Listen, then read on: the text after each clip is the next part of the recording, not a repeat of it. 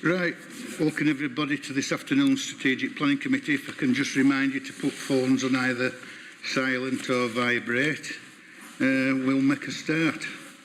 Right, item 1, membership of the committee. We've got one change, which is Councillor Hawkins that was here for Councillor Davis. Rest is as printed. Minutes of the previous meeting, can we pass those as a true record? Thank you. Right, item 3, declarations and interests. I will start with Councillor Sokol. Thank you, Chair.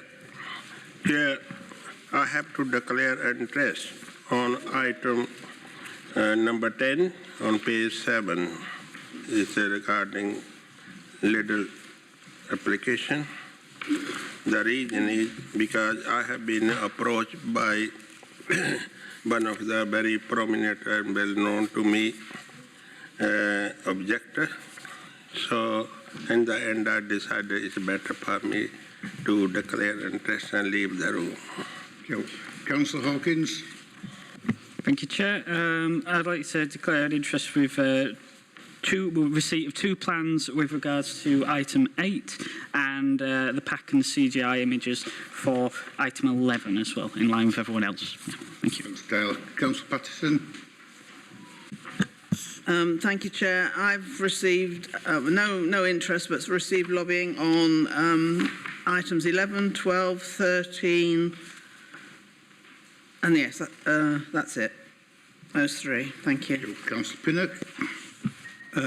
Yes, thank you, Chair. I have been lobbied by numerous people on item 12 over quite a long period, and have expressed my interest in what they say, but have not offered any decision. I've also been lobbied, I think, oh yes, item 8. No, sorry, not that one. Apologies. Item 10 has a number of contacts from people on that one. Well, I've just noted. Yeah. Thank you. Councillor Armour. Yes, thank you, Chair. I've had quite a number of emails over an extended period of time regarding item 10 on page 7, Spotted Cow. I've given no advice and I haven't taken any action on these. Councillor Thompson. Thank you, Chair. Emails on item 10 received and item 12 no action taken, Chair. Right, and I've had emails about page 7, page 11, page 12, page 13, all received an answer that the points are taken. Yes, Carol. Chair, sorry, I should have added item 10 as well. Right. Right, item 4, this public meeting. We're on YouTube, so best behaviour. Item 5, any questions? No questions, Chair. Item 6, deputations and petitions. No deputations or petitions. Right. Item 7, self-explanatory, that's why we sat here. Item 8, site visits. We went to Chapelgate at Scholes. We also went to Cartworth Moor at Home Firth. And now item 10, first application. Some of you'll remember this, we've been there at least once, possibly twice. Would I say unplug yourself, Moan? That's it. Right. This is the spot, used to be the Spotted Cow pub up New Way Road at Oaks. It's Richard.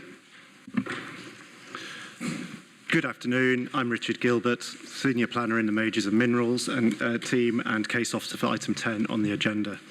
The proposal before members today is for a Class E retail food store on an allocated housing site.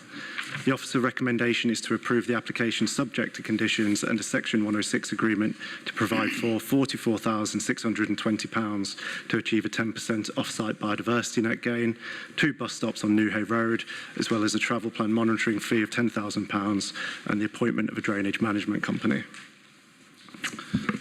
Second, I'll just move that off the screen. This slide presents the red line boundary and aerial imagery of the site. At the bottom of the image, members will be able to make out New Hay Road, with Nook Court centre left of the image, with the listed Baptist Church further left. The rear of properties on Deercroft Crescent can be seen at the top of the photo, and properties accessed from New Hay Road are situated at the bottom right. Members should note that the front of the site is relatively flat, with the rear of the site increasing steeply in gradient towards Deercroft Crescent to the north.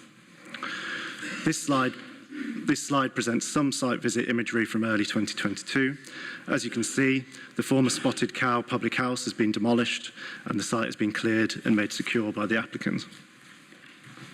The plans on this slide present the general site layout and the landscaping layout. The proposed store is located towards the back of the site and has a gross internal floor area of 2,061 square metres and a retail sales area of 1,100 square metres. A car park with 113 spaces is proposed in the front part of the site and to the northeastern corner, including 7 disabled bays, 8 parent and child bays, and 2 electric charging point bays. Deliveries are to be made on the southwestern elevation of the building, with external plant located on the western corner. Soft landscaping is proposed to the perimeter of the site, and much of the area around the store would be enclosed by a retaining wall. The development will also require diversion of a culvert within the site boundary. As members will have surmised, access to the site is taken from New Hay Road. The delivery of the access is subject to a Grampian condition to enable works to the adopted highway, including resiting of a pedestrian island and the formation of a right turn lane from the westbound carriageway.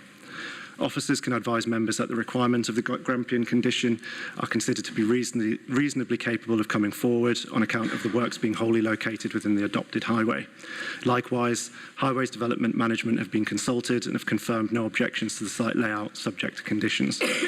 As previously mentioned, drainage improvement works will also be undertaken in the form of a culvert diversion, which will be supplemented by the requisite below surface water storage tanks for the 1 in 100 year plus climate change allowance. There are no objections from the lead local flood authority or Yorkshire Water, again subject to conditions. The design of the store includes pitch-faced natural stone across its principal elevations and is therefore similar to the store that was constructed in Home Firth recently. Some minor positive amendments to landscaping and glazing have also been introduced. As regards the impact of the proposal relative to the Grade 2 listed Baptist Church, KC conservation specialists have reviewed the proposal and have considered that the scheme amounts to less than substantial harm that would be outweighed by the scheme's public benefits. This slide presents the appearance of the Holmfirth store to aid members' conceptualisation of how the proposed scheme would appear once constructed. To conclude, despite the proposal conflicting with the land's residential allocation, thereby resulting in a departure from the local plan, an independent viability review has confirmed that the site is not viable for the delivery of housing. With regard to the sequential test for retail, it's been established that there are no sequentially preferable sites for the proposed development, and as concerns the retail impact of the proposal on defined centres, the development of a further food store on New Hay Road would not incur significant adverse effects on either Sallandine Nook Local Centre nor Marsh District Centre, and any impact arising elsewhere would not have a material impact on the ongoing role, function and operation of any other defined centres. Lastly, members will note in the committee update that the application has been subject to multiple last-minute representations, inclusive of different housing site viability scenarios, as well as retail impact assertions. These submissions have been reviewed in detail by officers and the appointed independent consultants. Consequently, members can be reassured that these submissions are determined to have no bearing on the soundness of the officer recommendation to committee. Thank you. Thanks, Richard. Right. Quite a few speakers. I'll just remind speakers you've got 3 minutes to put your case forward. First speaker is Inda Buller.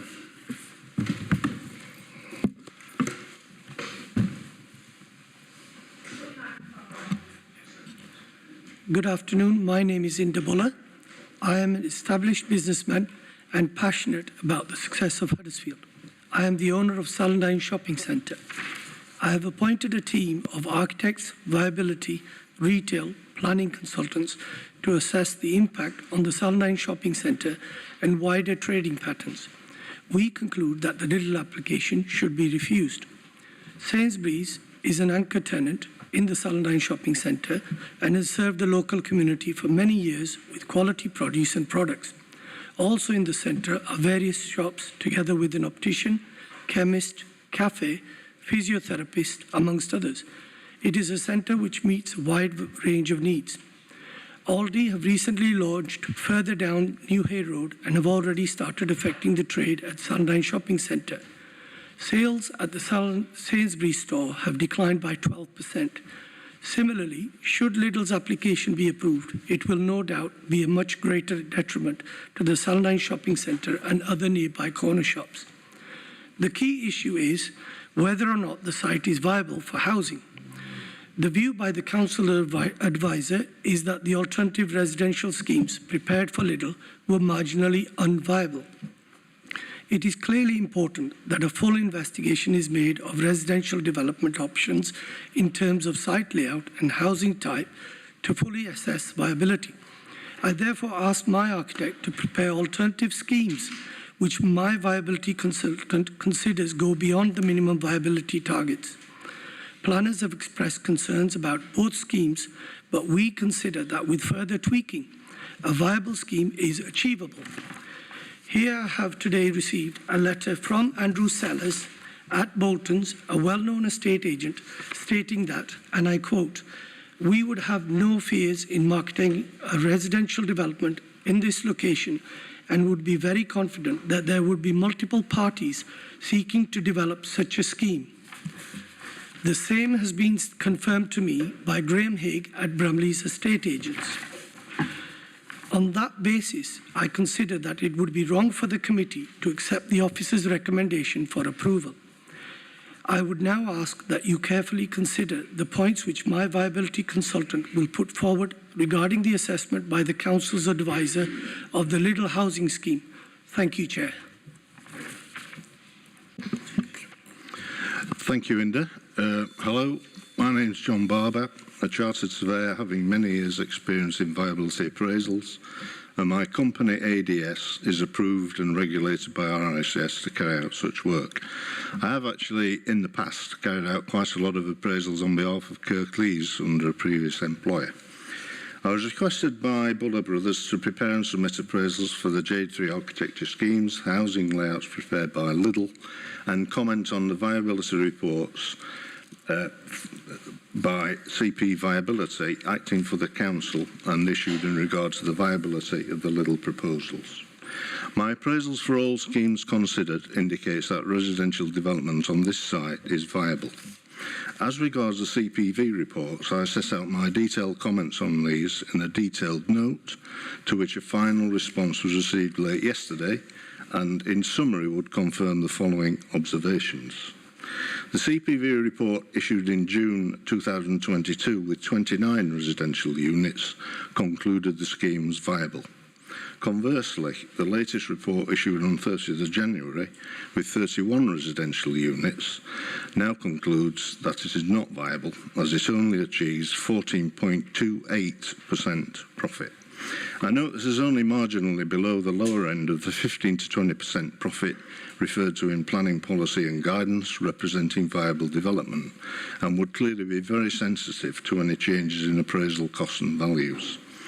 The RICS recognise in their guidance that viability appraisal is not an exact science, and I noted there is no sensitivity analysis in this final CPV report, which is an RICS mandatory reporting requirement to enable the decision maker, i.e. yourselves as planning authority, to fully consider and understand how changes in inputs in a financial appraisal affect viability. I think this has an even greater emphasis here than normal, really, where CPV's viability is so finely balanced. In summary, recognising the scope for alternative schemes, differences of opinion on viability inputs, the conflicting allowances and conclusions in the CPV reports, together with the lack of a sensitivity analysis in their final report, I submit that only limited weight should be given to the CPV reports to inform a planning determination where the viability of residential development on the site is a material consideration. Thank you. Next is Malcolm Sizer. Thank you, Chair. I'm a chartered town planner acting on behalf of Buller Brothers in their objection to the application.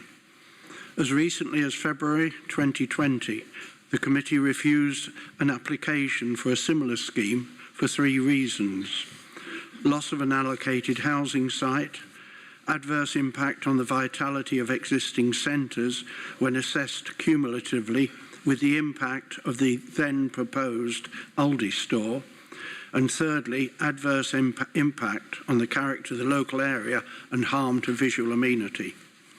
The conflicts with the local plan which prompted refusal of that application remain.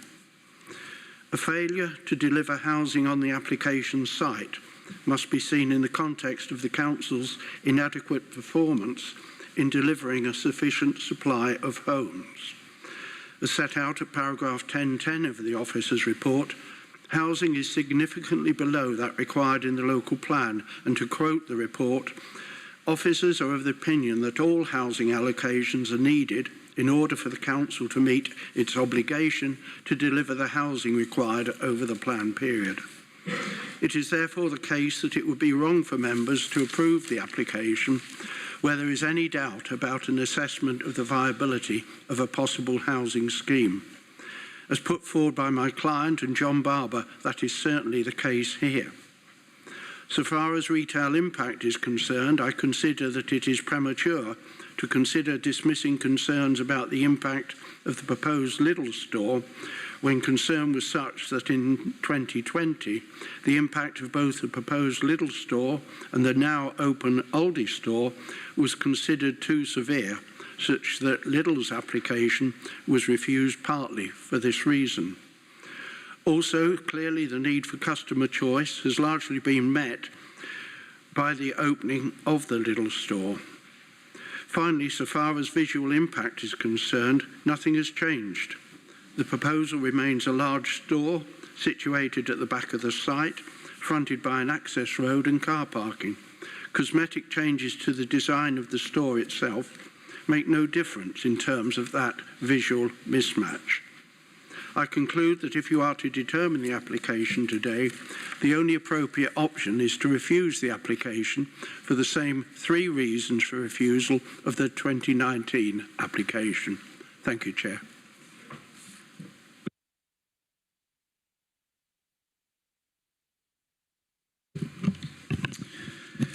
Good afternoon. My name is Mark Stringer and I'm the Property Director for Aldi sites across this geography. I'm speaking to you today in opposition to Lidl's proposal for a new store at the former Spotted Cow pub in Salandine Nook. In February of this year, Aldi were delighted to open a new store on Newhay Road, less than 1 kilometre away from Lidl's proposed site. The store has provided 35 local jobs and has been popular with the community and helped keep customer spending local. I am concerned that approval of Lidl's application within such close proximity of Aldi's new development will result in a significant impact on the viability of Salandine Nook District Centre, as well as harming Aldi's new store and its staff. In addition to this, Lidl's proposal would also result in the loss of an essential residential site in the area. As you will be aware, Lidl have been pursuing the development of this site since 2019, despite significant local opposition, including objections from the Salandine Shopping Centre. In January of 2020, Lidl's application was refused at committee on the following grounds. The site is allocated for housing in the Kirklees local plan and therefore will threaten future housing supply for the area. The proposal represents a significant adverse impact on the viability of existing local centres. And finally, the development is out of character for the area. I do not believe that those reasons for refusal have been adequately addressed in Lidl's revised application, and I'm also of the view that since Aldi have opened, there is no further demand for an additional discount food retailer in the area. I am also aware that Lidl recently commissioned a viability assessment concluding that residential development is not viable at this site. I understand it is for these reasons, as well as some minor design amends, that council officers are now recommending approval of this application. However, both Aldi and Salandine Shopping Centre, as discussed, have separately commissioned viability assessments, and both of these assessments confirm that residential development of the Spotted Cow site is viable. Furthermore, and contrary to the applicant's current position, Aldi's assessment confirms that residential development on the site can be achieved with the appropriate profit margins. Crucially, the site's residential allocation remains unchanged, and it is my strong belief that this land should only come forward to address local housing requirements. After reviewing the retail assessment that accompanies this application, I was surprised to see that the findings are informed by a survey that was undertaken prior to the opening of the new Aldi food store, and I'd therefore argue that this cannot accurately assess the local retail impact and what this could mean for the future of either Aldi or the Salandine Shopping Centre, along with the public services that it houses. In summary, I kindly ask that members take our concerns into account and review this application this afternoon. Thank you, Chair.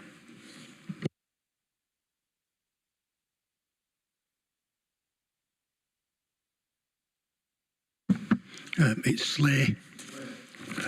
Thank you, Chair, for the opportunity to speak on behalf of supporting the proposal by Lidl. I'd like to thank the local planning authority officers for their excellent and thorough report, which is recommending acceptance, which hopefully will make the decision much easier today. So I personally live at 398 Newhay Road. So the block of housing that was referred to in the first slide in the bottom right-hand corner. The large one in the centre of that is my house. It's a listed building, and I've lived there now for over 10 years, throughout which time the Spotted Cow has been a derelict site that then got knocked down when the horses were no longer in occupancy in the big field at the back. We then had problems with fires in the stables, and since Lidl have taken over and fenced off the land, we've had no repeat of the issues that we had in the first place. So I thank Lidl for dealing with that so far. They've also been incredibly willing to accommodate local residents' wishes and concerns, and I think that's of vital importance to me. I was very concerned that having a listed building that's built on some fairly strange 350-year-old foundations, when I saw piling in the original proposals, was concerned that it might have a disruptive effect. They sent engineers round to discuss with me and to agree that the piling does not involve hammering great big things into the ground. So again, I've found them good to deal with. I think there's lots of detail in the report, the excellent report from the officers, so I'm not going to try and get too involved in that. But I think the 3 points that keep coming up here, the loss of housing land contrary to the development plan. My own personal opinion, and a lot of people who I've spoken to, is that Lindley has had far too many houses already built in it with no supporting infrastructure development whatsoever. I think I'd say, if the council were proposing to buy the land and put a new primary school on there, or build a community centre or some other civic amenity, my view on this might be very different, but I'm not hearing any of that. All I'm hearing is, let's build more houses in an area that has not sufficient infrastructure to support what's already been built. In terms of the significant adverse impact on the vitality of a local centre, again, I refer to the expert opinion captured in the report. But I'd also note that today, we've heard figures that there's a 12% loss on Sainsbury's trading based on the Aldi opening. But this is a store that in the original submissions here, the original reporting that was put in, was over trading at 250%. Yeah, and with all the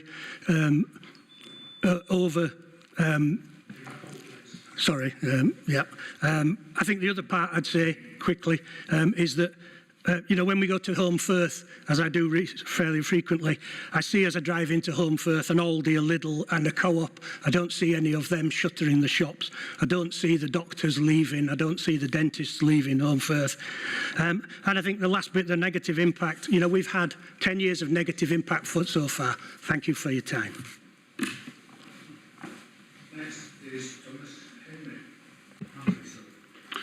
Thank you, Chair. I am Thomas Henry, Lidl's Regional Property Manager for the Kirklees District. We have worked productively with your officers to reach the position we are in today, whereby all technical matters are resolved. We welcome the officers' recommendation to approve the application. I am pleased to report that the scheme has attracted overwhelming public support. There are almost 1,800 names on a petition in favour of the scheme and a further 368 supporting comments on the planning file. During the pre-application consultation, 92% of respondents supported the plans. The Linley area has seen the largest share of housing in Huddersfield over recent years, and the feedback we have consistently received is that local residents would like better access to supermarket facilities. The proposals represent a multi-million-pound investment by Lidl and will result in the creation of up to 40 full and part-time local jobs. Some members might recall that this scheme was previously presented to committee back in December 2019.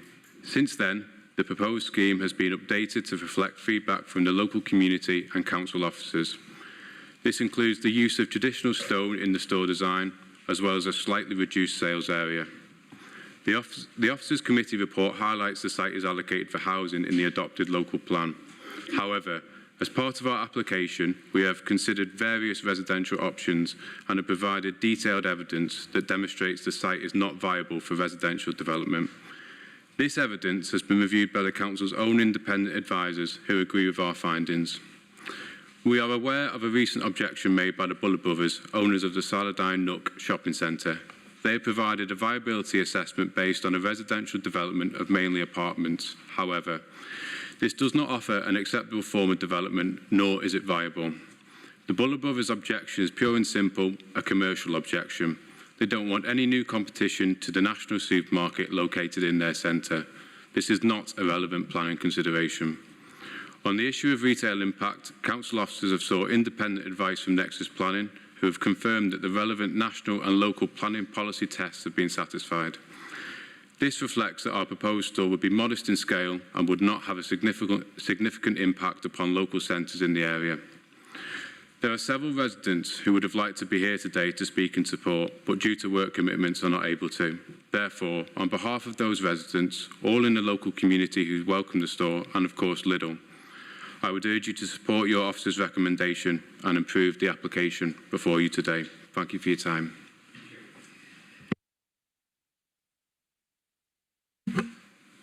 Members. Councillor Patterson. Thank you, Chair.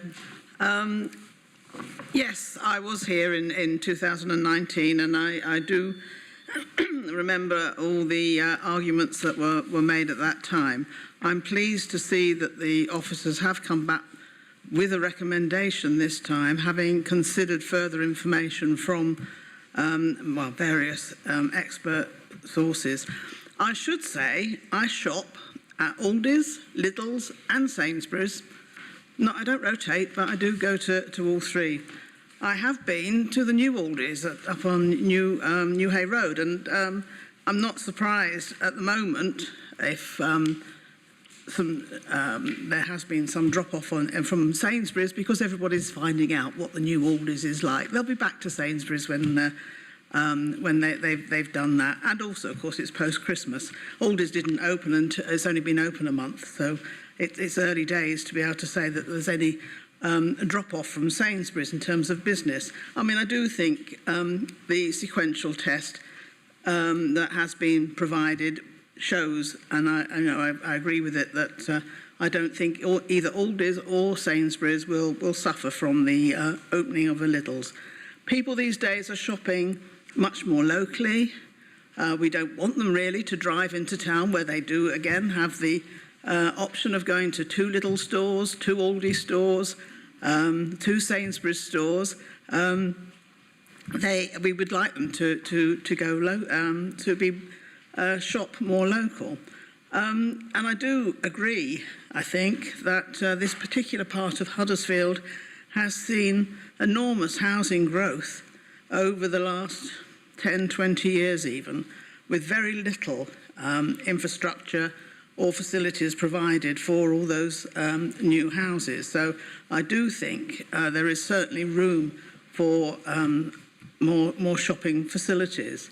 The local plan, yes, it is in the local plan at the moment for housing, but I don't think it is a particularly viable site. I don't think it's a site to be welcomed by anybody. And of course, during the negotiations over the local plan, this wasn't a housing site. it was not put forward by the council as a housing site. It was put forward as a housing site by the inspector to make up the numbers that were deemed necessary for housing at that particular time. There's now, of course, a debate over how many numbers we do need in terms of housing, but that's for a review of the local plan later on. But I'm firmly of the belief that we need more infrastructure and facilities in the area rather than new housing. I do think there is a lot of public benefit to be gained from developing this site. I don't feel that it will be out of character. It was a car park and a pub before. It's going to be, what will be seen from the road will be a car park and a store in future. It's not certainly not a negative impact in terms of character, and I'm really pleased to hear that it will be built in natural stone. There's so much more I could actually say, I think, but I think I'll leave my comments at that for the moment. Thank you.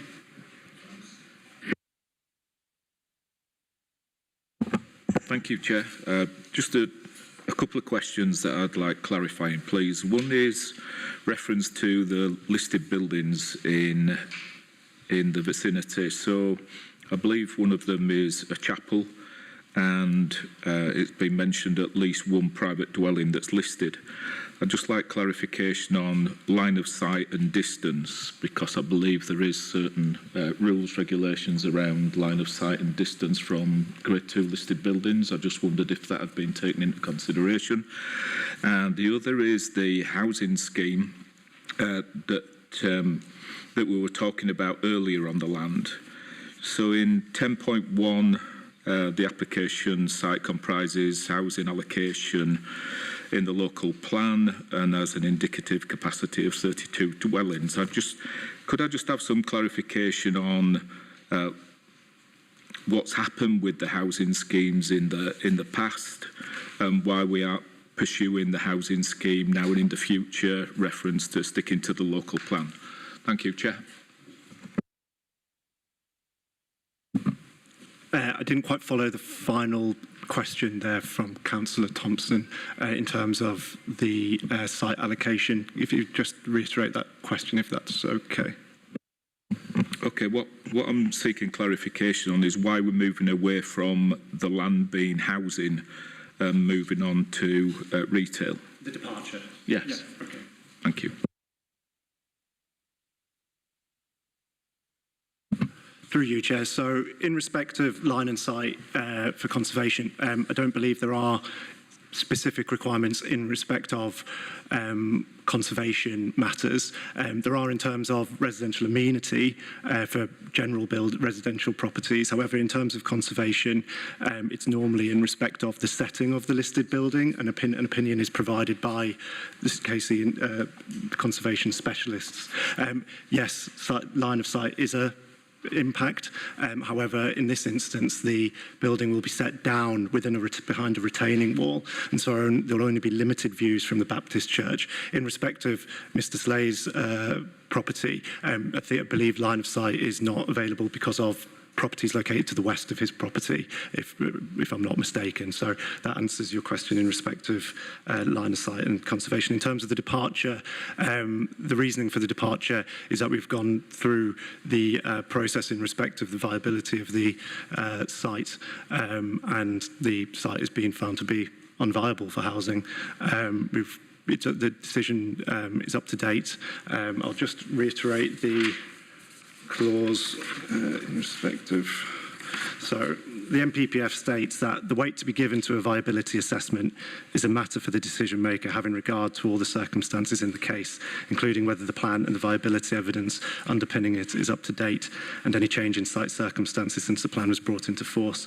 Given that the evidence underpinning the viability assessment is up to date, and that the housing market is likely to sour further in the short to medium term, with house builders recording significant financial losses today and a weaker outlook for housing delivery going forward. The likelihood of a difficult site like this one coming forward under a residential use is unlikely, hence the move to a departure, and also separately other material considerations such as sequential test for retail and the retail impact tests have also indicated that the site wouldn't have a significant adverse impact on other local centres, as well as the Sallandine Nook and Marsh District Centre, and that in respect of the sequential test, there are no other sequentially preferable sites within the area that would meet the requirements of this particular of Lidl's needs for this particular scheme. Thank you, Chair. So just as a point of clarification for my slow mind today, what we're saying is that the viability is referenced to being able to move the land on for residential, rather it being not suitable for residential. Is that what we're saying? Yeah, in a nutshell, if it doesn't make a profit at the government's threshold levels between the normal range is 15 to 20%, dependent on risk. If it doesn't make that profit, then they've demonstrated viability that you can't bring forward a housing scheme. There are competing views on that in objections, but the applicant's evidence has demonstrated that. We've tested it. Ergo, a different scheme can come forward. The land will remain as housing allocation until it is developed. If this application is approved and it's built, then that allocation would cease to exist in effect. But it is a viability issue at its heart here. Yeah. Thank you. Councillor Pinner. Thank you, Chair. I have been wondering about this application for quite a long time, because I've been receiving emails from people over a number of years, even before we got an application to come to committee. I must admit I am inclined to go with our previous opinion of the site, and as has been said by one contributor so far, the reasons for refusal are to me still the same.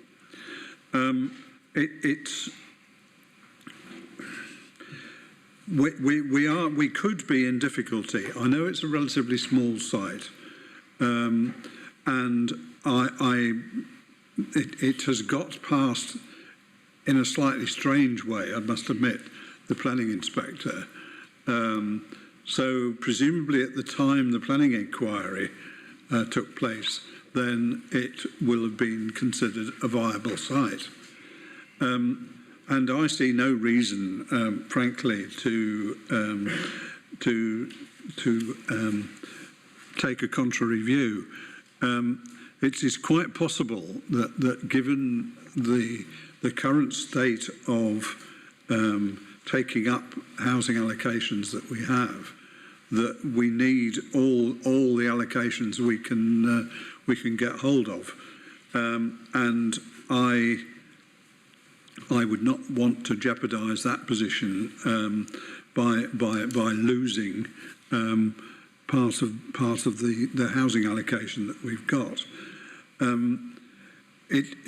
If I can also sort of address some of the points about the design aspects of this, the building itself might look quite nice, but the building itself is not adjacent to the road, and it will have a car park in between it and the road, so people passing won't be able to appreciate the design of the building. So I think, commendable though the design is, I don't think it counts for much in that sense. So I will certainly not be voting for this as my mind stands at the moment. Thank you, Chair. Armour. Yeah, thank you, Chair. much as I hate to disagree with my esteemed colleague to my right, I'm inclined to be supportive of the application. We have proved flexible in the past at this committee about allocations. Blinling would be a prime example. We have found scope for flexibility. I think it's in the general public interest to have competition in retail. I appreciate the position of existing retailers in the broader area, and I've listened to what's been said there by Buller Brothers and the representatives. But I still think there is a public benefit to having retail competition. The loss of housing land, and I'll put the loss of housing land in inverted commas, when you're looking at 31,000 houses, it's very, very minor. It makes little difference either way, whether that site is used for retail or for housing. As has been mentioned, the local plan is up for review. It's a statutory condition that it's reviewed. It's due for review. I don't know whether that 31,000 supposed need for housing will go up, down, or stay the same. No idea, and none of us have. But it is not set in stone, so to speak. It is up for review. I don't think the loss of this relatively small site is going to make any difference either way to that. So I'm looking at the benefit to the public in this broader surrounding area of having more choice in the shopping, more choice of where they go to spend the money. And I will be supporting the application. Well, I'll be supporting the officer's recommendation to support the application. Thank you. Councillor Hawkins. Thanks, Chair. Similar to Bart, I'm inclined to be in favour for much of what's been outlined already. I do think the sort of material planning considerations and the issues that were brought last time to this committee have been addressed. But the one thing that I'm particularly concerned about is the conflicting viability reports that we seem to have been done and produced by some of the comments we've received and the applicant. I understand, as I've said in Huddersfield Planning Committee, is the local plan is a guide, not gospel, and I do fully believe that. But while this is allocated as has been allocated for housing on the local plan, whether that's right or not, housing versus supermarkets is a broader discussion to have. But with it already being marked for that, I'm just trying to understand how these conflicting viability reports have been presented, how they've been considered, and what's come out on the back of that. So would the officers be able to shed some light before we move to vote? Thank you. So the officer response has been set out in the committee update. However, fundamentally, the abnormal cost of developing the site, with particular regard to excavation, regrading and retaining wall construction, have a significant bearing on the viability of the scheme. The abnormal costs submitted by Lidl have been scrutinised by the independent assessor and their quantity surveyor. The submitted third-party viability appraisals are not considered to stand up to scrutiny because they do not provide a detailed breakdown of their abnormal costs to justify the figures stated therein. Consequently, officers stand by their position that submitted viability submissions do not have any bearing on the officer recommendation. For example, Aldi's scheme stated abnormal costs of about £750,000 to £800,000. That contrasts to Lidl's £4 million abnormal cost of delivering the scheme. And then the independent assessor reviewed the details of Lidl's submission and took out about 1.5 million of costs to arrive at their figure, which was about 2.1 million pounds. Therefore, Aldi's viability submission is significantly lower than where the independent assessors arrived at, and they've not provided any evidence as to back up their assertions in respect of their abnormal costs. And to a lesser extent, the Buller Brothers submission is very similar. However, they've done the opposite thing by increasing their development value by putting more units onto the scheme and therefore making it more viable that way. But similarly, for the reasons set out in the officer report, namely the apartments at the front of the site, the scheme wouldn't be acceptable for other material considerations. But thank you, and thank you, Chair, again. And yeah, with that addressed, can I move that we support the officer? Move to vote, please. Yeah. All right. Yeah.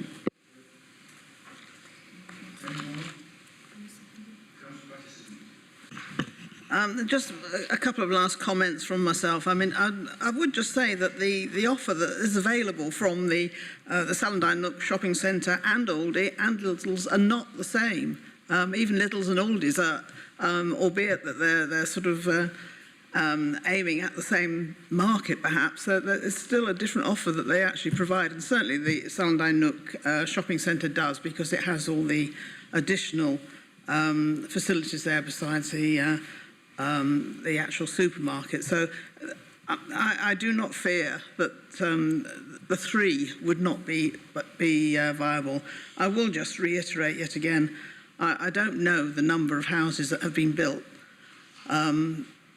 since in the last 10, 20, 30 years, even in Salandine Nook, but there has been absolutely nothing that has been built in the way of infrastructure or facilities. And Linley Shopping Centre has been mentioned, and that, of course, there's so many problems with parking and access to many of these small shopping centres. So it's great that Aldi's and Lidl's and Salandine Nook have got car parking facilities, but Linley's turning into a completely different place. It isn't somewhere where you go to do your weekly shop these days. As is Marsh to a certain extent. I must also pose an interest that I do actually shop in the co-op as well. So it is good to have that choice. And there are, it's a small number, as has been said, of houses that will be lost, or not gained, I should say. Thank you. Oh, and I will second the recommendation of the officers.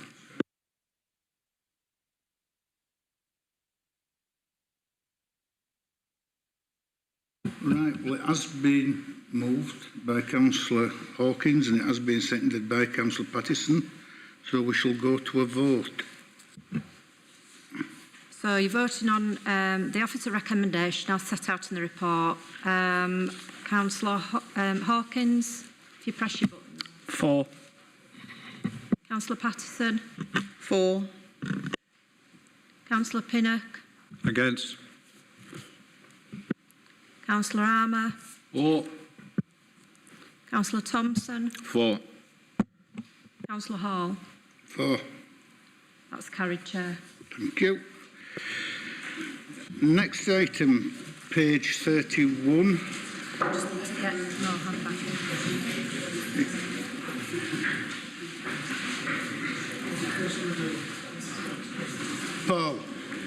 Paul, can you give Mo a shout?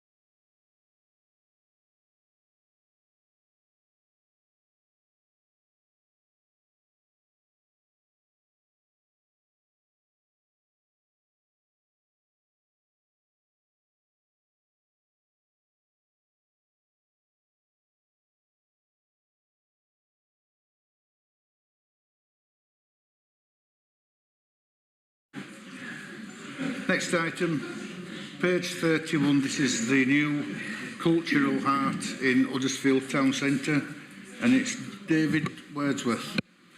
Thank you, Chair. Members of the committee, as Chair says, David Wordsworth, Team Leader for Majors and Minerals section of the Planning Service at Kirklees Council and Case Officer for this item. The site covers an area of 3.93 hectares and is located within Huddersfield Town Centre and falls within the Newsom ward. The site is very accessible, with Huddersfield train station to the northwest, Huddersfield bus station to the west. The site is bound by Queensgate A62 to the south and southeast, by Queen Street to the east, by King Street to the north, and by Victoria Lane, Peel Street and Alfred Street to the west. In terms of site constraints, the application site is within the Huddersfield Town Centre boundary. It is entirely within Flood Zone 1, which is an area at least at risk of flooding. It is not located in, but is bounded on three sides by the Town Centre Conservation Area, and that's the purple area that you can see on the map there above. The yellow buildings are listed buildings. There are a number of which are adjacent to the site, and there are two listed buildings within it. So in terms of adjacent to the site, there is Huddersfield Town Hall, which is a Grade 2, St Paul's Hall, which is a Grade 2, Lawrence Batley Theatre, which is a Grade 2 star, and inside the site there is a Queensgate Market, which is Grade 2. The Library and Art Gallery is also Grade 2. In terms of the proposals, the scheme comprises of several elements as follows. The construction of new events venue for concerts and exhibitions of up to 2,200 people capacity at approximately 8,000 square metres of gross internal area. This is upon the site of the previously demolished multi-storey car park. This building also includes a multi-storey car park below the venue, which I will come on to in a second. The refurbishment and change of use of the existing Queensgate Market Hall into the new food hall, use class E, of around 2,500 square metres GIA. Construction of a new public library onto the east wing of Queensgate Market, including part change of use of existing Market Hall building. The construction of a new two-storey gallery of around 3,000 square metres GIA. Refurbishment and extension to the existing library building to convert it into a museum building around 6,000 square metres. In terms of public realm, the development of public realm comprises terraces, gardens, play areas for children and a flexible public square and outdoor events venue with the ability to host up to 3,000 people. The inclusion of large areas of public realm, which amounts to 2.2 hectares, has great potential to enhance the town centre, and other examples in other cities have shown to be a driver for new employment and investment in those areas that surround it through increased footfall, whilst improving air quality, physical and mental health of its residents. In terms of transportation and vehicular access, the highways elements of the scheme are as follows. Construction of a new multi-storey car park situated beneath the events venue with a capacity of 350 cars. A range of short and long stay cycle parking will be provided across the site, access from existing cycle routes surrounding the site. A single point of access for vehicles from the Queen's Way to the venue. Creation of a new signalised junction to the venue, providing a left turn in and left turn out, as well as a right turn entry. The new access junction will include pedestrian and cycle crossing provision. The existing subway arrangements will become redundant, as will the existing vehicular access onto Alfred Street. The tunnels area under the site will be retained and reconfigured to provide servicing for the site with access from Queen Street. In terms of principle of development, committee members will be fully aware that the planning law requires applications for planning permission to be determined in accordance with the development plan unless material considerations indicate otherwise. The local plan and policies should be considered as a whole, and the MPPF is a material consideration in planning decisions. The site is unallocated in the Kirklees local plan. It's within the defined Huddersfield town centre boundary and includes 5 primary shopping frontages. Given the proposals offer main town centre uses and are all entirely within the town centre, a retail impact assessment is not required.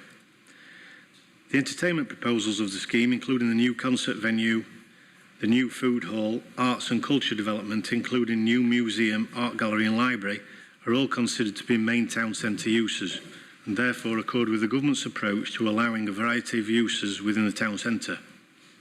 While some retail floor space will be lost through demolition, including long-term vacant units, this is not considered likely to adversely affect the vitality of the retail function of the town centre. As a major scheme aiming to revitalise Huddersfield Town Centre, the proposal complies with the Huddersfield Blueprint, which is a regeneration strategy for the town centre. For the reasons stated below, the principle of development is acceptable. In terms of key matters, I will summarise these as being heritage, vehicular access and parking, and trees. Of course, committee members, you can decide if other matters carry greater weight on their own in your assessment of the scheme. In terms of heritage, planning and heritage legislation and policies detailed in the report requires the decision makers to have special regard to the desirability of preserving the on-site and nearby listed buildings, their settings and any features of special architectural or historic interest. The applicant submitted a heritage impact assessment. The council consulted statutory and non-statutory consultees, including Historic England. Their responses are shown in full via the link in the committee report and are on the council's website. Historic England raised no objections to the applications, and Historic England agreed the harm caused would be no greater than less than substantial harm. Officers consider that the substantial benefits summarised in paragraph 9.9 of the main committee report are more than sufficient to outweigh the less than substantial harm caused by the scheme, and therefore complies with Heritage Policy LP 35, relevant heritage legislation and Chapter 16 of the MPPF. In terms of highways, the proposed access arrangements are considered acceptable by Highways DM. Parking of 350 spaces within the scheme provides sufficient parking to accommodate weekday daytime events. However, for peak events on evenings and weekends at the venue, the multi-storey car park will not be sufficient and additional town centre parking will be required to accommodate parking demand. In terms of highway network, please refer to the planning update. Highways Authority have advised that the traffic impact of the development would not result in a significant impact on the operation or safety of the highway network and advised conditions. In terms of trees and biodiversity, the applicant submitted an arboricultural impact assessment and identifies 27 trees in total will need to be removed to facilitate the proposals. This includes trees along Queensgate and Queen Street. Comprehensive tree replacement as part of the landscaping scheme will provide significantly more trees. The majority is within the gardens and the landscaping and the public realm. The ratio, I understand, is close to 5 trees to 1 lost. 5 would be replaced to 1 lost.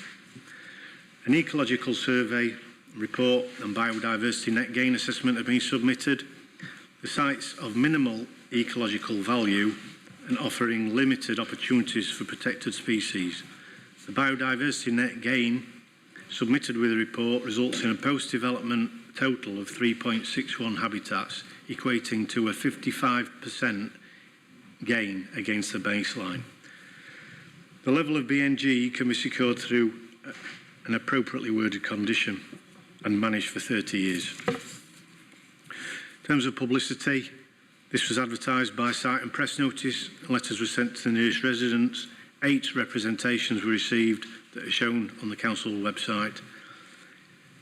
Public benefits of the scheme have been identified in the report and in the economic benefit statement, some of which I will summarise below. Support up to 924 temporary jobs and off-site during the 3-year build phase.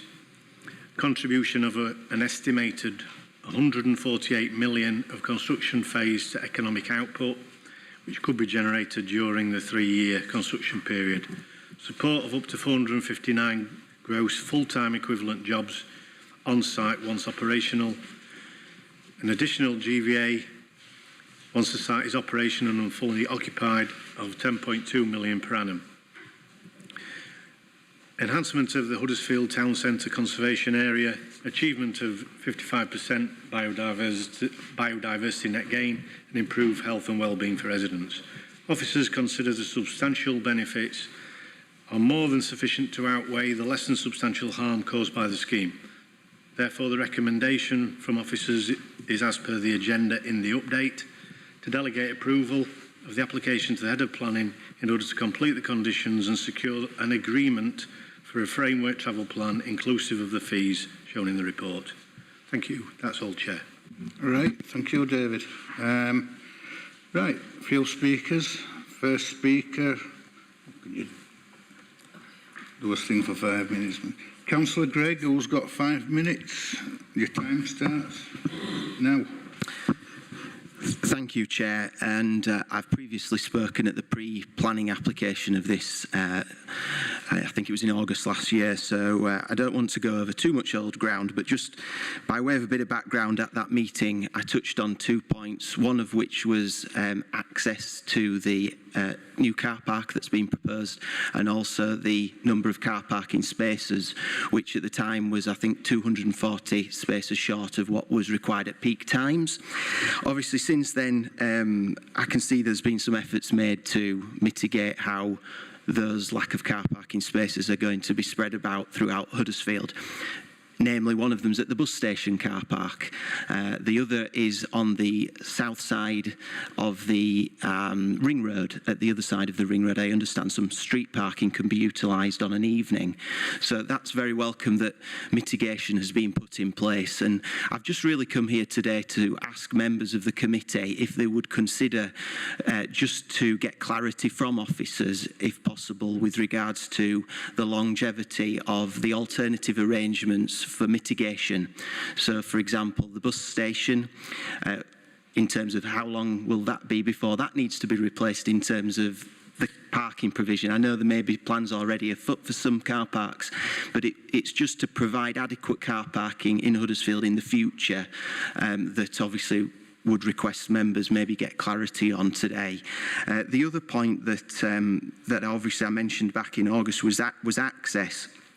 And given that the report refers to the south side of the ring road having on-street parking provision on an evening, the proposal in the report is to close the underpass that goes under the ring road. Now, obviously, that has a great deal of benefits. It brings with it, obviously, access to the town centre car park via foot, on your bike, in your car. Obviously, the proposal is to close that. But given that the reliance is on the car parking on street, surely there must be some benefits potentially to keep that open. And again, that's something that I'd like members to consider today, if possible, with regards to getting some clarity and for the purposes of transparency, details on why that underpass is proposed to be closed, given the benefits that people tell me there are to keeping it open. So just that on those points, that's in summary what I was here to say in August. I still have concerns obviously from then, but they have been mitigated somewhat by the report, but I think there are some points with regards to that underpass that we could maybe do with some clarity from, if members would consider those points. Thank you.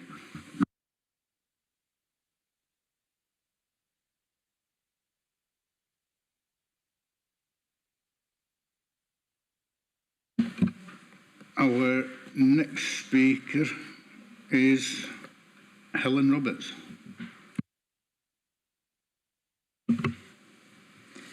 Thank you. Good afternoon. My name is Helen Roberts and I'm a partner at Field and Clegg Bradley Studios. We are architects and master planners for the Cultural Heart scheme. I'll give a brief design overview of it. The Cultural Heart represents a unique regeneration opportunity for Huddersfield to create a thriving, modern-day town centre by sustainably and comprehensively redeveloping the Piazza shopping area as part of the town's blueprint. The proposals submitted consist of 4 buildings set with an extensive new landscape. If approved, the scheme will bring back people to the town centre through the realisation of a sustainable cultural vision, celebrate the quality and value of the Grade 2 listed library and art gallery and Queensgate Market Hall, enhancing their setting and that of the surrounding conservation area, provide high-quality public realm, play space and green space that are currently lacking in the town centre, improve connectivity between the town centre and the university, and mitigate the impact of the ring road by opening up the site and reinstating historic sections of Ramsden Street and Princess Street. Transform Queen Street from a route characterised by blank walls and service access and reclaim it as a positive thoroughfare between Queensgate and the parish church. Underpinning these ambitions is the Council's own commitment to create an environment which is welcoming, safe, inclusive and family-friendly.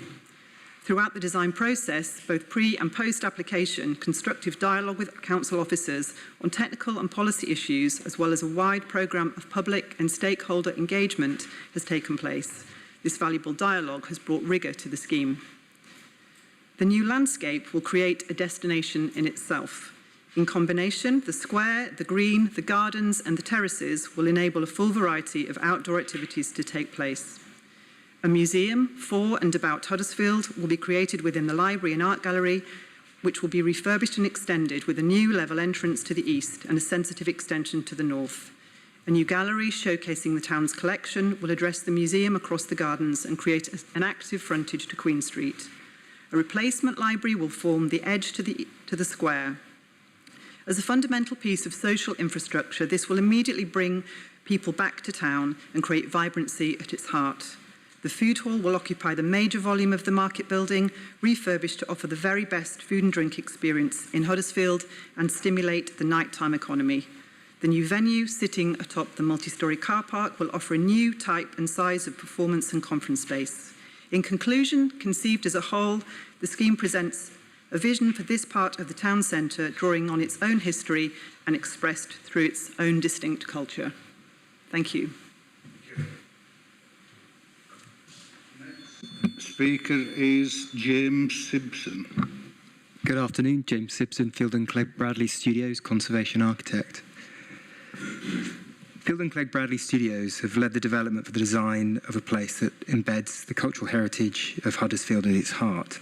How did we do this? We applied a process which has sought to maximise the heritage values of the scheme.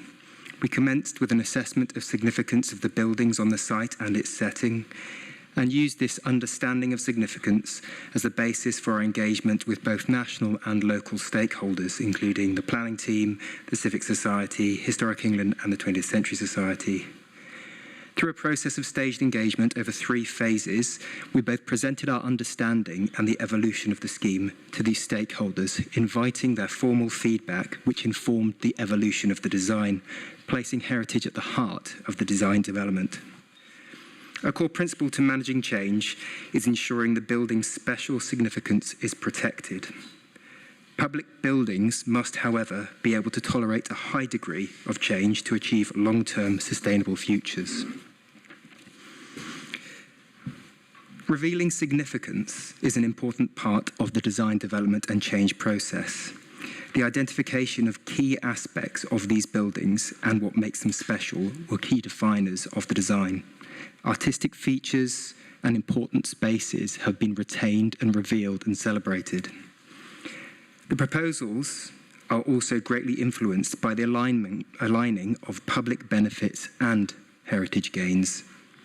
Key considerations have been improved access, greater intensity of use, importantly, the mitigation of energy in use and thereby the reduction in carbon, and also the celebrating of the buildings and passing them on for future generations to enjoy.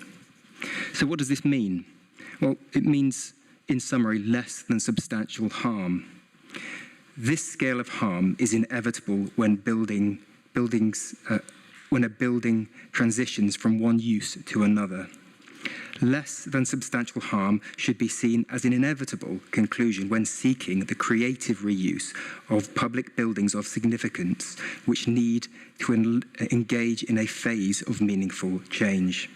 Unlocking potential, achieving heritage gains and public benefits comes from applying a visionary approach that is both sensitive to the building's significance and also keenly focused on identifying sustainable futures. The proposals seek to minimise the impact upon heritage significance while taking great care to afford balance through extensive, in fact, near exhaustive public benefits, and also the repair and considered renovation of the historic fabric to achieve their long-term future.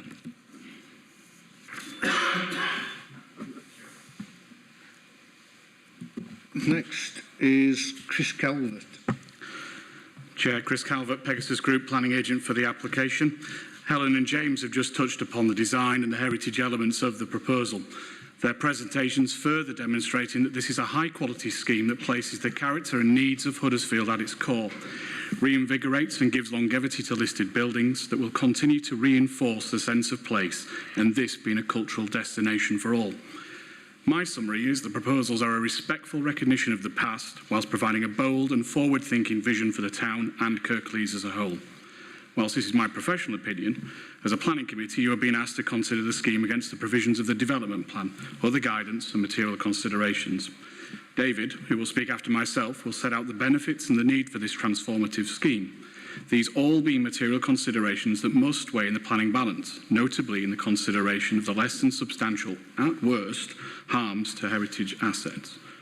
These benefits being related to the diversification of the town centre, its ability to generate and retain more footfall than at present for a much wider offer. This will strengthen the town centre and aligns with the retail policies within the development plan. As would be expected for a project of this size and importance, your officer's report is extensive and carefully addresses the proposal. Importantly, the report does not identify any conflict with the development plan. The report can only be a summary of the extensive public consultation, pre-application discussions and assessments during the course of the application. These processes have led to amendments to the scheme, which are detailed in the committee report. These have been predominantly related to heritage matters, including those needed to get the support of Historic England and your conservation officers. Much work has been done to consider the full range of environmental and technical effects, along with enhancements and mitigations linked to the proposal. One such assessment being the voluntary ES, which considered heritage, highways and air quality considerations. These assessments have looked at the acceptability of access and car parking arrangements as part of a wider sustainable development concept. These matters have been raised by others and have offered a critique.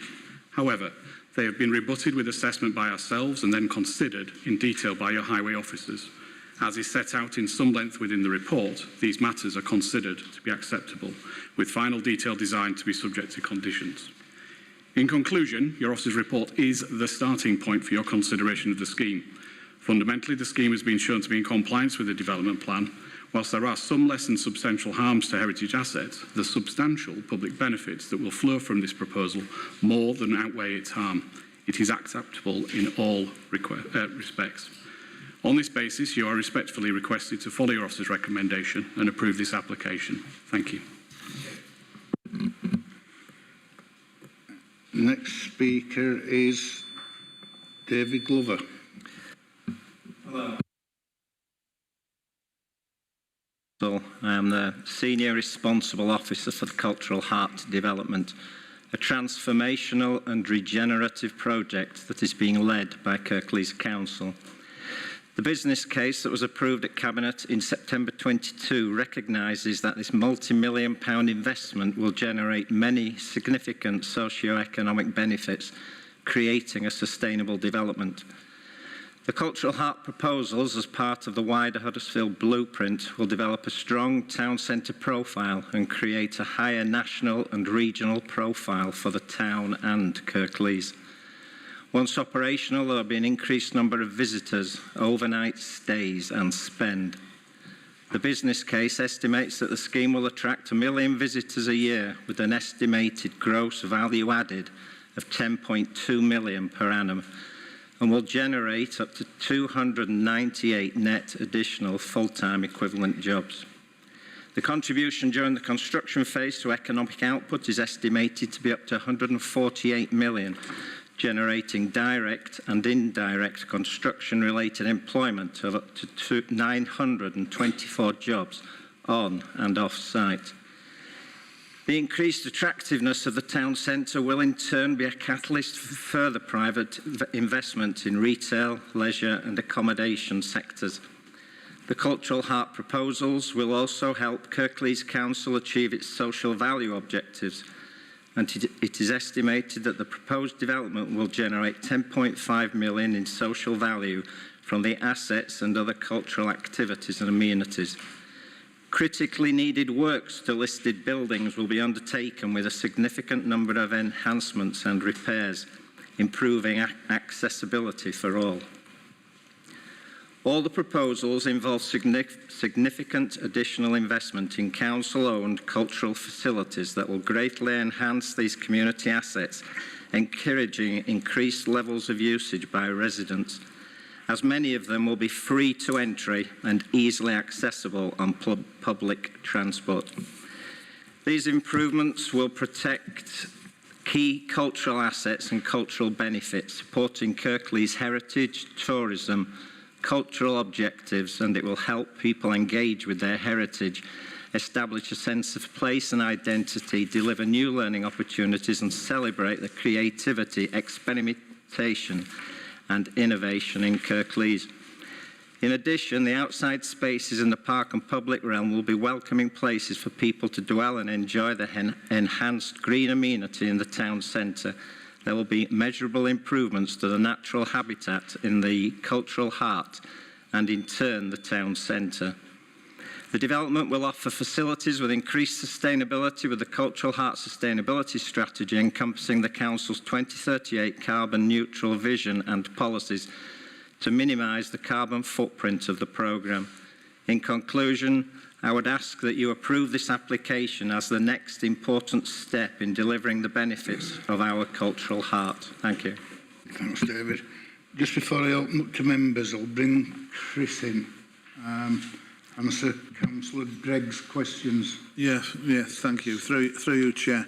Just to confirm, I think Councillor Gregg's points were access to the new multi-storey car park, the capacity, reliance on street parking, and then the underpass from Queen Street south.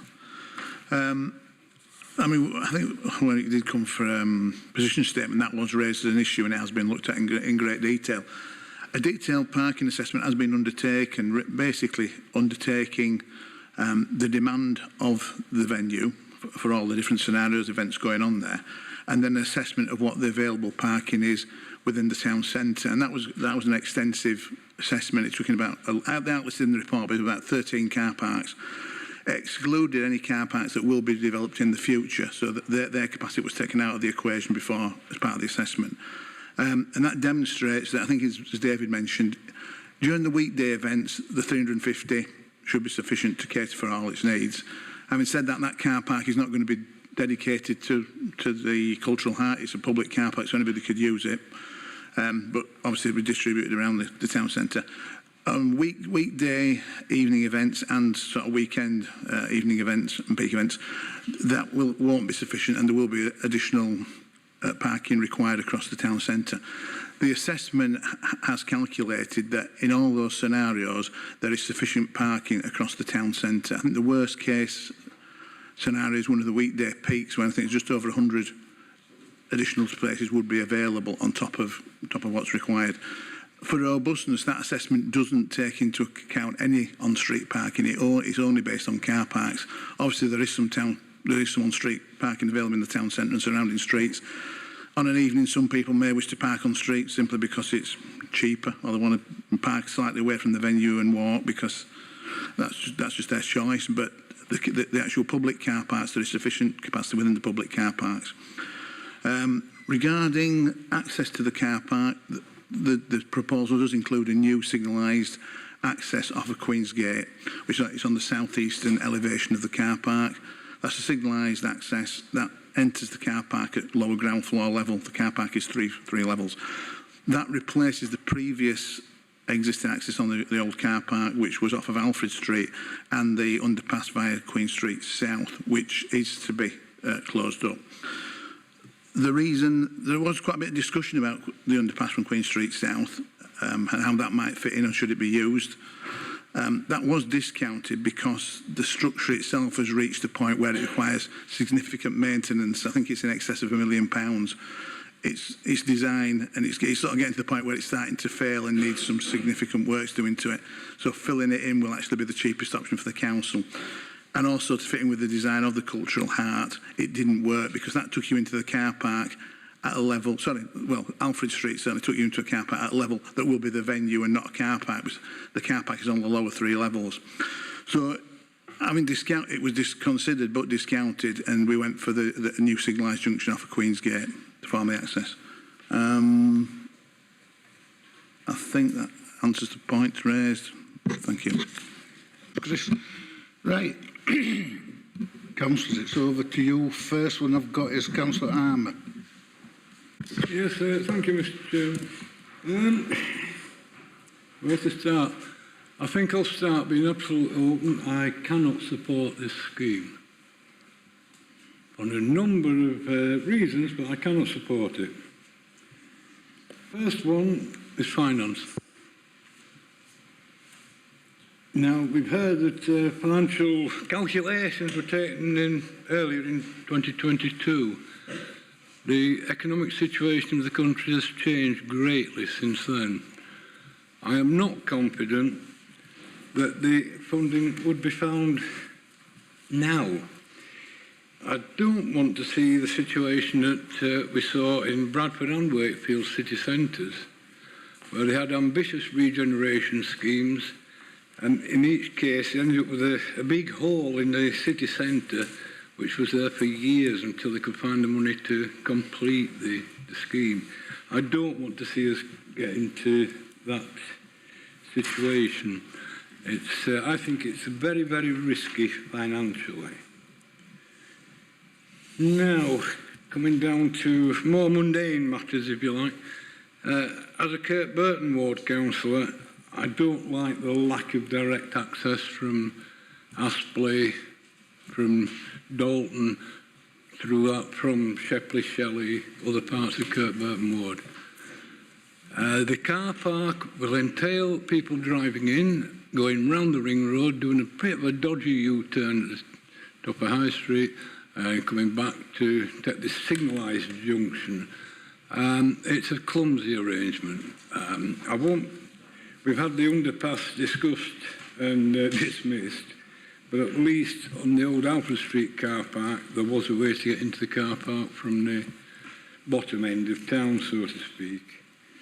So I don't think, frankly, it's well thought out, and that I have raised this issue earlier. It's not something just for the first time raising.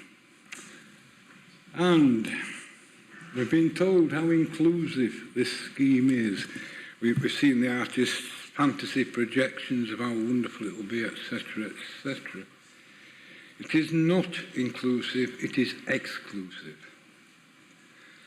It willfully excludes disabled people. There's a great lack of blue badge parking, and there are split levels on the development which are not friendly to disabled people. It seems deliberately designed to deter disabled people from visiting the town centre. So on those grounds, it is not inclusive, not at all. So I'm unable to support it, Mr. Chairman. Thank you.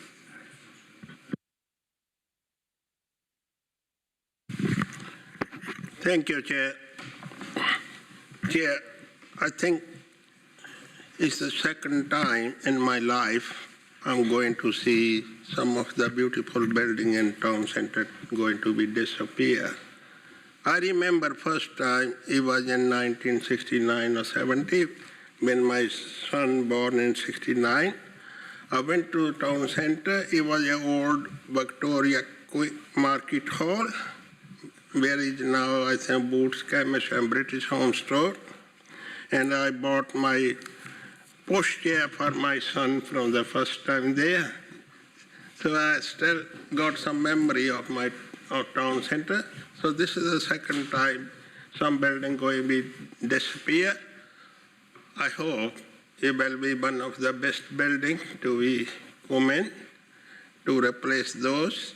And in my stay, all my rest of my life, yeah? Sorry to say. Yeah, this scheme, regeneration town center, Huddersfield town center regeneration, is a very ambitious plan. I welcome it. I welcome it before when it came to the pre-application. Yeah, I supported this, but I'm still supporting that because Huddersfield town center, if you go around, even on weekend, Friday or Saturday, there should be lot big crowd going around. You will see there ghost town. People not coming from outside. Never mind from our own town center residents. The people from be supposed to be expecting from other towns, they're not coming here. It's a dead town. We need to do something. We need to regenerate and to attract some shopper from outside. Like if you go to Leeds, it's a big construction works going on, build development is going on. We go to, I've been last 2 weeks, I've been twice in Leeds to do some shopping. Sorry to say, I should not spend money in other, I should spend money, but we haven't got any quality shopping in Huddersfield left, which people are talking about. If you talk to the ordinary public member, they will tell you what they need. So they welcome this scheme. I don't know, my colleagues, they don't like to welcome this scheme, but I welcome this. But I got some comments, yeah, not questions. Market food hall, new market food hall. It will be evening economy. How we can increase evening economy if the shops are closed about 5 o'clock in Huddersfield town centre? Yeah, we need the extension of opening time of the big stores or big shop. Yeah, if you go to Leeds or Bradford, those shops close at 8 o'clock in the evening. That's the way we can get shoppers in and get our food hall going up, and then generate nighttime economy. Nobody I think officer noted that the shops closing 4 o'clock, never mind 5 o'clock at the moment, yeah. So we need to longer opening time, yeah.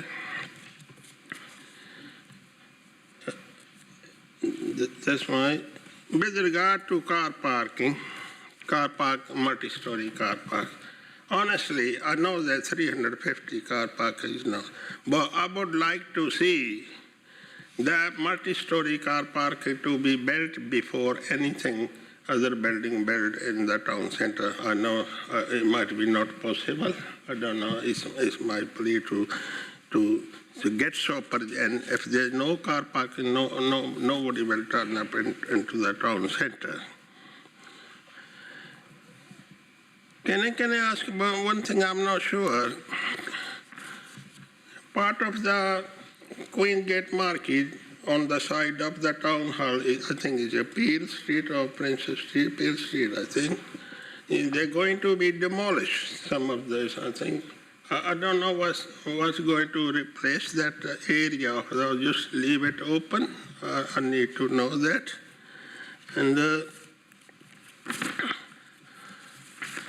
other things, yeah, sorry, just let me on my papers, yeah. Yeah. I need to, it will create, I say we will create some construction, will create some big job, 924 construction job plus other permanent jobs. This, I'm pleased to know that we need some jobs coming in there. And regarding new unit or wherever we build, yes, we need some quality, big name stores to come into town center. Otherwise, our town center will stay same as it is. If we don't get a big name, we had a big name, House of Fraser and other, they all disappear from our town center. So people come on the big store, not only just small shop, they encourage their own corner shop in their own town. Yeah. So if we want to attract people, we need the big quality store in town center. And I think my colleague, Councillor Gregg, has mentioned about the sub-bay. Yeah, sub-bay might be helpful for some people, but that sub-bay is only helpful if they are well maintained. Yeah.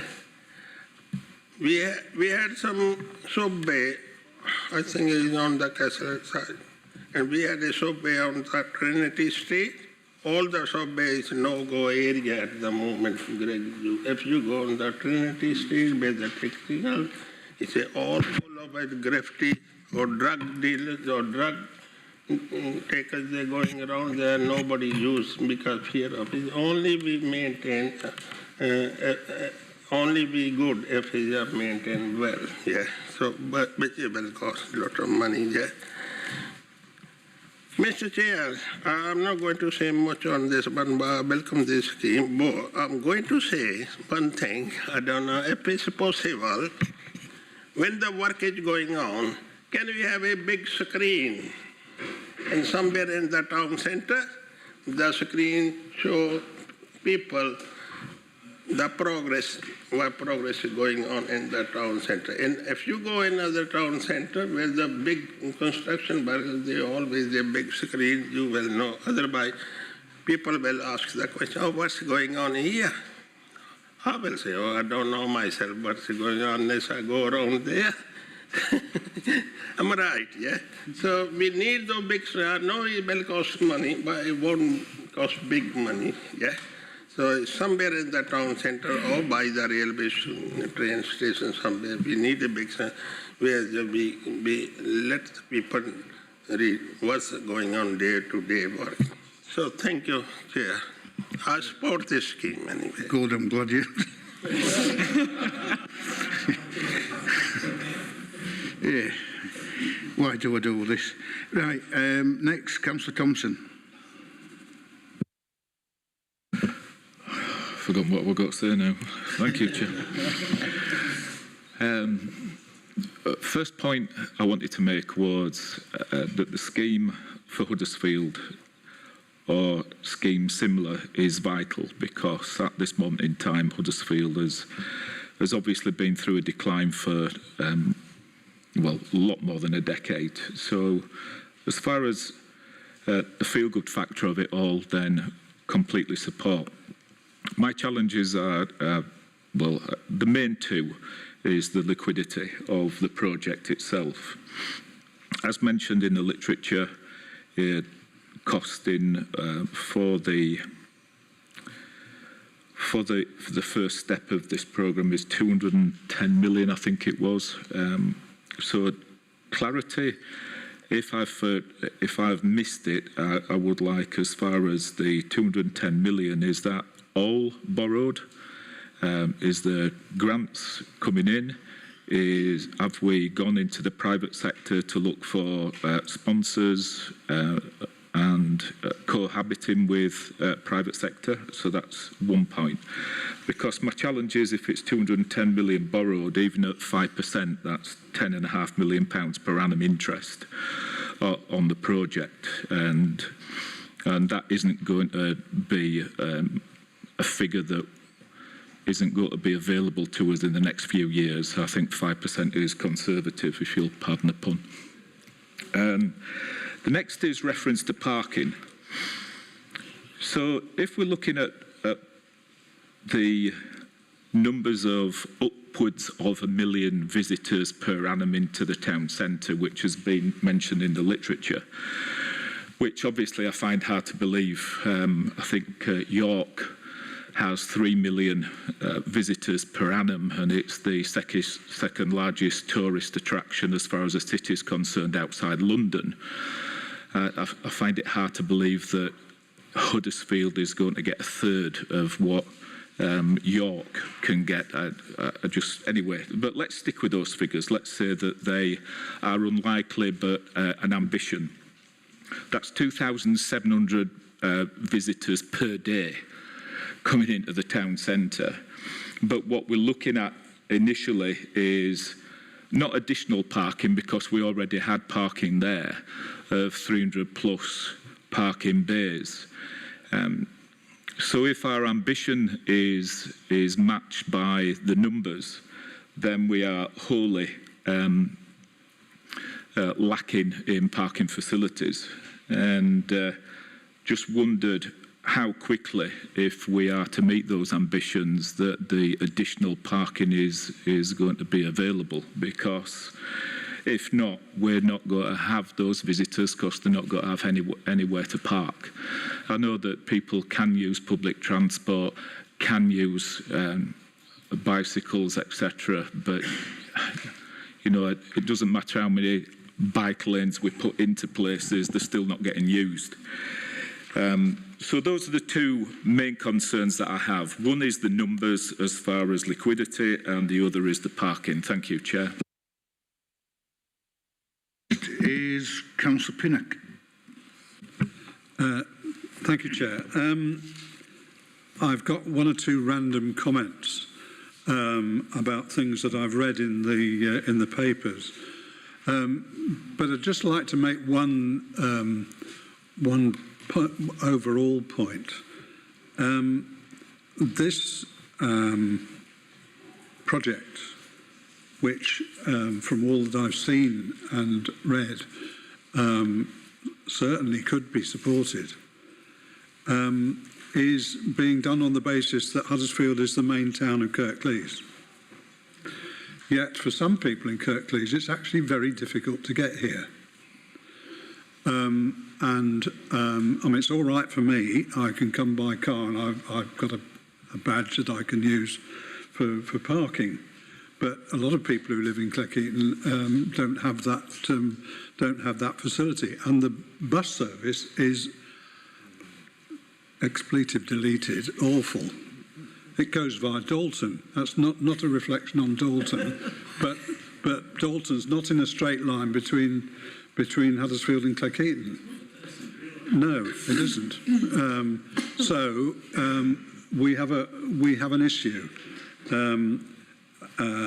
As far as ownership by the population of Kirklees is concerned, there's got to be a belief, it seems to me, by people living in all parts of Kirklees, that it is worth spending this money on the centre of Huddersfield. And as things stand at the moment, I'm not, good though these plans are, I'm not convinced about that, and I'm trying hard to be positive about it, because Huddersfield Town Centre needs help of this kind. There is absolutely no doubt about that, and I fully support the principle behind what we've got here. There are the random comments I was talking about. The one thing I noticed, and Councillor Armour mentioned, access for the disabled. The Huddersfield Civic Society makes a point about this. I find that inexplicable, really, because given the topography of most of Kirklees is not flat. People with disabilities, particularly with people with mobility disabilities, need help. So I think I'd like reassurance on that point. And then I read comments on the design from, I'm not quite sure who made them, but there are certain issues about things being done to the market building. Now I can remember when that was listed, a lot of people thought, why the hell are you listing that building? But actually, from an engineering point of view, it's a really very interesting structure, and to some extent, opening it up would be a good thing, because you can't see the interesting bits that got it listed. As far as the library building is concerned, well, you could knock that down tomorrow if you wanted to. I really don't like it. However, that's a different issue.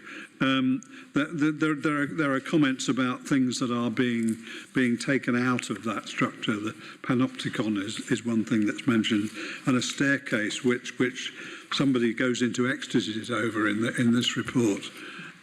Which you would think, if it's that good, then why is it being taken out? You know, I just don't get it.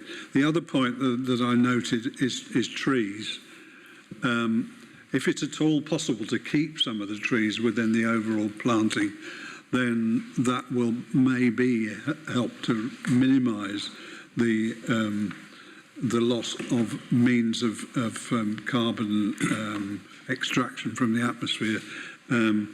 I think I'll leave it at that point. I'm not quite sure how I'm going to vote on this, but because I'm a bit conflicted.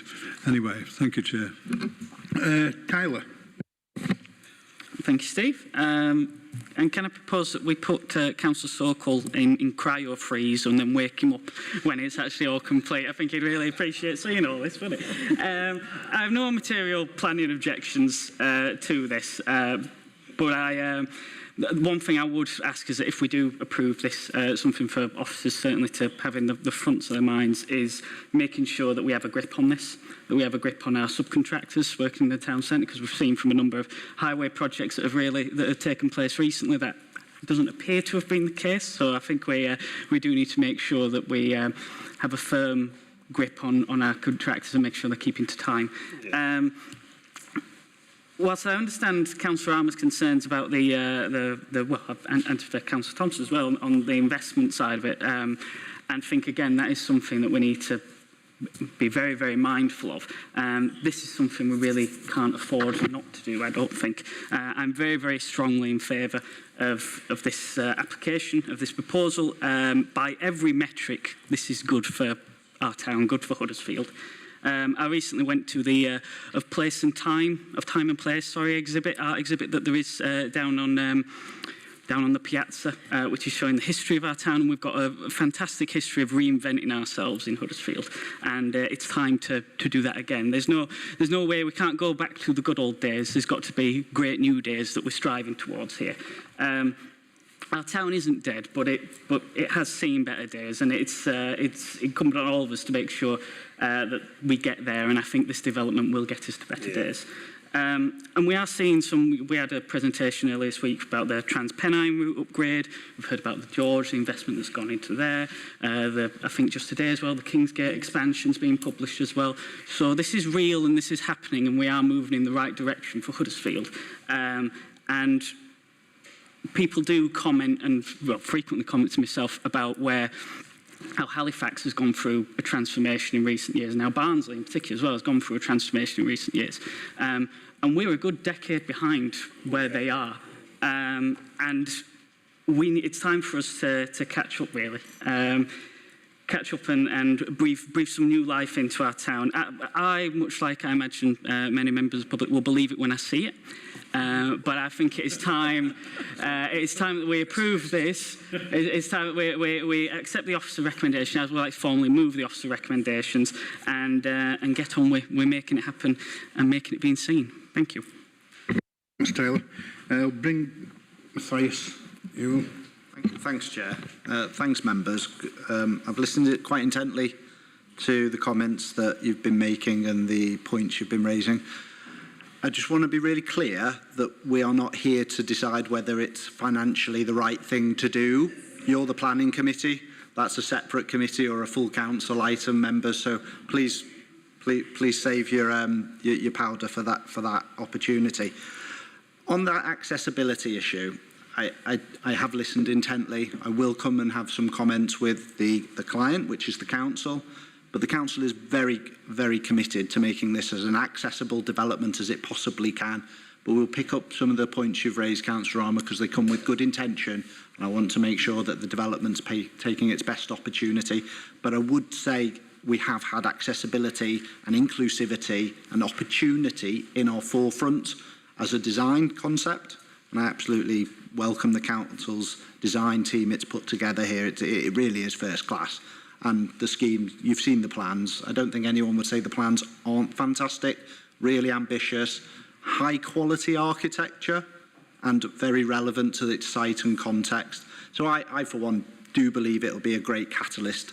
The reasons you outlined, Councillor Sokol, about shops staying open later, well, these are the types of things that facilitate shops making commercial decisions.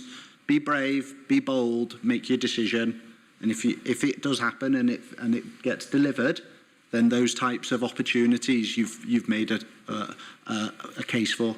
So I wanted to just bring you back into what you're here for. You've got a planning application, you've got a recommendation, you've got a set of conditions, you've heard all the speakers for and against. Yes, it's been moved, but fundamentally your role is to assess this application against the development plan. You've talked around the material considerations. Some of those issues are matters for the wider council as opposed for the planning committee. And I think generally on that parking issue, this committee's role in the pre-app and through the process of the consultation of the application, including listening to members and other communities, has brought forward a more successful parking strategy, a much greater awareness of the existing parking in the town centre, and at its core, does this development meet its parking needs? And you've heard from your engineers that it does. So I haven't got much more to say. David, Chris, if they want to add anything with your permission, Chair, just briefly. Thank you, members, by the way. Yes, sir. Thanks. Yes, through you, Chair. Do you want to go first? All right, okay, go on then, Chris. Just picking up on the point that Councillor Armour made about the access to the car park. Perhaps I didn't make it clear in the presentation. There will be a right turn. If you're arriving from the south, taken from Shorehead, going clockwise around the ring road, it does include a right turn into the car park, which replaces what you could do on the Queen Street South and the underpass. Maybe it wasn't brought out clearly in the thing. And about phasing of the car park, I can't remember who said that. There's no phasing proposed at this stage, but obviously the venue is the thing that generates the parking demand. The car park's at the bottom 3 floors of the venue, so you can't build the venue without building the car park, so they will come together. Thank you, Chair. Just a couple of points. Members, you'll see on the screen there the layout for the development, and just picking up on one or two, I think, of the Councillor Sokol's comments about what is happening with the demolished part of the Market Hall. Well, you'll see there that there is going to be an outdoor space created, which is a public square. Now, this square will have water features. It will be to supply a very high quality public realm area for outdoor events. That is the proposal, and it will be removing the let's say, the least valued part of the Market Hall in heritage terms. In terms of trees, yes, there are 27 trees that would be removed throughout the scheme to facilitate the development. There is a replanting scheme at the ratio of 5 trees to 1.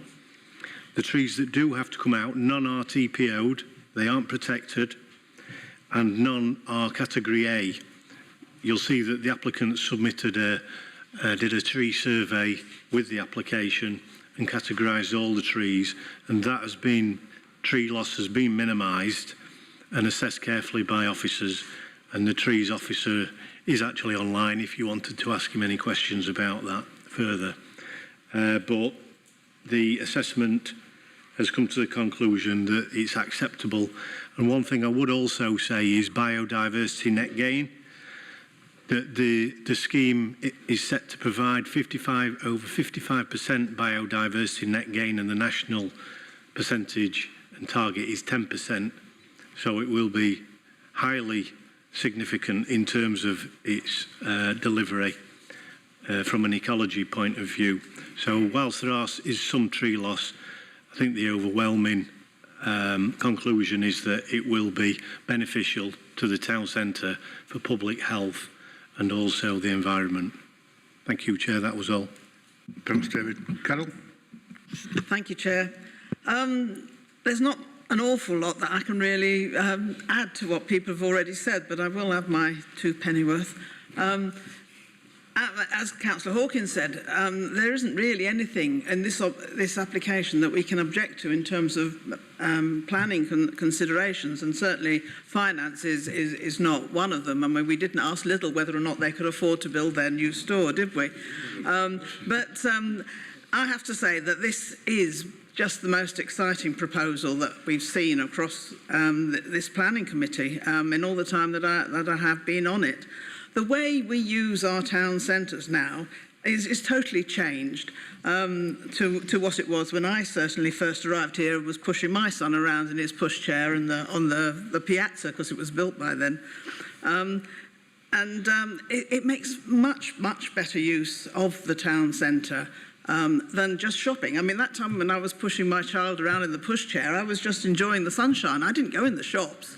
And that's what we want. We want people to come back into the centre, enjoy the sunshine, bring their families, meet their friends and relatives, go to the venue, go to eat in the food court, go to the library, and go to the museum. I mean, one of the things that actually hasn't been mentioned here at all is that we're bringing the museum into the town centre.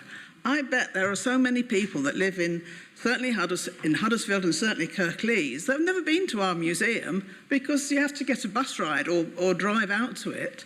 I certainly know many visitors. I've been in the library and people saying, "Where's the museum?" Well, it's up Wakefield Road. Oh, well, I won't be bothering going up there. Now, there'll be a museum in the town centre which they can visit, and that'll be brilliant. They'll have a library which will be purpose-built, which, I mean, I don't know if it's just the building or the way it functions that you object to, Councillor Pinnock, on the hours, but it'll be a purpose-built for the 21st century library, which will be brilliant.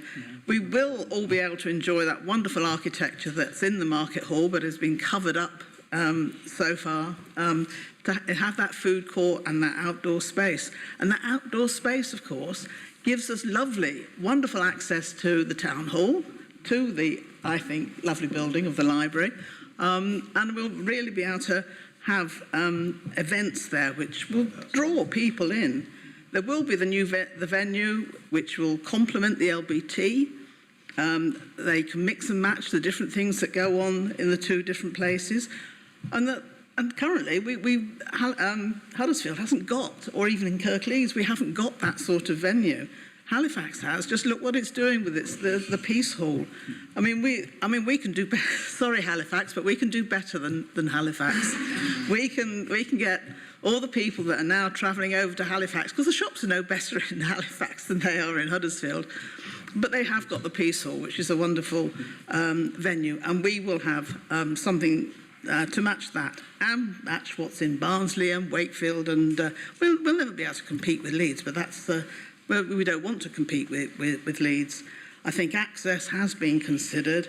There's lots of it is far more accessible than the current piazza, etc. is, and all in all, I think the wonderful modern buildings that we're going to see around really complement and show off the historic buildings that we've got. I love the mix and match of old and new here, and the different pockets of space and how they can be used. I think that's wonderful. So I am really looking forward to seeing all this come to fruition, and I will certainly second the proposal, the recommendation. Thank you. Thanks, Carol. I think one of the things that I really like about this is outdoor space. When you go abroad, many towns you go to, it's got parks in it, people sat out. Also, it's been mentioned quite a few times, and that's Peace Hall at Halifax. And I'm hoping that we can start attracting groups like Kaiser Chiefs, New Order, I mean, we've a big stadium down the road and we've had the biggest people in the world in that stadium. And it's time that we had these big people coming back into Huddersfield. I know there's a difference between, say, 3,000, 4,000 and 30-odd thousand, which we had for Brian Adams and REM. But I think to get Huddersfield back on track, this is definitely what we need. And I'm pretty sure it's not going to be built overnight. There's going to be odd snag, there always is. But I think we're going about it in the right way. And the sooner it's done, the better. So glad it's been seconded. We've got to a point now where we can have a vote. It's been moved by Councillor Hawkins, seconded by Councillor Pattison. Sheila, over to you. So you voted on the officer recommendation to approve as set out in the update and the officer's report. Councillor Sokol. Yes, Sheila, I'm excited to say par. Yeah. Thank you. Councillor Hawkins. Resounding 4-2. Thank you. Councillor Pattison. 4. Councillor Pinnock. Rather reluctantly, for the reasons that I've already mentioned, 4. Councillor Armour. I remain against. Councillor Thompson. Against. Councillor Hall. 4. That's carried, Chair. 5-minute break.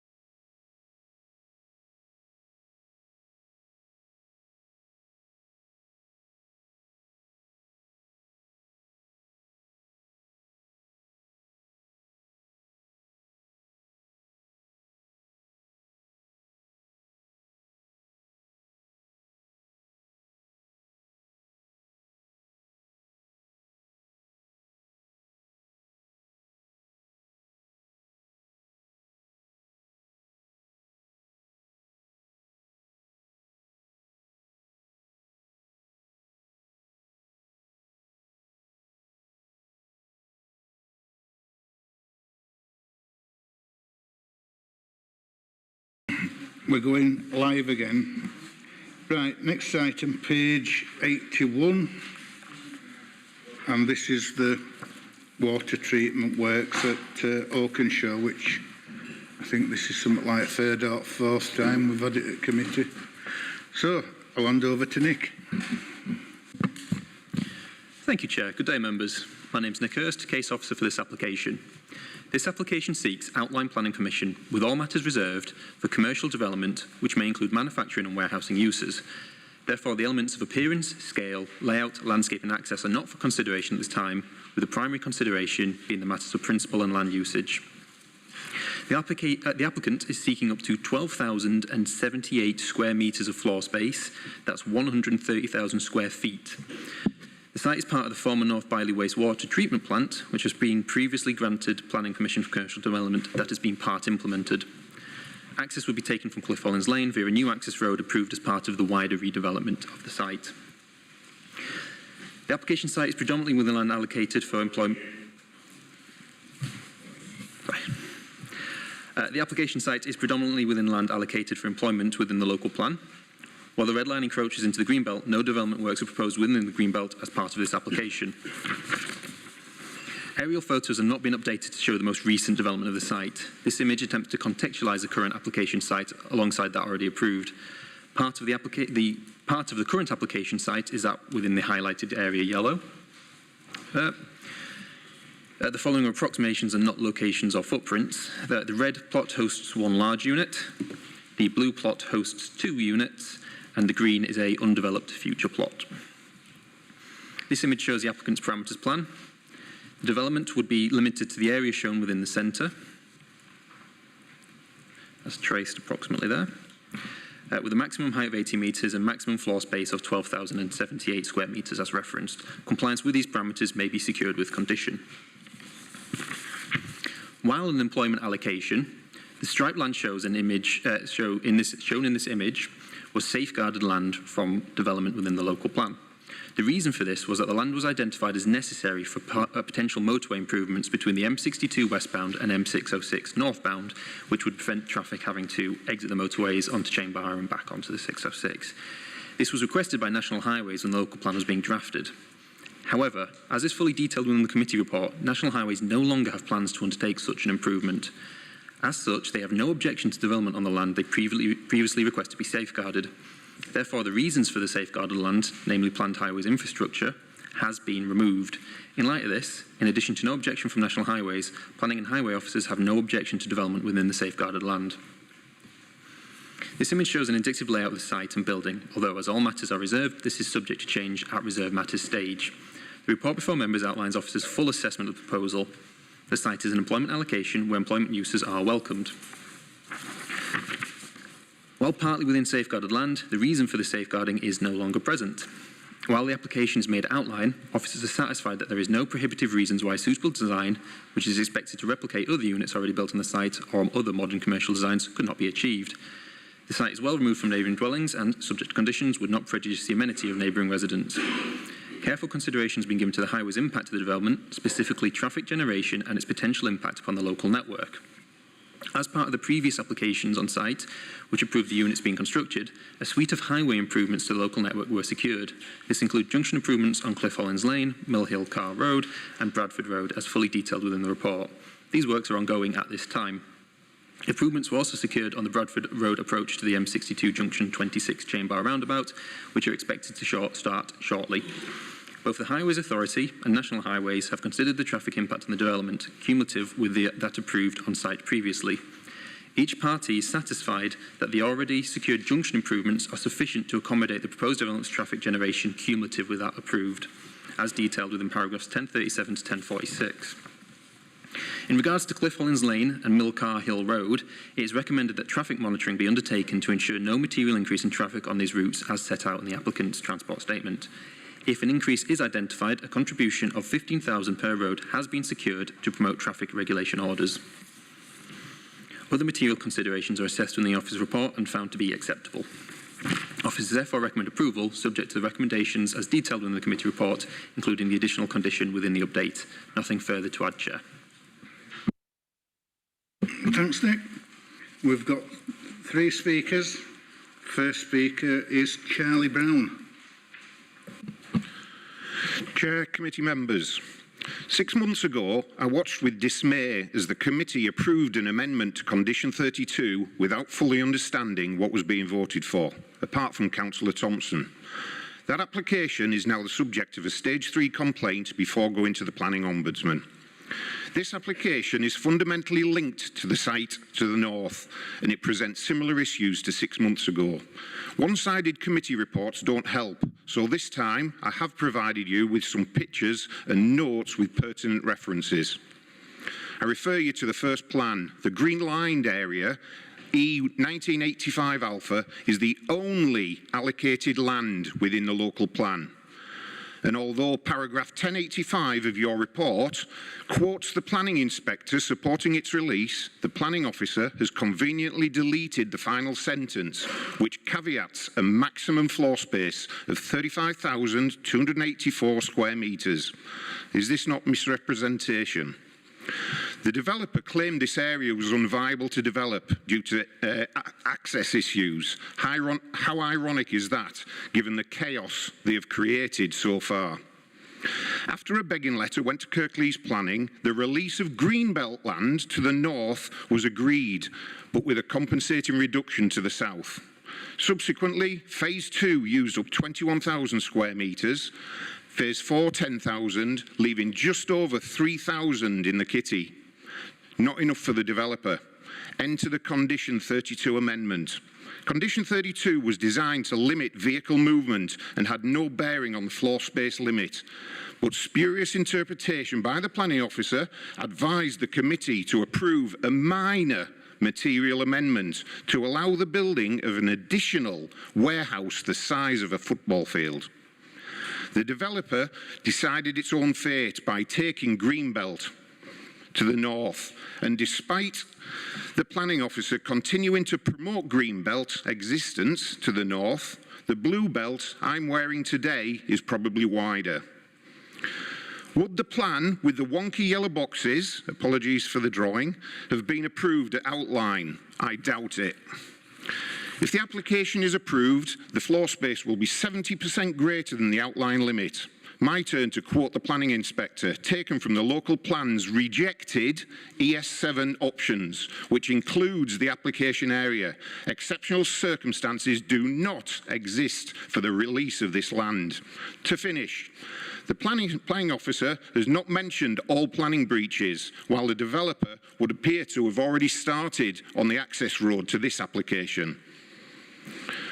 Why has a last mile delivery option even been suggested? Amazon money perhaps? Why are waterworks structures still in existence? Redevelopment was supposed to follow the demolition, and the use of 2011 traffic data is not worth a jot. Oakenshaw's road network is already broken. At what point will Kirklees Planning... Please, 3 minutes. And just one sentence, please. One sentence. This land should remain Greenbelt in lieu of what the developer has stolen to the north, ably assisted by Kirklees Planning.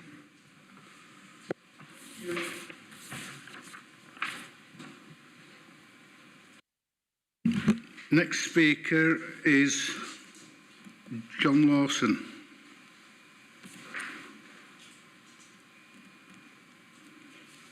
Thank you, Chair. I'm going to begin with the report pack and some of the constraints that have been outlined in there because they're significant, and I think I'd just like to emphasise just what they are. It's right to point out those constraints. One of the first of them is the former safeguarded land for the M606. It's important to realise that that was for widening the M606 so that traffic could be dedicated from the M62 westbound there. Now, just for a bit of context, I think it's important for panel members to realise just the sheer amount of traffic being generated around Chainbar by other developments that either have planning permission now or may well receive planning permission in the near future. So while National Highways have said we don't need it now, and it's up to you to decide, that need has not necessarily gone away. In fact, it's quite likely that we might need that in future. So the granting of this application of permission would kill off any possibility of any treatment of the M606 later on. So I'd like you to have that in mind. There are some welcome highway mitigations that were already in place. I think they recognise the risks to pedestrians and cyclists, but I do question whether they're achievable and whether they're adequate. There is still a tight mix of uses on those stretches of road, and to my mind, they still present risks, especially as there is a school nearby. I also wonder if they won't be challenged at a later date, along with the approach to chain bar, as being either unreasonable or putting the scheme into a non-viable state. The choice here, of course, would be conditioning with later challenges or refusing because we know the scheme is unworkable as it stands from a highways point of view. The application does represent an increase in size, as Mr. Brown pointed out, and an intensification of use, with all the health risks from traffic and air quality into the bargain. I'd add that if you're minded to accept officers' recommendation today, please consider removing B8 use on the site. There's plenty of B8 already allocated in previous permissions elsewhere in that location, and further HGVs and vans to warehouses would only make things worse. Aside from current contamination, I saw that the phase 2 contamination report has not been accepted due to insufficient information. We all know that remedial works are down to the developer, and there's an element of caveat emptor here, but to proceed further with this particular application, I think I would be uncomfortable as a panel member if I didn't have information in front of me that I thought was significant. We have a raft of noise, odour and light issues that have been identified in the past. This is an area which has been identified as a wildlife corridor that includes Spen Bottoms in Cleckheaton to the south and the Nature Reserve in Lowmore to the north. And I'm not sure that the conditions that are laid out at the end of this particular item fully take into account that significance. During the long and complicated planning history of this site, the waters got very muddy to a point where the public struggled to sift out what should and shouldn't be happening on site. And to me, it's not a good way of how planning should be, and it creates grey areas where it's too easy for developers to make mistakes. That's borne out by the enforcement history, because one or two have already been made in other sites on the location. And once they're made, often they're irreversible. So I understand that we know that there's an existing permission on site, and that this one has been brought forward to maximise the use of the site. I'd hope that you could refuse the application. If you feel you can't refuse the application today, at least defer to allow further investigation into the contamination and the wildlife issues on this former safeguarded land. Thank you, Chair. Thanks, John. Next speaker is Matthew Shepherd.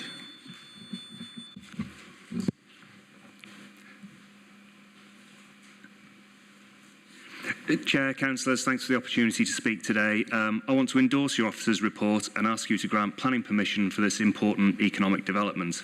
This site is a key part of the economic strategy of your local plan. It's a derelict brownfield site which is allocated for industrial development, and the application is wholly in accordance with your local plan. There are no technical objections to this application, and there are only 8 objections from members of the public. The concerns raised are mainly about highways issues. We've done a lot of work checking numbers, reassessing junctions, and making sure that the site can be accessed safely.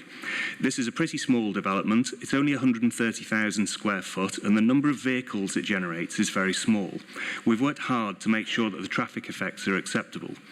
A number of highways measures are proposed, including a new cycle path all the way through the site to the main road. This will benefit the site as well as development to the north. We'll prepare various vehicle routing plans to help manage commercial vehicles on local roads, particularly vans which wouldn't be caught by the new HGV restrictions on Cliff Hollins Lane and Millcar Hill. We've signed up to count our traffic and to fund additional works if we exceed the traffic levels we predicted. This gives you some comeback if our predictions turn out to be wrong, which I know is a concern you had with the adjacent development. We know this is a difficult point and has caused great concern. We've done everything we can to try and control the effect of this additional traffic. This application will bring a number of benefits.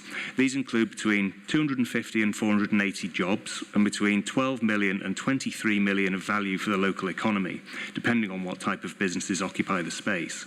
It's also important to remember that most of your employment land has now been developed out.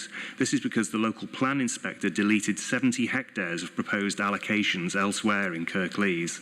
This application will make sure that you're making best use of your land supply to reduce the immediate pressure to look again at greenbelt land. This is an application which will deliver considerable biodiversity net gain, will remediate a contaminated derelict brownfield site, and is far enough away from where people live to avoid harming their amenity during construction and operation. This is an outline application. The decision before you today is purely about the principle of an employment use on this allocated employment site. The application addresses all of the issues raised, and there are no objections from any of the statutory consultees.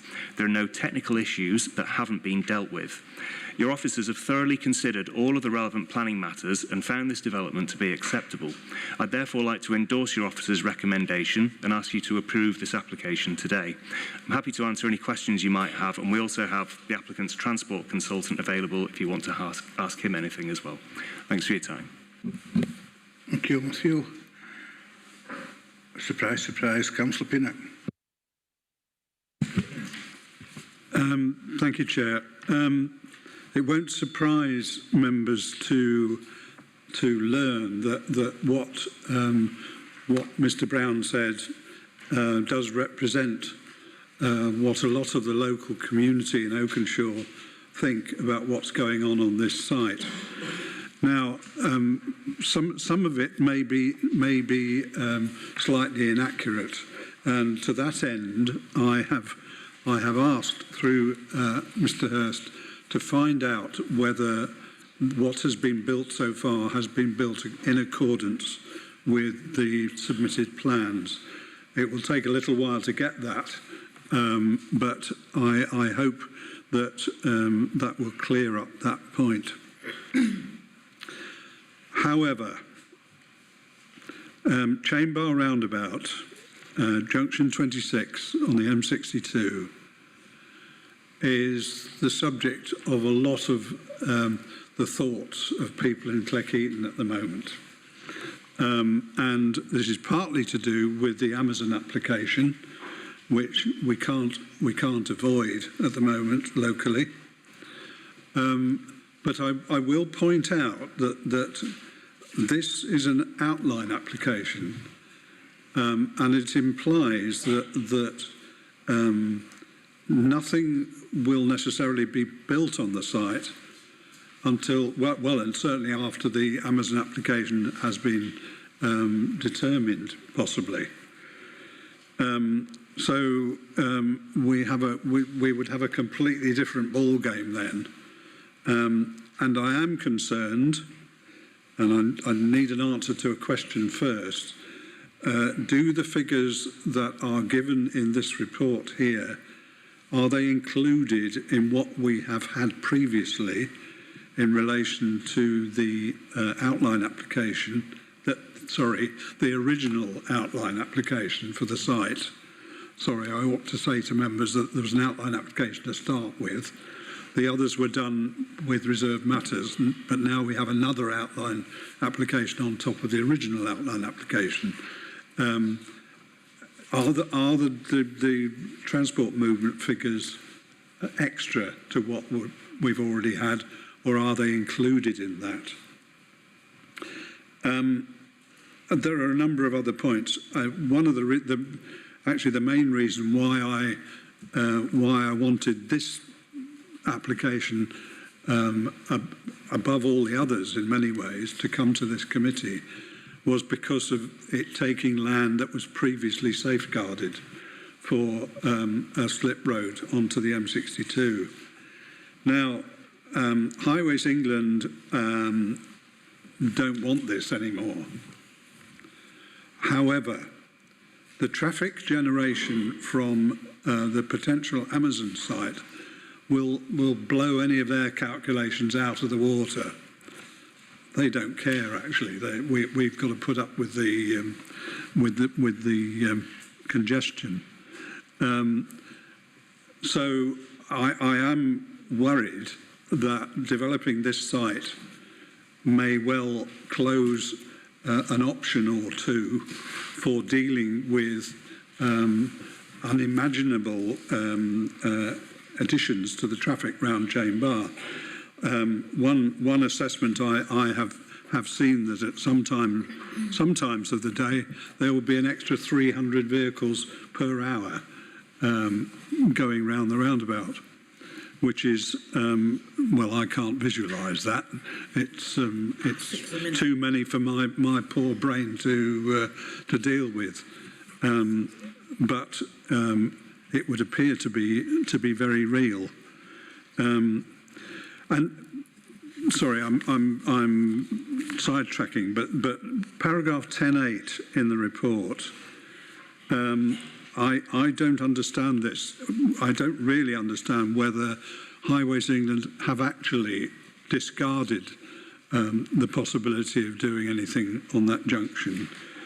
The quoted section in paragraph 10.8 does kind of leave the door open to for them to have to do something on that junction, and I am therefore concerned that this building, if built, and admittedly it won't be built immediately because of what I said earlier about outline and reserve matters, will be in the way and will close off an option possibly. I'm really concerned about that because having a motorway access roundabout that is so clogged up with traffic that people don't want to move past it will have an effect on local communities. If that sounds alarmist, perhaps it is intended to be, because I think we are being faced with very severe problems here. Now, whether I can make this stand up, I don't know, but I would like to propose refusal of this application because I think it could be an obstruction to something that may need to be done in the future. And I know the answer I'm going to get is, well, there's nothing on the table that says that, but I would also like somebody to explain to me what this quoted extract in paragraph 10.8 actually means. I won't read it out because it, well, I could do, but it does seem to indicate that they might be considering something in the future. It's not clear what. So I'll leave it at that at the moment. I have put down a proposal. Yeah. Councillor Thompson. Thank you, Chair. A couple of points that I'd like clarification on. One is it's been mentioned that the developers encroached or is encroaching on Greenbelt, and I'd just like clarification on if they are or they aren't, and if we're saying they're not, where's the evidence as far as they're not? So I'd like clarification on that, please. It's mentioned that there'd be a traffic order as far as Cliff Hollins Lane. I'd like to know how we would execute that, because it's okay putting these little rules in place, but I'd like to know how we would A, document that, and B, execute it. Any documentation or maps on the land to the north I would appreciate, but I suppose it boils down to Cliff Hollins Lane and the access. I'm just wondering why The officer has mentioned that we've started doing works there. And the other point is that from the calculations on page 97, I've just been doing some rough maths, which isn't one of my strong suits, but it looks like an additional 4,000 vehicles movements per week going in and out of that estate, which I find mind-blowing as far as that small street's concerned, as far as Cliff Hollins Lane and just further down there, the primary school that's on the junction. So it looks like it's been done quite smart, the traffic generation, because it's been done in an hour. So between 8 and 9 and then 5 till 6. But as I say, if I tot up the figures right, then that's the equivalent of an additional 4,000 movements per week on the Cliff Hollins Lane, which is just ridiculous. So I would support any way that we can refuse this. Thank you, Chair. Chris? Right, thank you, Chair. I'll try to pick up the points that were raised. Councillor Pinnock, I think, was asking about the TA. There's been a revised TA for this particular element of what we're calling the southern section of that site. It obviously takes into account the northern section. Some of the trip works have been revised with some more robust ones because of the uses that they wanted flexibility over the uses they could have on this site, and so we've insisted on some more robust trip rates, which reflect what more modern warehousing uses can be, rather than more traditional ones. As far as that goes, the assessment's been based on that. It's in the report, the level of traffic that's generated. The figures that Councillor Thompson's just mentioned, those are the morning and evening peak periods. It's standard practice to assess the peak periods when they generate the most traffic. If the network can cope in the peak hours, it can obviously cope in the off-peak hours. So it's just standard practice to assess the peak hours, rather than what happens all day, that the traffic during the rest of the day would be lower than it is in the peak hours. I think Councillor Thompson referred to the Cliff Hollins Lane TRO. I think that's the point you were getting at. There's obviously some TROs that were proposed with the northern section, which I think the TROs have certainly been advertised. I think we're just waiting for them actually implementing on the ground with signage and double lines, etc. I think the bit you're referring to is this further monitoring beyond that period, and then if there was found to be an increase in traffic on those roads beyond what's previously an accepted baseline, if traffic's found to increase beyond those, there's the option of, monitoring will be done annually. There's then the option, some money has been proposed, put aside in the 106 agreement, to look at further measures on there. One option could be a TRO, and I think the one you're probably referring to is this access only. Now I think there is one already on Mill Hill Road, which is in Bradford. Those aren't very popular because they do require the police to enforce them, because you've got to literally follow someone going through and see them coming out the other end before you can actually take action.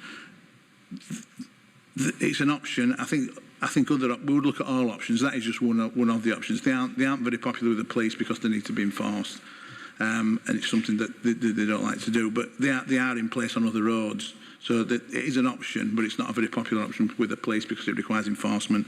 But we might have to look at other measures to maybe traffic calm or, other measures. But that certainly is one of the measures, and we have used them in the past. Nick? Thank you, Chair. Issues? Yeah, I'm just going to share the screen with the plan again, just to mention about the green belt.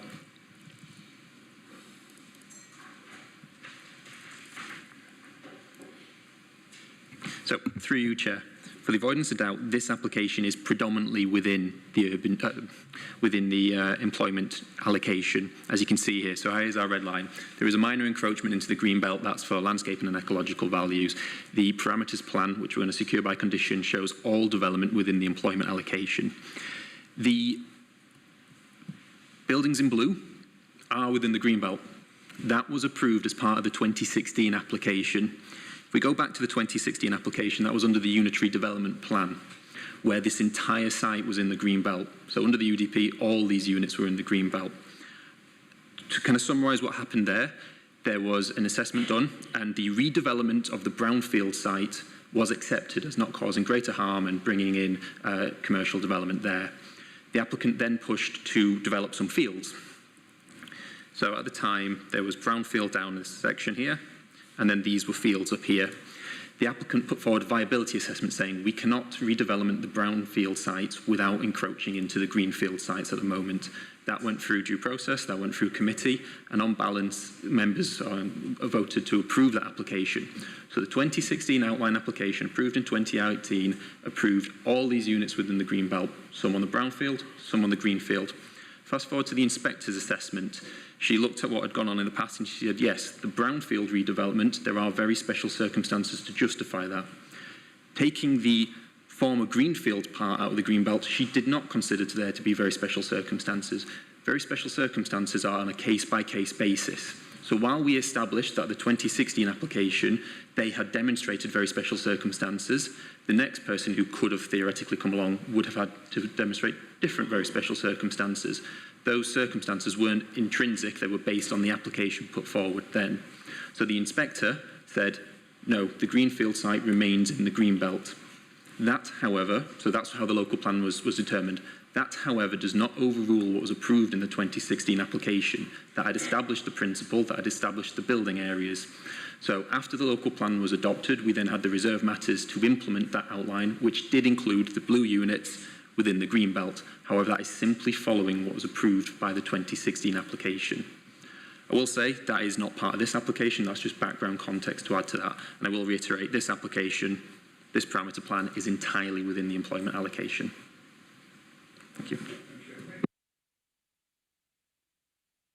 Just ask for an explanation of this extract from it's on page 92, which seems National Highways seem to be saying that they are still including this in their planning, future planning. Through you, Chair, I think that's National Highways saying never say never. At the moment, they have a plan in place for the years 2020 to 2025. That is what they are committed to. In the future, they may do it, but at the moment, they have no plans, no indication of doing it. What we have here is a question of reasonableness. Is it reasonable to say you can't build on it based on something that may happen in the future? They've also quantified that maybe, maybe not by saying it's very expensive, it's very difficult, and there's a lot of other works needed to do first before this would ever have benefit. So I think that's the best I can say. They're saying it's not secured now, they could do in the future, but they're not committed to that, so they're not objecting to the application.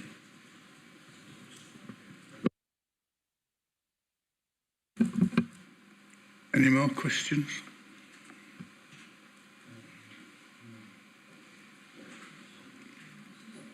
The juncture with that so far is Councillor Pinnock's moved refusal. Yeah. Matthias. Thank you, Chair. Members, you're entitled to make whatever decision you think is the right decision. Let me be unequivocal about that. Our role is to advise you on the reasonableness of that. And I think Nick quite eloquently has given you some indications that it is tenuous, the reason, without evidence, of which you're hanging on a sentence of it may happen. We may look at it in the future as part of our future road investment plan. Without real evidence, you're likely to be considered to be acting unreasonably, and you may be exposing the council to an award of costs. But that should not put you off making your own decision. And if you think it still should be refused, you're entitled to do that. But I think you need that advice from us that exists. Because how could we, the question I have to ask myself for you, how will I articulate your reason for refusal? Should it go to appeal? And the inspector will say to us, please can you evidence this reason for reasonableness testing? If you can't, you can still refuse it, but you understand where I'm coming from. So it's just to advise on that point, Chair. Thank you. Sorry, can I add to that if you are minded to refuse the application, I would suggest that we defer the application so that the officers can bring back a full report so that you are perfectly well informed about the reasons for refusal that you propose, and you take a decision based in the full knowledge of that. Thank you, Chair.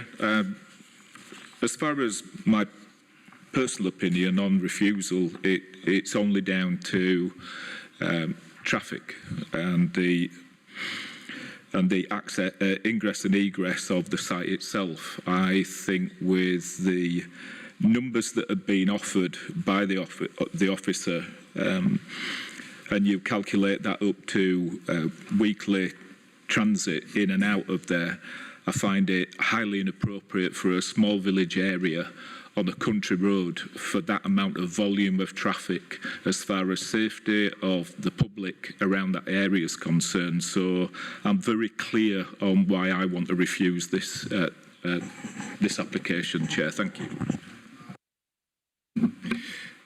Carol. Thank you, Chair.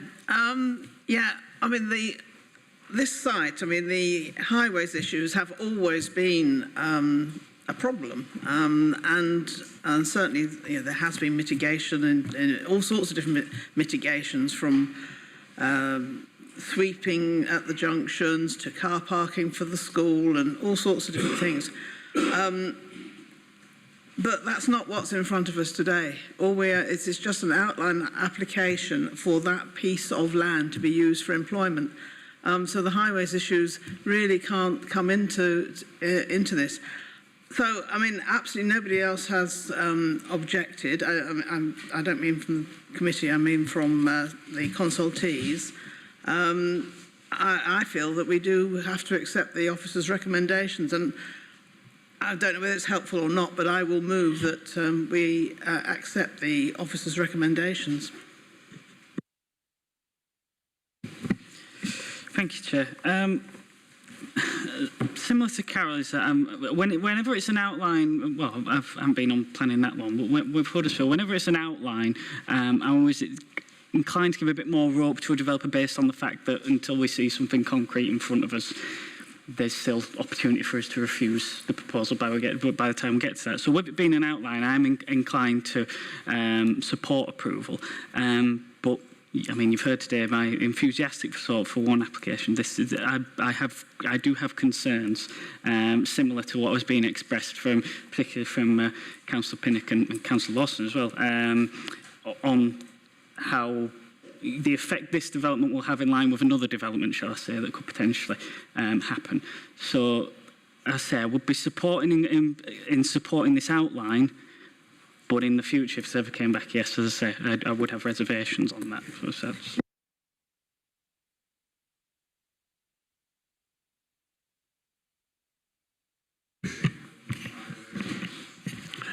Yeah, thank you, Chair. Chair, this site is quite clearly in our local plan, Kirklees local plan, and is allocated for employment area. Yeah, we have heard from applicant this development will create at least 280 to 400 jobs. And the applicant now bluffing, he investing money not to lose anything. He must be right. He must have something in mind to get those unit go for employment. We always hear from some of member why we don't use what they call brownfield site first. This is a brownfield site. We are asking to approve it. Yeah, no, I can't say approve it. Yeah, recommendation is to approve it because it's a brownfield site. Yeah. And highways are happy with the condition of Section 106 traffic management. Yeah, I understand why Councillor Pinnock said we create extra traffic. So Councillor Pinnick was saying this morning on the coach, he traveled from home to on the Leeds Road. Traffic is terrible, he said, on the Leeds Road. Traffic is everywhere. Traffic is everywhere, honestly. There is no new development going on Leeds Road, still traffic. We have to live with this, yeah? We have to live with that. But I don't think those extra employment units, they will create any extra jobs. So I'm happy to second, I think, Carol Pattison move it to approve officer recommendation. It's only outlining. We can debate it when we come to detailed application. Chris. Thank you, Chair. I just want to try to clarify a few points for Councillor Pinnock and Councillor Thompson regarding traffic generation. I'm not quite sure if it's in the report, but in our report that when we looked at it, we obviously assessed the whether we reassessed the northern part of the site, which has already previously got approval. We assessed the southern part, which is the subject of this application. And in terms of a comparison between the two, this was a relatively small increase in traffic, in numbers and in percentage terms.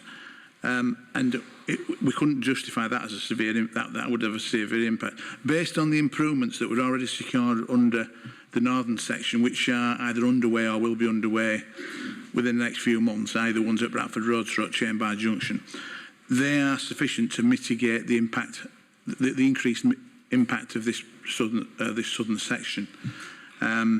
So that, just to clarify that point, that the already approved improvements are sufficient to mitigate the impact of this particular site, which has a relatively small impact on the network. Thank you. Mark. Sorry, Chair, I won't be a second. First of all, a couple of... I believe that most of the site is brownfield, but not all of it. There is an element of greenfield on the first site. And I have no objection to the employment zone. What I'm objecting to is the fact that this is last mile delivery, which if it was B1, B2, then there wouldn't be as much in and out as far as delivery vans and wagons. So that's the transit is my main objection, getting into that site and the volume of traffic going in and out of that site, which is directly into a small lane and then onto another one where there's a junior school. Those are my main objections, Chair. Thank you. Thanks, Mark. Andrew. The way out of this site is onto Bradford Road, which is the only road joining Chainbar roundabout that does not have traffic lights. And yes, I know there are improvements being put in as a result of the original application, but that still doesn't alter the fact that the traffic joining at that junction does not have any protection in terms of traffic lights. So queues will build up, and I don't see actually why we should put up with queues in the grand scheme of things, because we are supposed to be cutting down on our vehicle use. But hey, well, never mind. Chair, through you, can I just summarise and clarify what I think are the expressed reasons for refusal if it comes to this for the vote? I think there are two reasons for a refusal. First, summarised as highway safety problems associated with intensification of the access, as expressed by Councillor Thompson and Councillor Pinnock, is concerned about the loss of land associated with the potential for future highway, motorway options. I haven't got a full reason written down, but essentially those two reasons. Right. I'm going to say we've got two motions now on the table. The first one to come in that were moved and seconded was to refuse. So I'd like Councillors Pinnock and I think it will Mark, wasn't it? To come up with some reasons for refusal. I think that was what Deborah did. I think everybody nodded when I suggested those reasons. Do you want to else to beef it up, or are you satisfied? satisfied? Indeed, they sum up what I was trying to get at. I did preface it by saying I'm not quite sure whether it'll stand up, but humour me for a few moments. Sorry, I'm taking happy tablets under the table, I can tell you. Right, in that case, then we will go to a vote for refusal. Yes, so you're voting on refusal for the two reasons that Deborah just outlined. Councillor Sokol? Against. Councillor Hawkins? Sympathetic to my colleagues, but against. Councillor Pattison? Against. Councillor Pinnock? For. Councillor Armour? Abstain. Councillor Thompson? For. Councillor Hall? For refusal. For refusal? Yeah. Right, that's 3 votes for, 3 against and 1 abstention. So you have a casting vote, Chair. And you voted for refusal. I don't vote for refusal again. Right, that's refused. 4 votes to 3. Next item, page 111.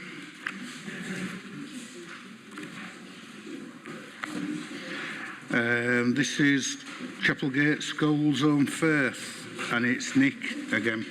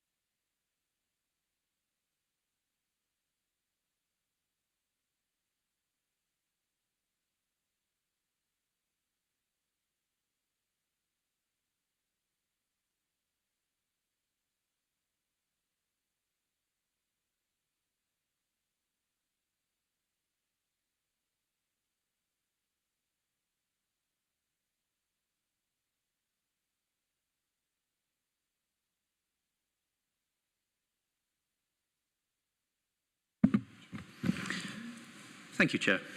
This application seeks full planning permission for the erection of 10 dwellings. All the dwellings are proposed as affordable rent for local people. The site is a former quarry site on the edge of Scholes with neighbouring properties to the north, east, west and open land to the south and east. The site is within the Greenbelt. Most development within the Greenbelt is restricted, bar certain exemptions. These exemptions include the provision of limited affordable housing for local communities where it has been robustly evidenced. The applicant has provided a housing needs survey done in accordance with government guidance to demonstrate this need.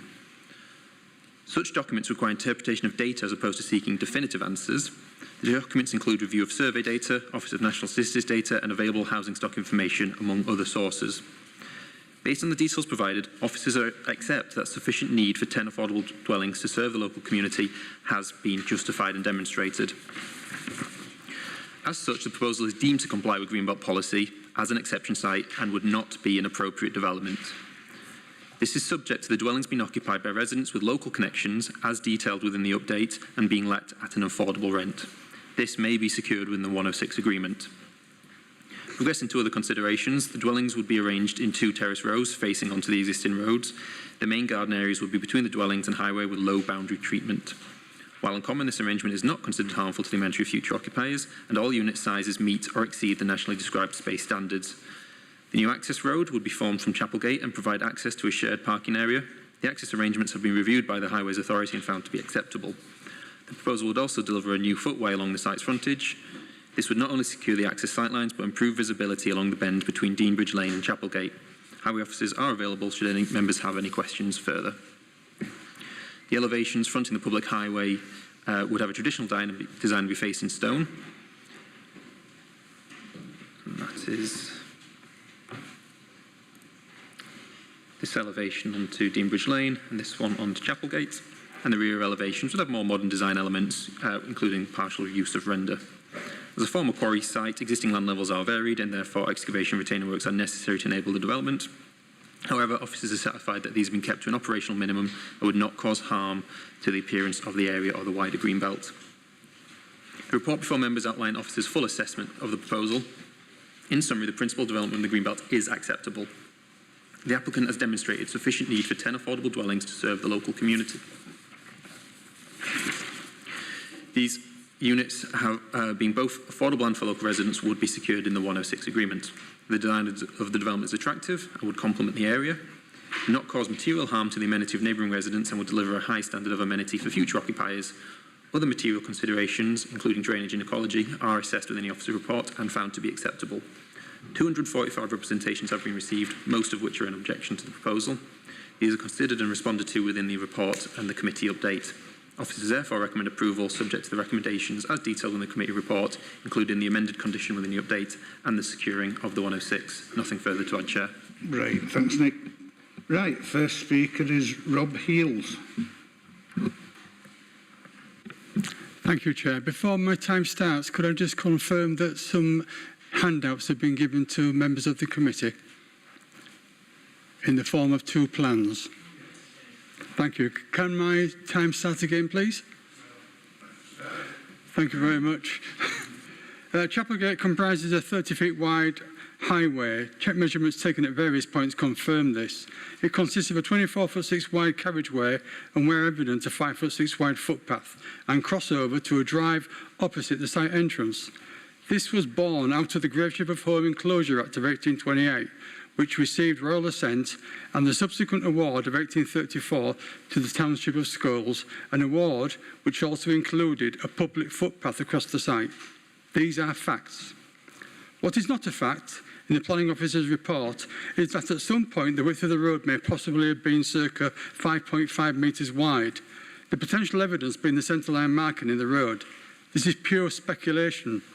Measurements show that the position of the centre line along this stretch of Chapelgate is totally arbitrary and bears no relationship to the width of the road. If you look at Plan A, the red dotted line represents the actual position of the road edge, which you have seen this morning on your site visit, whilst the solid red line shows what was the overgrown line of the verge, which the applicant assumed was the edge of the road, and to the front of number 67, an area of highway which is required purely for visibility displays. Using the red dotted line as the correct line of the road, the actual visibility displays are now 23 metres to the left-hand side and 16 metres to the right-hand side, which do not comply with highway design requirements. If you now look at Plan B, the dotted blue line shows the line of these visibility displays, and although the right-hand one can be adjusted by the realignment of the boundary wall to the front of Block A, the left-hand one cannot, due to the fixed position of the fence and wall at the right-hand corner of the front garden to number 67 Chapelgate. More facts. For some reason, the Highways Department have swept this under the carpet and saying that they can get over this. But the Highways Department cannot narrow the existing carriageway without the permission of the Secretary of State for Transport. Section 75 of the Highways Act 1980 states, where a highway maintainable at public expense comprises both a footway or footways and a carriageway, the Highway Authority may vary the relative widths of the carriageway and of any footway. The highway here does not comprise a footway, it is just a carriageway. The arrangement of the footpaths and the attempt to narrow the existing road at the site entrance has only one objective, which is to achieve sight lines required for the site access.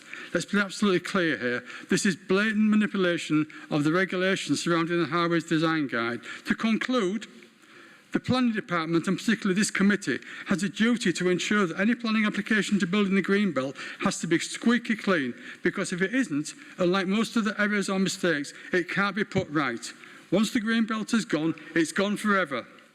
This application is not squeaky clean, and it must be refused.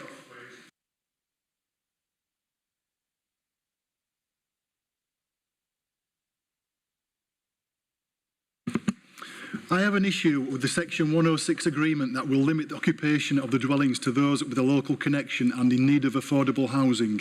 Paragraph 1014 states the proposal has been identified as appropriate development within the Greenbelt, subject to Section 106 securing these units as affordable and for local people in perpetuity. In accordance with Policy LP11 of the Local Plan, Policy 6 of the Neighbourhood Development Plan and Paragraph 149F of the NPPF, other local plans and neighbourhood plans we reviewed have included in the glossary various definitions of local connections.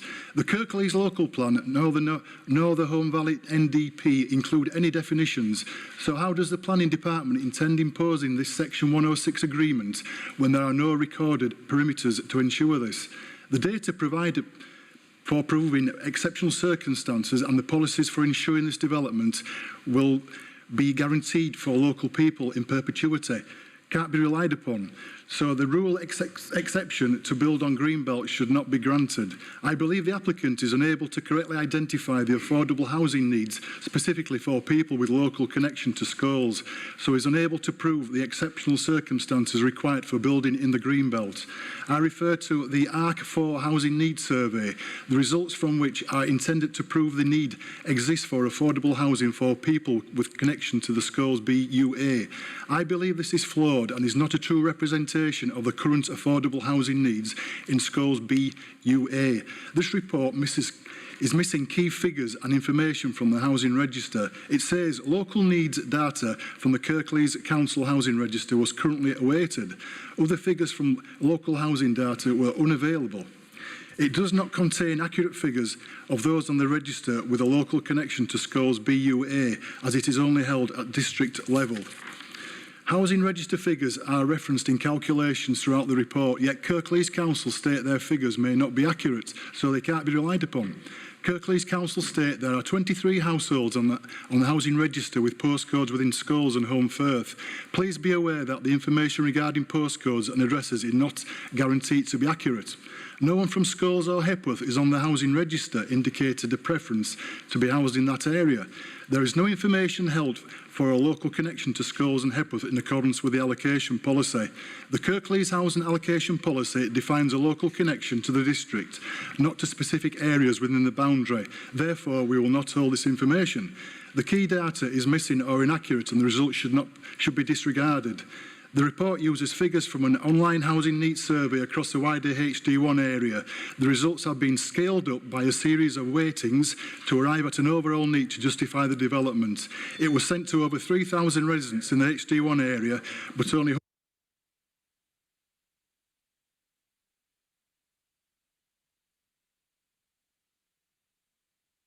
Speaker is Carol Killock. Speed survey is not a true reflection of the speed of which vehicles travel along Chapelgate. Not one vehicle exceeded 30 miles per hour, really? The survey was carried out during February half term and didn't include work or school traffic. People rushing to drop off and pick up children or being late for work will have an impact on the speed they drive. It should also be noted that the speed survey was carried out after 4 days of very stormy weather, and on the day in question the roads were still wet and it was extremely cold. One can only assume that these model drivers were driving to the road conditions. You cannot take the data from a survey above the word of long-standing residents who witness speeding on a daily basis. My husband was a road traffic police officer. The traffic survey states that following consultations between local residents and the client, it has been requested that a traffic survey be done during peak hours to determine any capacity issues. Why was it done at such a quiet time? I also suggested that a traffic survey should also be undertaken on a weekend during the cricket season. When home matches are on, Chapelgate becomes a giant car park. People park close to the bend on both sides of the road. Why wasn't this done? A comprehensive traffic and speed survey needs to be carried out at peak times and on a relevant weekend, otherwise there is a grave danger that lives will be lost. Bats definitely live on the site. Last summer we spent many evenings watching the bats swarm from the quarry at dusk. There were hundreds of them. The government website says you should ask for a bat survey to be carried out if a development proposal is likely to negatively affect bats, their roosting habits, foraging habits or commuting habits, especially near to water, quarries or cliff faces. The report says that habitats on the site are suitable for foraging bats, and the trees and quarry face may provide a sheltered foraging area. Destroying most of the habitat on the site is going to have an extremely negative impact on the bats. Replacing this with 5 bat boxes and new young trees are completely inadequate. Biodiversity Officer Gareth Hay tells me that the bat population within the site is determined to be of no more than site-level importance and is not expected to be detrimental to local bat populations. I'd like to know how this conclusion has been reached. Soprano, pipistrelle have been recorded within a kilometre of the site. I believe these are what we are now seeing in great numbers. This species are crevice roosters, and there are many areas on the quarry face where they can roost. The bat population changes rapidly, and I note that this assessment was carried out on the 28th of March 2021, which just leaves 26 days for this assessment to still be valid. The ecological statement says that the survey consisted of a site walkover. Is this adequate? I request that an in-depth bat survey be carried out to collect up-to-date information. Gareth has confirmed that bats live within the site, and it is imperative that we don't harm this protected species. In conclusion, the application for this project bears no resemblance to the actual reality of living on Chapelgate with regard to traffic safety and our well-used rich piece of green belt that is home to so much wildlife.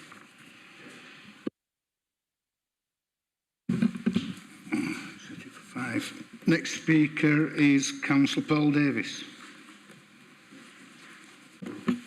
Thank you, Chair. I'm speaking in my capacity as Ward Councillor for Home Valley South. And as some of you may be aware, I was actually one of the founding directors of Eco Homes and certainly support its aims to build genuinely affordable homes for members of our community. I stepped down as director some time ago due to my cabinet role. However, I still remain a member. I will not refer to the technical elements of this report, as I believe our planners have done an excellent job in outlining this application together with its relevant recommendations, and have done that in a clear and accurate manner.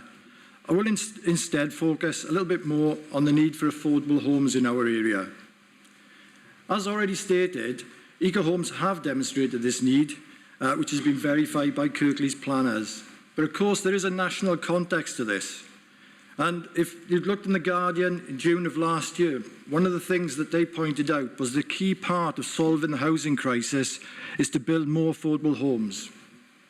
They referred to research that was carried out by Heriot-Watt University for the National Housing Federation and Crisis, which said that nationally we need to build 145,000 affordable homes over the next 5 years, 90,000 of those for social rent. In recent years, we've built only 7,000 new homes in this category per year.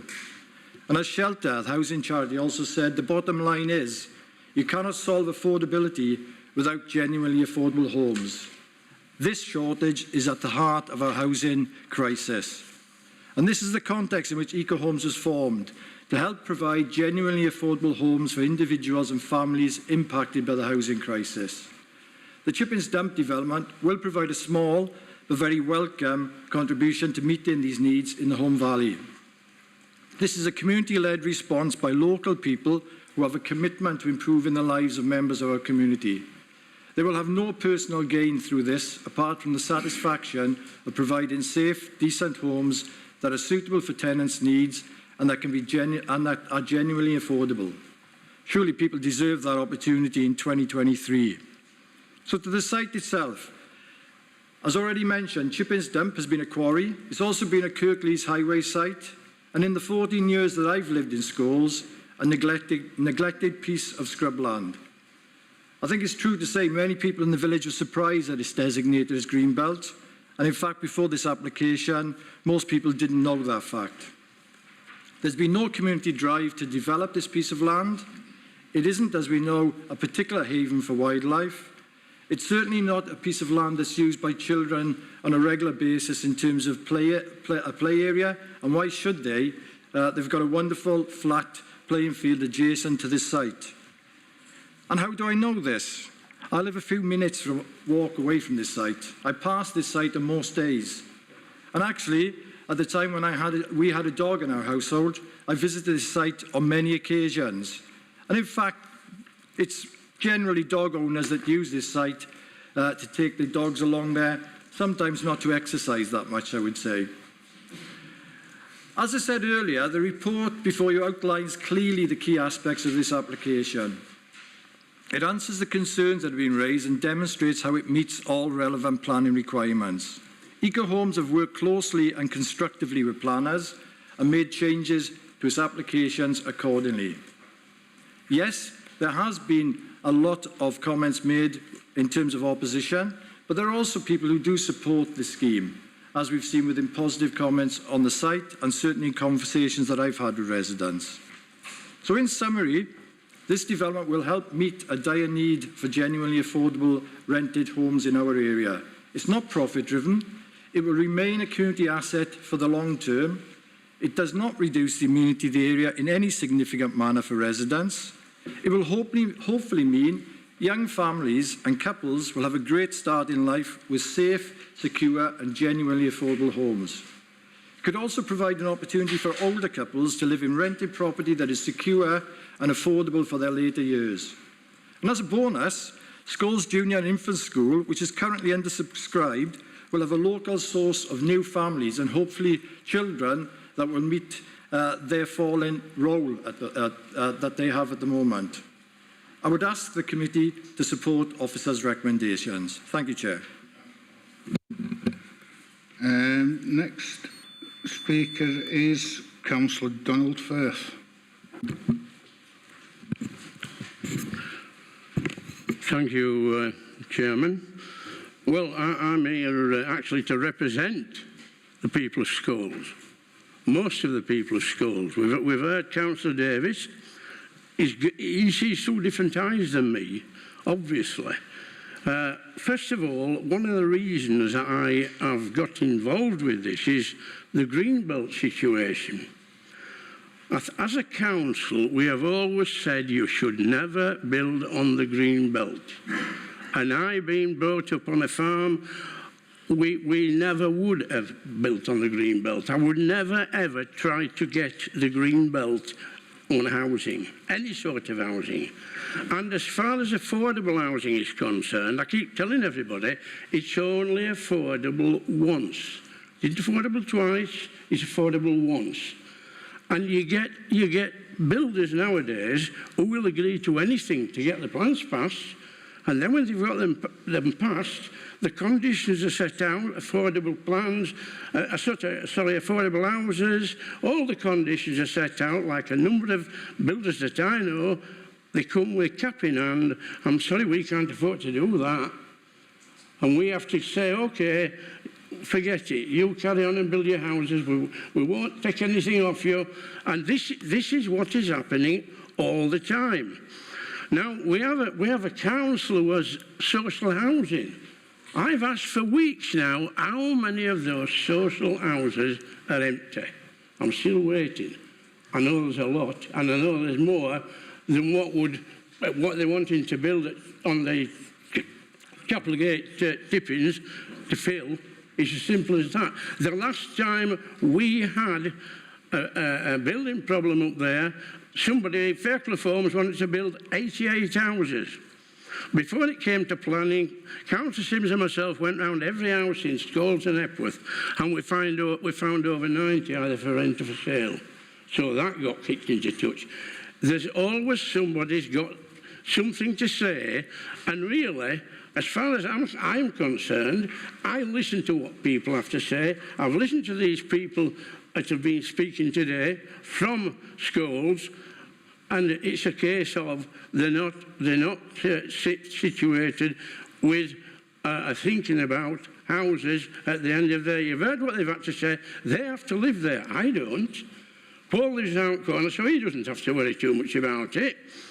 And at the end of the day, you ask yourself, would you like to live there? Before I give up, I'm going to tell you now, I had a trip down to Milton Keynes about 4 months back to have a look at their affordable housing and their eco homes. And they were built by a major company it was once called Wimpey. It's now Taylor Wimpey.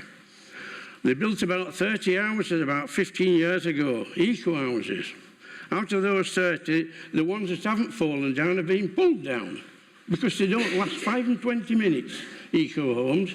The only eco homes that you really will last a long time are the ones that cost upwards of £600,000. Can we all afford that kind of thing? Because no, I can't.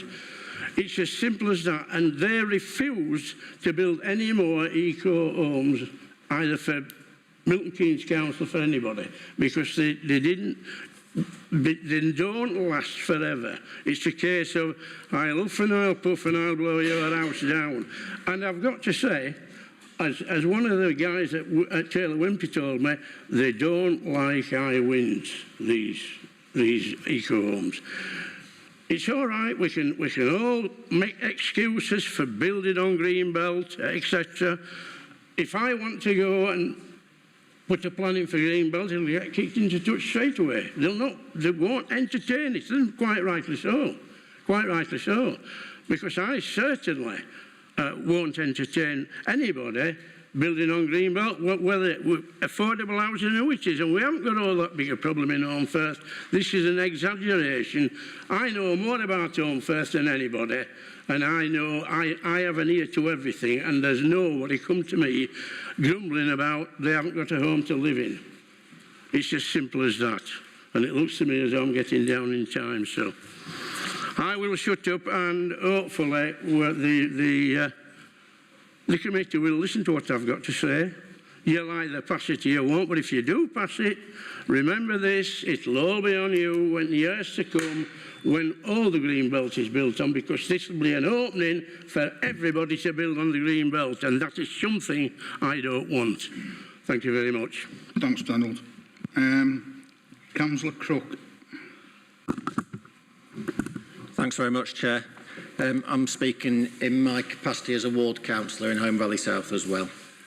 So firstly, I'd like to acknowledge that there is a clear need for affordable housing in Kirklees overall, with, as I understand it, over 19,000 applications for housing currently live in Kirklees.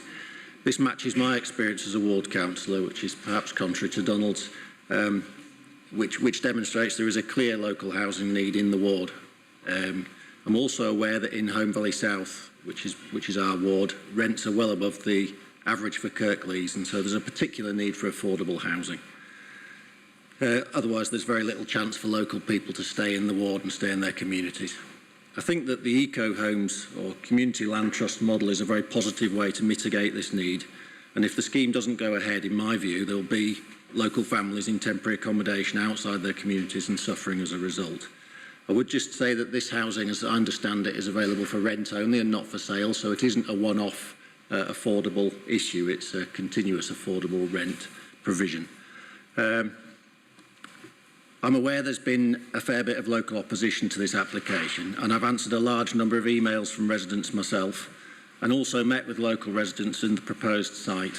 I did recognise some of their concerns as being genuine concerns, particularly around highway safety and drainage. For me, and whilst I very much agree with the Eco Homes principle, this particular site is a planning matter, and I'm very happy to defer to the professional officers within Kirklees to respond to these concerns and trust their judgment in each area.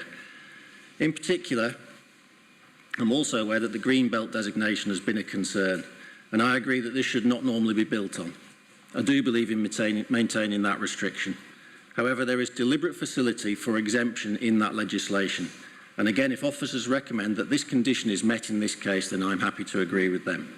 It's worth saying that, as I understand it, this site was considered for housing allocation in the local plan, and the reason it was rejected is that it was too small. There's not room for a minimum of 20 houses. So Greenbelt designation in this case was incidental, as I understand it. Overall, my view is that this should go ahead in line with officer recommendations, with residents' concerns having been, in my view, addressed by officers. So I'd ask that the committee support this application in line with officer recommendation. Thank you. Thanks, Moses.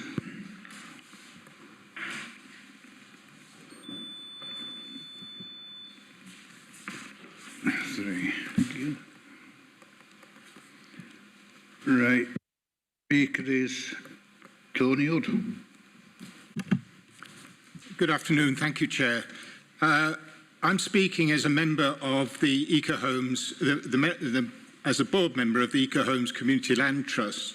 And as a community land trust, we are a charitable, non-profit making organisation run by skilled volunteers who come from a range of experience. We're accountable to our membership in the Home Valley, which is open to all. And we're one of 500 such community land trusts across Britain, based in urban and rural areas like Leeds and Calderdale, for example, have been supported by the government since 2000, bringing in extra investment to their districts. We in Home Valley set up 3 years ago and were spurred to do something about the evident and now proven and worsening unmet housing need, driven by particularly high prices and rents in the Home Valley, as we've just heard. Young families are increasingly forced to leave the area, undermining the local economy, schools, and social life and family networks. Our other motivation, of course, is the pressing need for more energy-efficient buildings to be built for the future. So our proposal of 10 low-energy homes would be forever available at rents below market levels, well-designed and cheap to run, secure tenancies, and only for people in housing need with connection to schools and neighbouring villages. It will be professionally managed by a registered provider. So to keep rents low, we've partnered with Home Valley Land Charity to affordably lease this ex-quarry site and put it to real, long-lasting community benefit. With help from our committed architect and advice from planners, which has included a rigorous challenge to the policy matters we've touched on, we've designed a pleasant place to live with shared amenities and sustainable environment using ideas from consultation we've held around the Home Valley, where we have a lot of support for what we're doing. I can understand why some, but not all people nearby the site want to keep it as it is, maintain the status quo. Sadly, that status quo for 10 families would mean continuing years in precarious housing, often miles from their village and family networks and their support. They are the people we're trying to help here. We hope committee will also help by supporting the planning recommendation. Thank you, Chair. Thanks, Tony. Next speaker is Martin Broadest. Thank you, Chair, and good afternoon, everyone. My name is Martin Broadest. I hold the position of Executive Director responsible for development at Connect Housing. Connect Housing is a charitable housing association based in Dewsbury, and we are the development partner that Eco Homes has selected to assist them with this development. If approval is given, then Connect will take forward the development and manage the homes in perpetuity for affordable rent, as has been said. Connect is based in Dewsbury. We provide around 3,500 homes, affordable homes across West Yorkshire. The origins of the company date back 50 years or more, and throughout that period, we've been developing new, high-quality, affordable housing for rent and for sale. We've been working with Eco Homes for the last 2 years to help them develop their proposals. And we share their ambition to provide energy-efficient and zero-carbon homes suitable for the future. We're looking forward to becoming part of the Scholes community if approval is given. Thank you.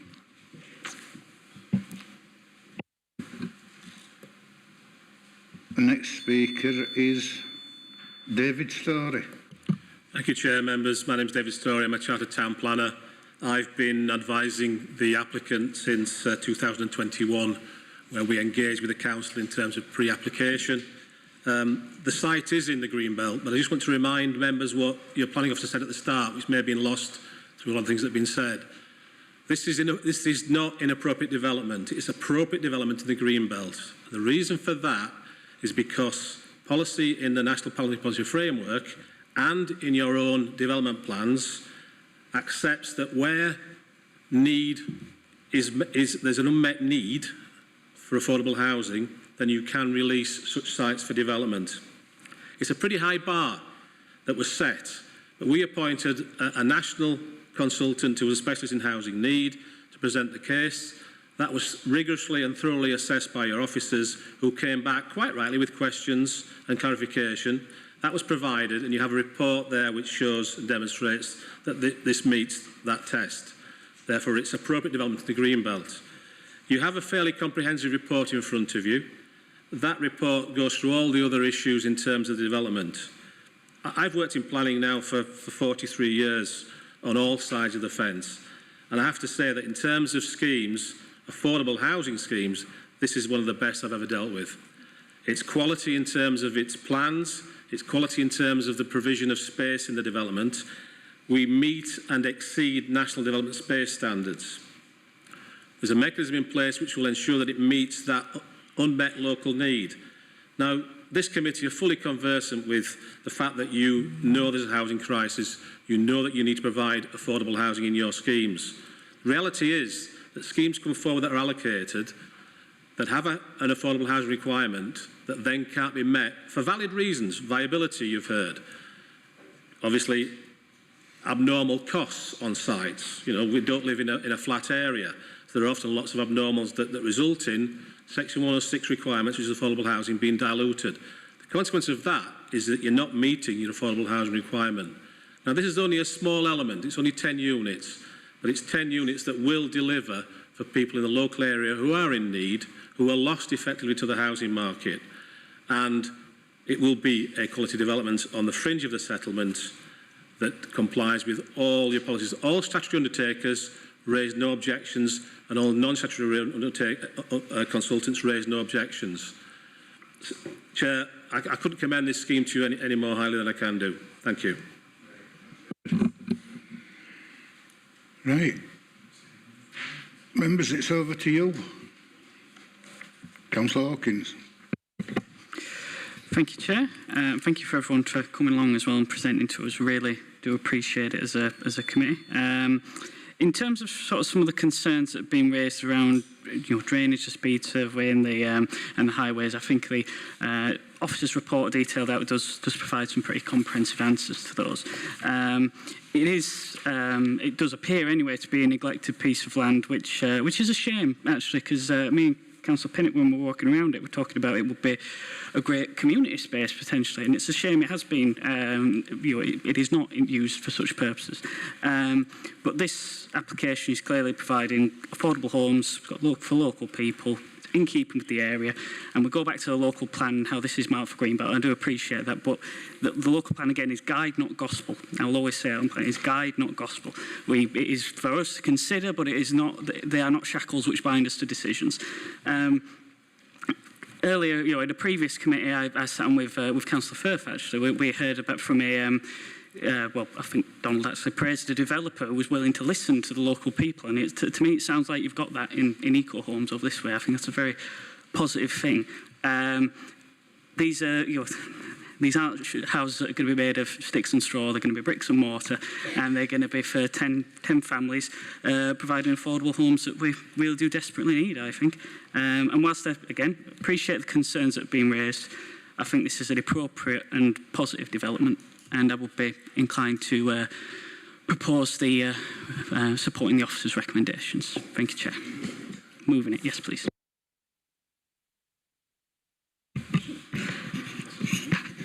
Thank you, Chair. On our site visit this morning, we have seen this site where the 10 unit going to be built. I accept this green belt area, but when you look that and go over the area, it looks derelict side left to the eyesore to the nearby neighbors. Yeah, it doesn't say it's a green belt area, except it's a green belt area. But the 10 unit affordable unit proposed will get the benefit for the local community. Yeah, and the community benefit will outweigh the green belt status over there. Except I've seen some members, they were read the report, oh, able the Morehouse, able narrow the road, carriageway. We have seen this morning double-deck bus coming through there, and the cars were parking, even our coach was parked there. We have seen there was, without any problem, that double-deck coach was coming down and gone down. How we can say it's a narrow carriageway, get more narrow carriageway? Yeah, I can't accept that. Chair, these you know, FBC there is well designed and well negotiated by the officer and redesigned as well. Yeah, 3 bedroom. It will meet the needs of the young family. Yeah, the small members. Yeah, who they need there, and it will create road safety by creating a footpath there. We're creating footpaths not on the current existing carriageway. It will remove those areas which have been encroaching bushes there. Yeah, it will get the benefit of the local community or local people walking over there. Well, Chair, I don't know. Some people might be not agree with me, but I think I don't see any reason to refuse this application, but I'll go to officer recommendation to approve it. Thank you. Second, or you second? I second it. Yeah, okay. Sorry. Matt. Thank you, Chair. Just a couple of questions that I'd like answering. One is the visibility displays. That other members of the public mentioned that they will be affected and not to highways regulations. I just wanted clarification that they will be. The next is reference to another member of the public that mentioned about wildlife, whether the necessary reports have been done and acknowledged.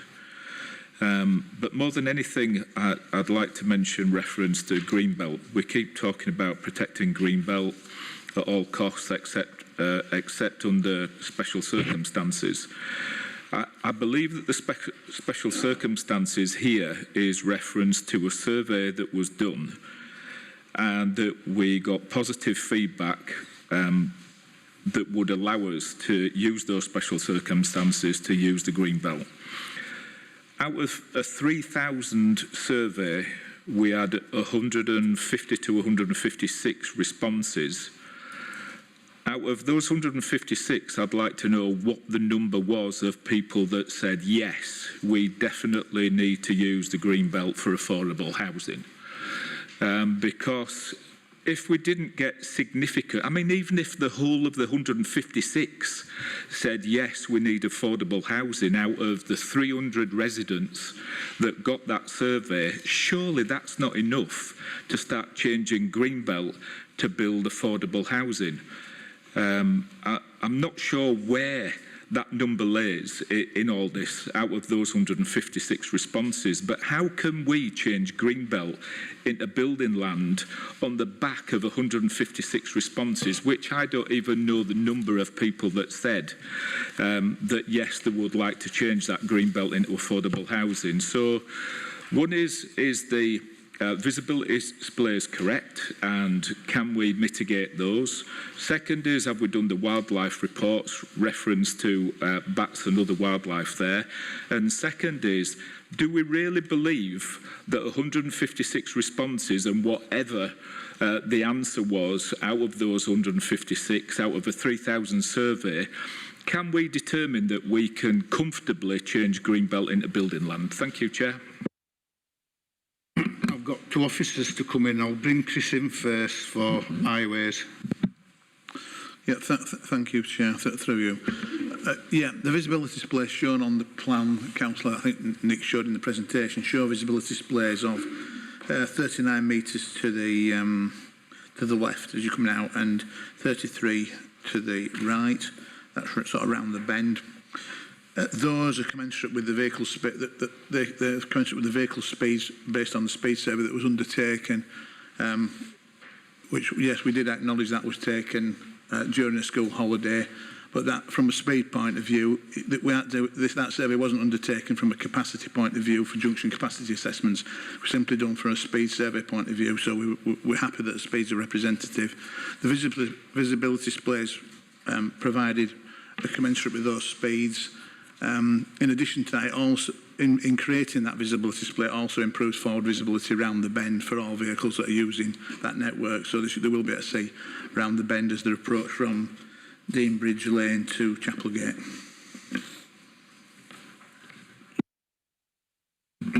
Nick, do you want to come back in?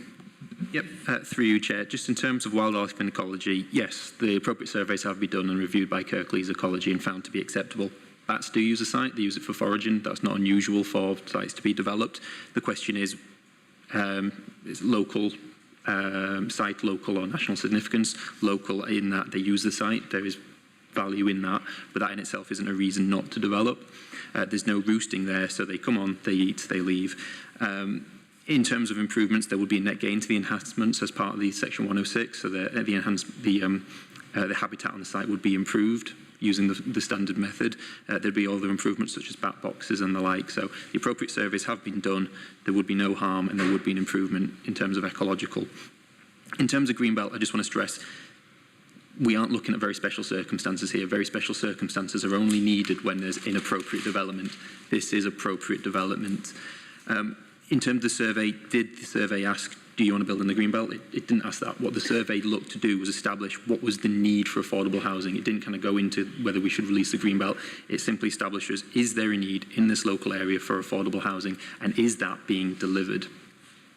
It did those assessments, and even if you just use the local plans data, there is a need for 3 affordable housing units in Scholes per year. Of the 3 allocations within Scholes, we can expect approximately 7 affordable housing units. Dobroyd Mills is the biggest site, but it's not expected to provide affordable housing due to vacant building credit. That's a national policy where bringing brownfield sites back into use negates the need for affordable housing. The other 2 sites, Scolesmore Road is expected. It's not been submitted yet. Bring in free affordable rent. And again, everything I'm saying is specific to affordable rent, not intermediate. That Cross Lane delivered 4. So there's going to be 7 affordable houses over the local plan period in Scholes.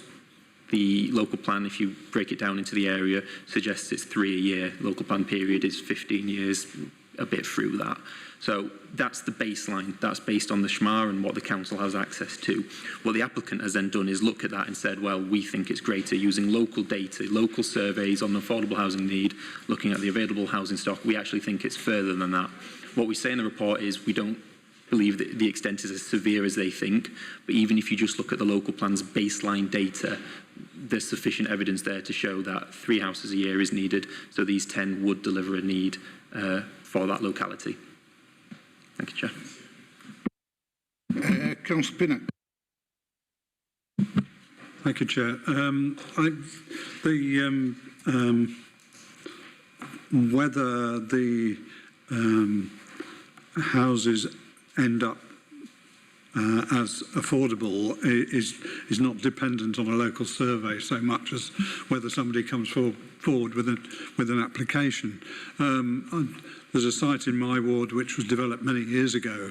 It's actually urban green space, but the principle was the same. That was allowed because it was 100% affordable, which I think everybody would agree is a very laudable aim that we do need to get as many people as possible who perhaps can't afford houses into a home of their own. And I'm assuming that these houses are affordable in perpetuity, or are they affordable rent? Sorry, I've lost track of that. Well, one or the other would make sure that if it is affordable in perpetuity, you can put a charge on the property in any case. But I'm wholly in support of this. Mark. Thanks, Chair. Just on the back of the question that I asked earlier, so there is a need for affordable housing. Is the reply? Is that from the survey, or is that from other avenues that you've looked at? And the next is, and this is through my ignorance rather than anything else, is the other sites that we've got in the area, which I believe there's 3 as far as the local plan. Is there no way that we can not insist but encourage the affordable housing to go into the sites that we've already allocated rather than changing use on Greenbelt? Thank you, Chair. Thanks, Chair. Right. So as Nick set out, the test here is what does Local Plan Policy 11 allow? A Local Plan Policy 11 says, exceptionally, planning permission may be granted for affordable homes on land which would not normally be permitted for housing development where there is otherwise little prospect of meeting robustly evidenced local housing need, particularly for rent from people who work locally. Yeah? Where appropriate, such schemes must include arrangements for the houses to remain in affordable perpetuity. Councillor Pinnock's point. So we set the applicant the test of you have to evidence that you meet that policy to have this development in the green belt. They commissioned a consultancy to produce evidence, or this is the household survey test that they did. That produces a result that says in this geographically defined area, they identified a housing need. They look at our SMAR, which is our Strategic Housing Market Assessment, and they look at our local plan evidence, which is formed from the SMAR. They did this local survey. They arrived at a conclusion that there is a need. They looked at sites that are available. What you can't do with those sites is ring fence them to local people. They're available for affordable housing for anyone on the housing need register. These houses are not listed on for people listed on the affordable housing register. You have to meet the eligibility criteria, which is the local connection, the jobs, and then obviously you have to rent them in you rent them, you can't buy them. So if you've done that evidence base and you've proved that there is a need, whilst we don't agree with the figures that the applicant has produced in terms of the upper level, they've demonstrated a need for 10 units in the area. So in our judgment, we can say to this committee, it meets the exceptions test, quite simply. But what we're not saying is that there's such an unravelled need that the concerns Councillor Firth has alluded to would become, future applications would come in on the back of this. So we're not saying that. Every application on its merits. So I can't give you a definitive position, Councillor Thompson, beyond saying, what has this application proved? They've proved the need for the 10 houses on this site, and then we've got the controls and the legal agreement. I don't know if that answers your question or not. Thank you, Chair. Well, what it does answer is that it's almost we've given them the ability to mark their own homework. It's okay. I don't mind. Because the local housing need, obviously, they're not going to come back with the negative, other that there is no local housing need. So I think what I'd be interested in, and whoever has looked over these numbers, is at best I would like this deferred until we've seen those numbers to prove that there is a local housing need, because on the statistics that we've got, 156 replying to a survey, there's nothing there. There's no substance to claiming that we have the ability to change this green belt into housing, even if it is affordable housing. So that's my view for what it's worth. Thank you. Nick, do you want to come in? Through you, Chair, I was just going to come back to an earlier point of Councillor Thompson's, was that in terms of the other allocations, you questioned whether we could put more affordable on those.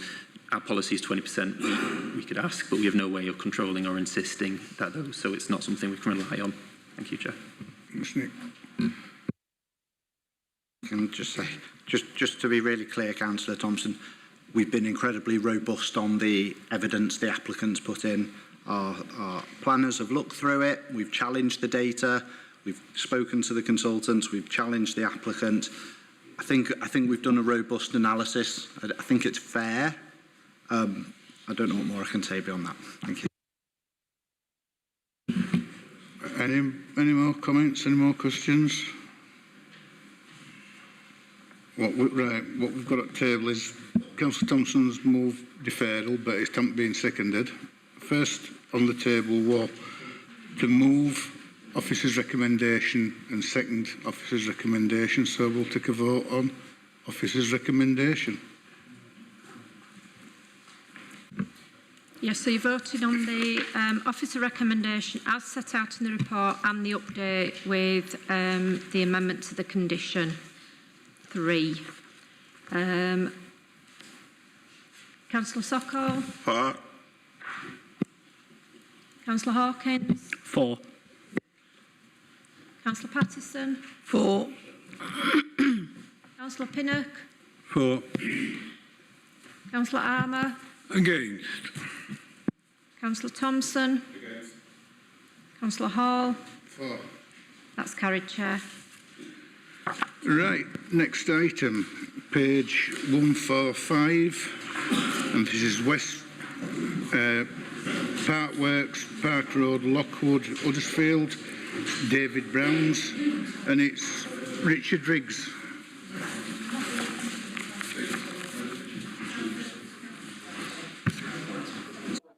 Right, yeah. Just before Richard starts, we'll pause for a couple of minutes.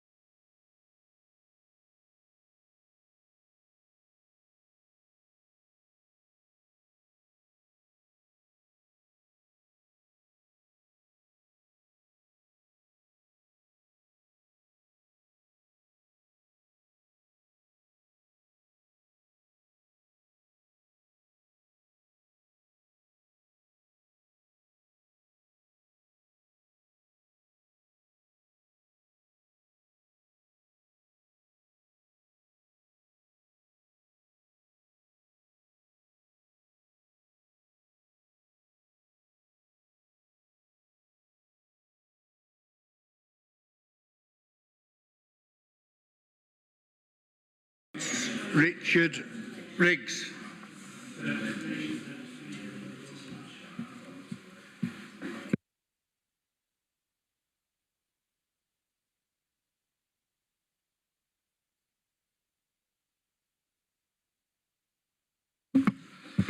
Thanks, Chair. Good afternoon, members. I'm Richard Riggs, Senior Planning Officer in the Majors and Minerals team and Case Officer for this application. I'll try and be brief because I know there's still a couple of agenda items to go. So this is an application for the demolition of an existing building and the erection of an engineering building with associated works at David Brown Santasalo in Lockwood. The proposal site lies to the south of the wider David Brown Santasalo site. Sorry, just technical issues. Yeah. And measures approximately 3/4 of a hectare within the site. Accesses would be taken from the existing arrangements on Nabcroft Lane to the south and Park Road to the north, and the site slopes significantly from west to east along Nabcroft Road to the south. The principle of development is considered to be acceptable in both local and national planning policy terms, where developments such as this are strongly supported for their positive impacts on economic growth and productivity. The NPPF attributes significant weight to these matters, and the proposal's implications for strengthening national defence capabilities is also deemed to be a material consideration which carries its own positive weight. Officers do consider, however, that the proposal is in conflict with Local Plan Policy LP9 in relation to job creation, as no new employment opportunities are proposed. However, this is considered to be outweighed by the other policy and material considerations of the proposal as detailed in the report. The proposed industrial building will be similar to those recently approved on the site and would serve a similar purpose for precision engineering works and construction of specialist marine equipment. The building to be demolished is not a designated or a non-designated heritage asset, nor does the site lie within a conservation area. So these are the existing elevations of the traditional form of the industrial buildings that are already on the site. And these, sorry, I'll come back to that slide. And these are the proposed elevations.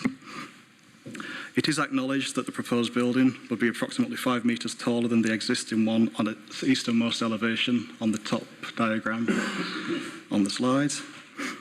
The applicant has justified the height of the requirements of the building to facilitate the installation of a 100-ton gantry crane, which would run along the length of the building.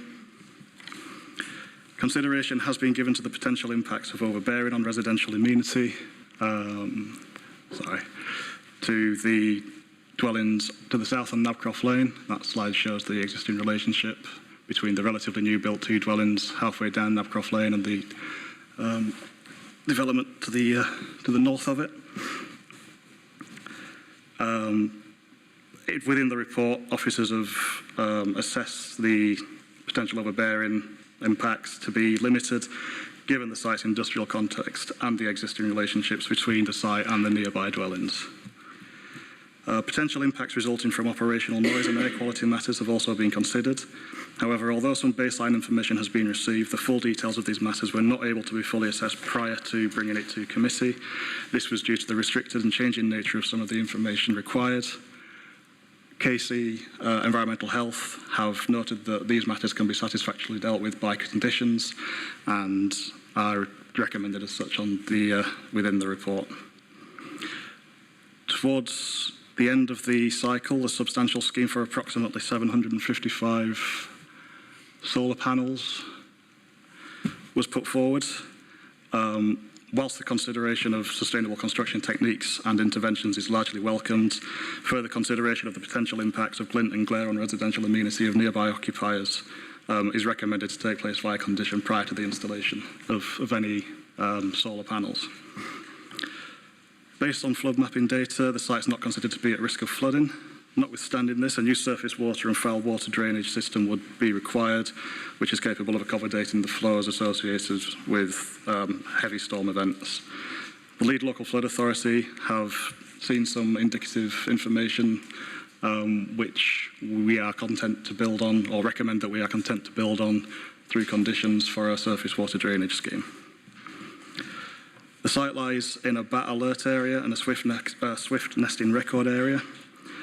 The proposal is not expected to detrimentally impact on protected species subject to mitigation recommended to be secured by conditions as recommended by KC Ecology. This protected species mitigation is also considered to represent a biodiversity net gain for the site, which is currently of minimal ecological value due to its heavily industrial nature. So based on the assessment and the reasons set out in the officer report, the recommendation for this application is one of approval, subject to conditions outlined on page 165. Thank you, Chair. Thanks, Richard. We've got one speaker, Hamish Gledhill. Thank you, Chair. My name is Hamish Gledhill. I'm the planning consultant representing the applicant.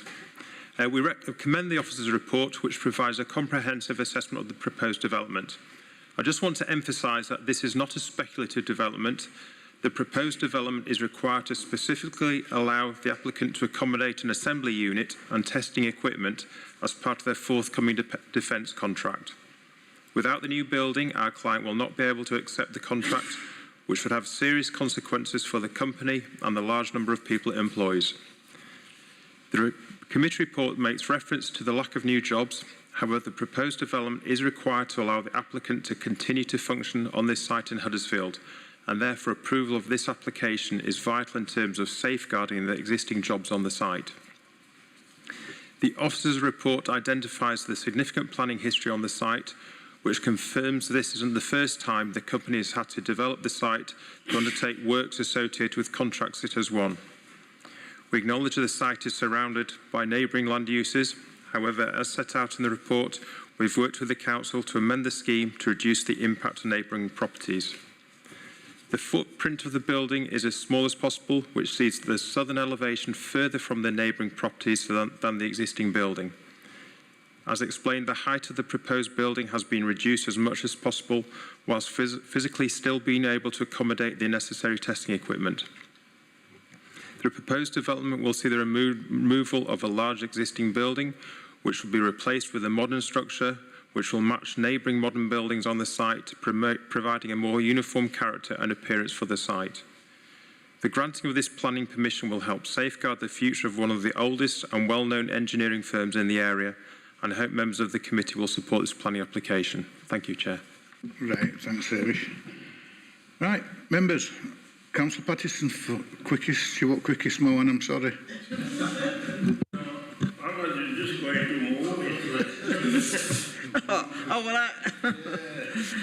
Thank you, Chair. I just, to reiterate really what Hamish has just said, I know how important David Brown's is to our local economy, and also how restricting their site and their buildings have been in making sure that they can move with the times and adopt a new technology. So not only am I pleased to accept the officer's recommendation on this one,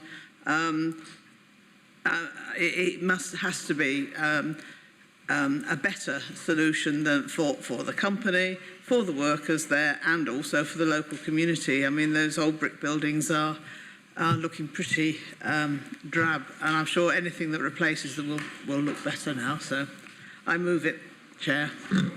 Come on. Yeah, I agree with Carol. Yeah, this old building no longer is fit for the modern engineering work in these days. Yeah, and so as Carol said, we need to keep the employment here in our town. So I'm happy to second. Right, thanks, Mark. Right, I mean, I know what it means to David Browns for getting this. It's a bloody fantastic contract. There's no two ways about it. So it's been moved, it's been seconded, and we'll go to a vote. So you're voting on the officer recommendation as set out in the report. Councillor Sokol? For. Councillor Hawkins? For. Councillor Pattison? For. Councillor Pinnock? For. Councillor Armour? For. Councillor Thompson? Councillor Hall? For. That's unanimous, clearly carried, Chair. Thank you. Next item, page 167. This is Cartworth Moor. If you remember, we had a site visit this morning.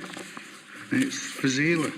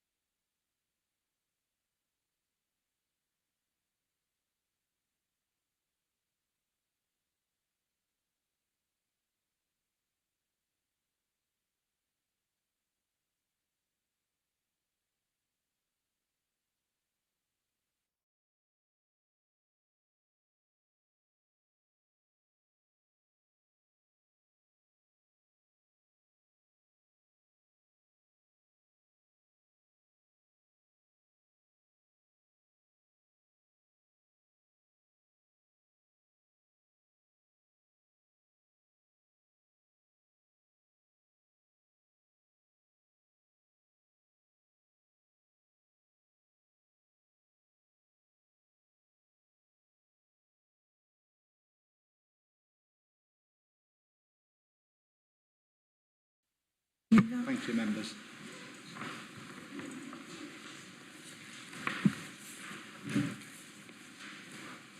Thank you, Chair. The site is at Windy Ridge, Cartworth Moor, Humfirth. The application red line encompasses an existing operational quarry known as Windy Ridge. The operational quarry is this part here. It also includes a former landfill area to the southwest of the existing operational quarry here, a previously restored part of a landfill quarry on the southwest here, 1.75 hectares of agricultural land in the form of these two fields, and a strip of land extending from these fields to Cartworth Moor, as shown here. The current quarry is served by the access track to the north, which also forms a formal bridleway, and it extends to Whitegate Road to the west and Cartworth Moor Road to the east. Cartworth Moor Road is an adopted road and in part unsealed from approximately with the junction of Weatherhill Lane, which is just past the independent dwelling shown on the bottom of the plan here, and extends to the bottom of Whitegate Road, where the committee bus parked this morning, looking back up towards Cartworth Moor Road.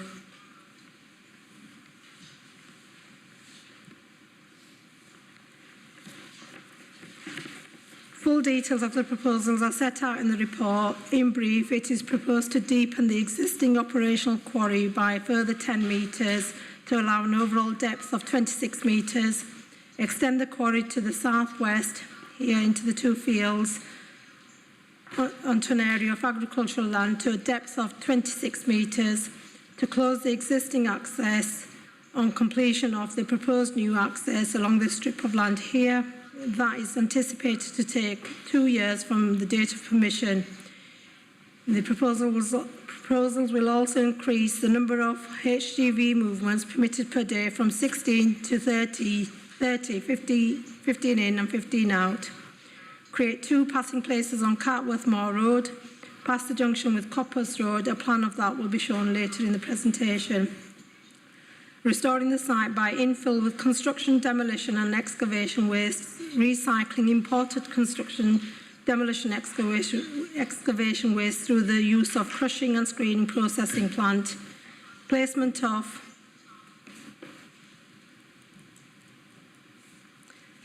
topsoil and subsoils in 3-metre high mounds along the southern and the eastern boundaries here of the proposed extension area. site cabin will also be located in this area here. And the proposals also seek to apply for retrospective permission for the excavation of a former landfill to recover recyclable materials.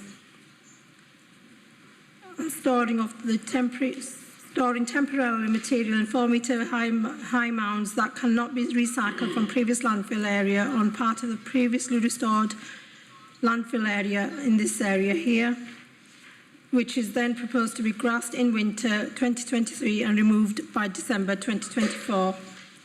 Extraction of the mineral reserve is expected to take approximately 12 years, with backfilling completed with an additional 10 years. Final restoration to be achieved after 23 years, with a view to complete the works in full by 2044.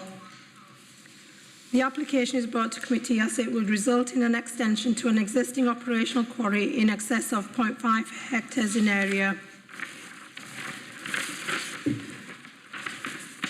27 objections are received, including one from the British Horse Society, the concerns of which are summarised in the report and are largely relating to highway safety concerns, impact on private water supplies and the impact on the area from the proposed works. This aerial photo shows the areas of the previous landfill area that's already been excavated. Sorry. That's here. And this area here is where the stockpiling from the former landfill is currently stockpiled. These sections show an indication of the depth of the extractive operations to an approximate 26 metres deep throughout the existing operational quarry and the proposed extension area. This is an elevation drawing for the site cabin. This plan shows the location of the proposed 2 passing places on the unsealed part of Cartworth Moor Road past the junction of Copphurst Road. This is Copphurst Road, and the 2 passing places are shown in the 2 red circles here. This plan gives an indication of how mineral extraction will proceed into the proposed extension area, with restoration and backfilling progressing in the northern part of the area.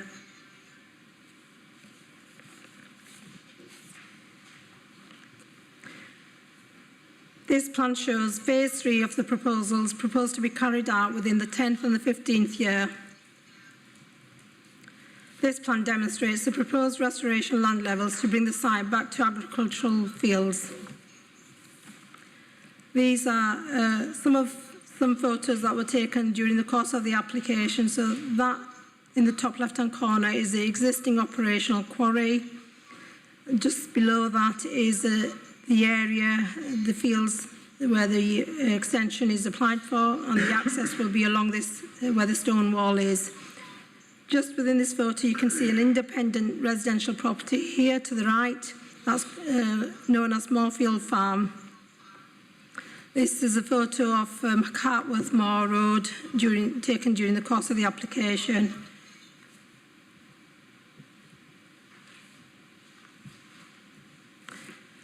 These are a couple of photos, again, taken during the course of the application, looking back up the unsealed part of Cartworth Moor Road.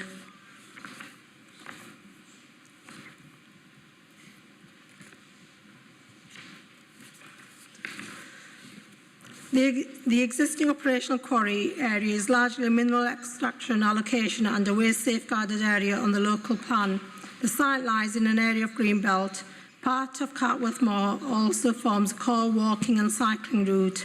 In principle, mineral extraction may not be inappropriate development, provided it preserves the openness of the greenbelt and there is no conflict with the purposes of including land in the greenbelt. It is considered that the construction of the new road across open agricultural land in the field immediately adjacent to Cartworth Moor Road would have a significant impact on the openness of the greenbelt through both the presence of the road and the use of the road by quarry traffic, which would significantly and materially increase noise and disturbance in this part of the greenbelt, resulting in a very significant degree of harm over a period of 21 years. Inappropriate development is by definition harmful to the greenbelt and should not be approved except in very special circumstances. In order for the very special circumstances to be demonstrated, the overall benefit of extracting this stone must outweigh the harm caused to the greenbelt in this location. The applicant's very special circumstances are that any harm to the openness of the greenbelt resulting from the proposals is clearly outweighed by other considerations, including meeting the demand of a scarce mineral of the type found at this quarry, and that the new access road is proposed in order to eliminate conflict between quarry traffic and the users of the existing bridleway and footpaths. The demand for a scarce mineral is recognised. However, no information is received to substantiate that there is currently an unmet need for the supply of this mineral, particularly for the repair of heritage assets as set out in paragraph 211 of the MPPF and the Kirklees local plan. This forms the first reason for refusal. Turning to the environmental amenity issues such as ecology, dust, air quality, drainage and flooding, these are unlikely to be impacted by the proposals, subject to mitigation measures and appropriate conditions as set out in the report. However, with regards to noise, there are concerns in relation to the nearest independent residential property and the impact on private water supplies serving a number of properties in the vicinity of the site.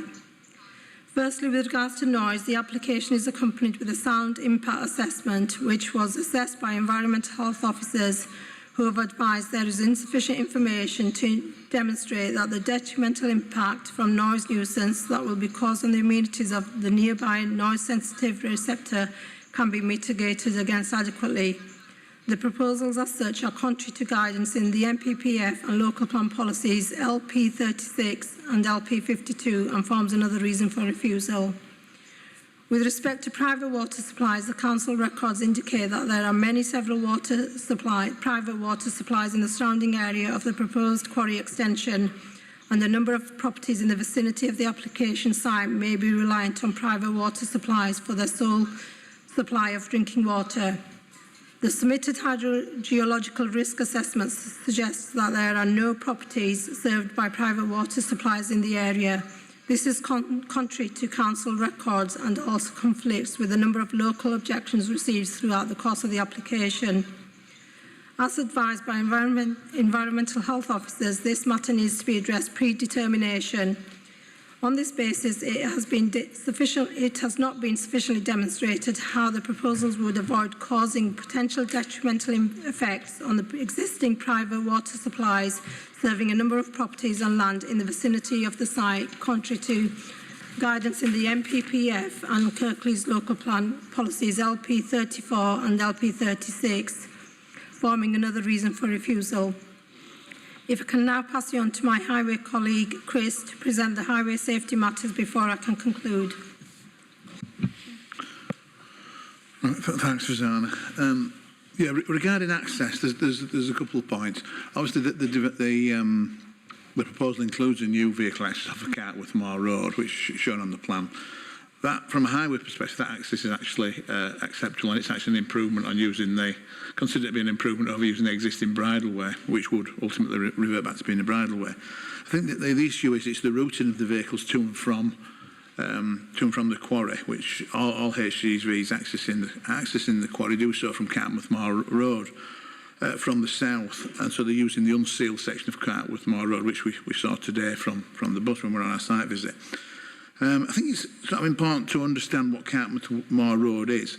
Yeah, it's a local access road, and it is adopted highway maintained at public expense, but I think it's important to understand the history of the road and the level of maintenance required.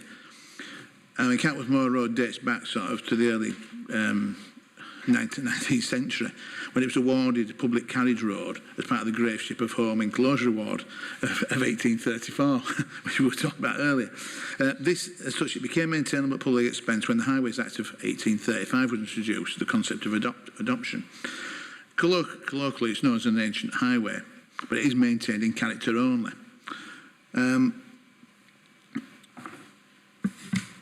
Whilst previously Cartworth Moor Road has been relatively lightly trafficked, this has been acceptable, and as over the years it does have some level of maintenance.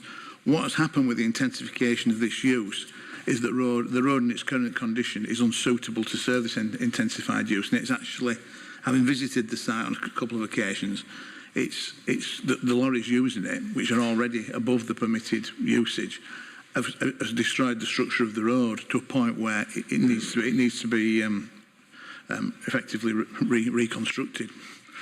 So from a highway perspective, unless it's going to be reconstructed, the access is to a standard that's unsuitable to serve the development from all sorts of reasons, but primarily it's got other users. It's a public highway which is open to all users, so that means other vehicular use, pedestrians, cyclists, horse riders. It does form part of the local cycle network, and in its current condition, it's unsuitable to serve that purpose. And in fact, the increased use really, with there's concerns from a highway safety point of view about the conflict between the quarry traffic and other users. So without significant improvements from a highway perspective, it's unacceptable.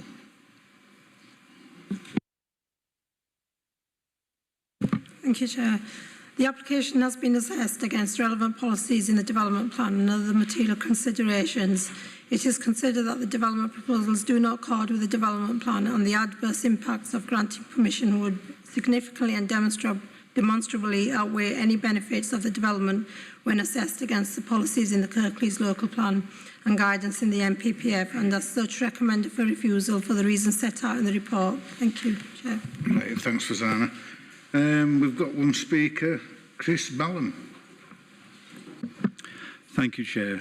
I'm the planning agent for this site, and I've been the agent for the last 24 years and for the adjacent Hill House Edge Quarry, both of them for the last 24 years, so I have a considerable history with this site. Mineral working by definition is not inappropriate development, and access roads are an essential part of mineral working and therefore also are not inappropriate. It's appropriate in the Greenbelt. The new access road was requested by Kirklees rights-of-way officers as a means of taking quarry traffic off the existing access, which is also a bridleway. It seems odd that rights-of-way are now objecting, since it offers a clear benefit and would enable the applicant to install a wheel wash, prevent muck being deposited on Cartworth Moor Road, and to reinstate the bridleway. You'll have seen the state of it this morning. It's a small site. There's no room for a wheel wash. It's almost impossible to deal with. But I would emphasise that quarry traffic has been coming down that bridleway for the last 70 years. 70 years. The new access road, as with the rest of the quarry itself, it's a temporary use of land and cannot therefore be encroachment. It will be a direct replacement for the existing access road and not an additional road, and it will be fully restored once mineral extraction is completed. It cannot therefore fail to preserve openness and cannot conflict with the purposes of including land in the Greenbelt. The request for either £500,000 or £1 million for Cartworth Moor Road was only received by me 2 weeks ago. Your officers have not allowed any time for discussion. My client is willing to discuss this and is willing to pay towards the upkeep of that road. But there's been no response except for writing this committee report and bringing it to committee. The problem with Cartworth Moor Road is poor drainage and lack of maintenance by the council, not the number of lorries using it.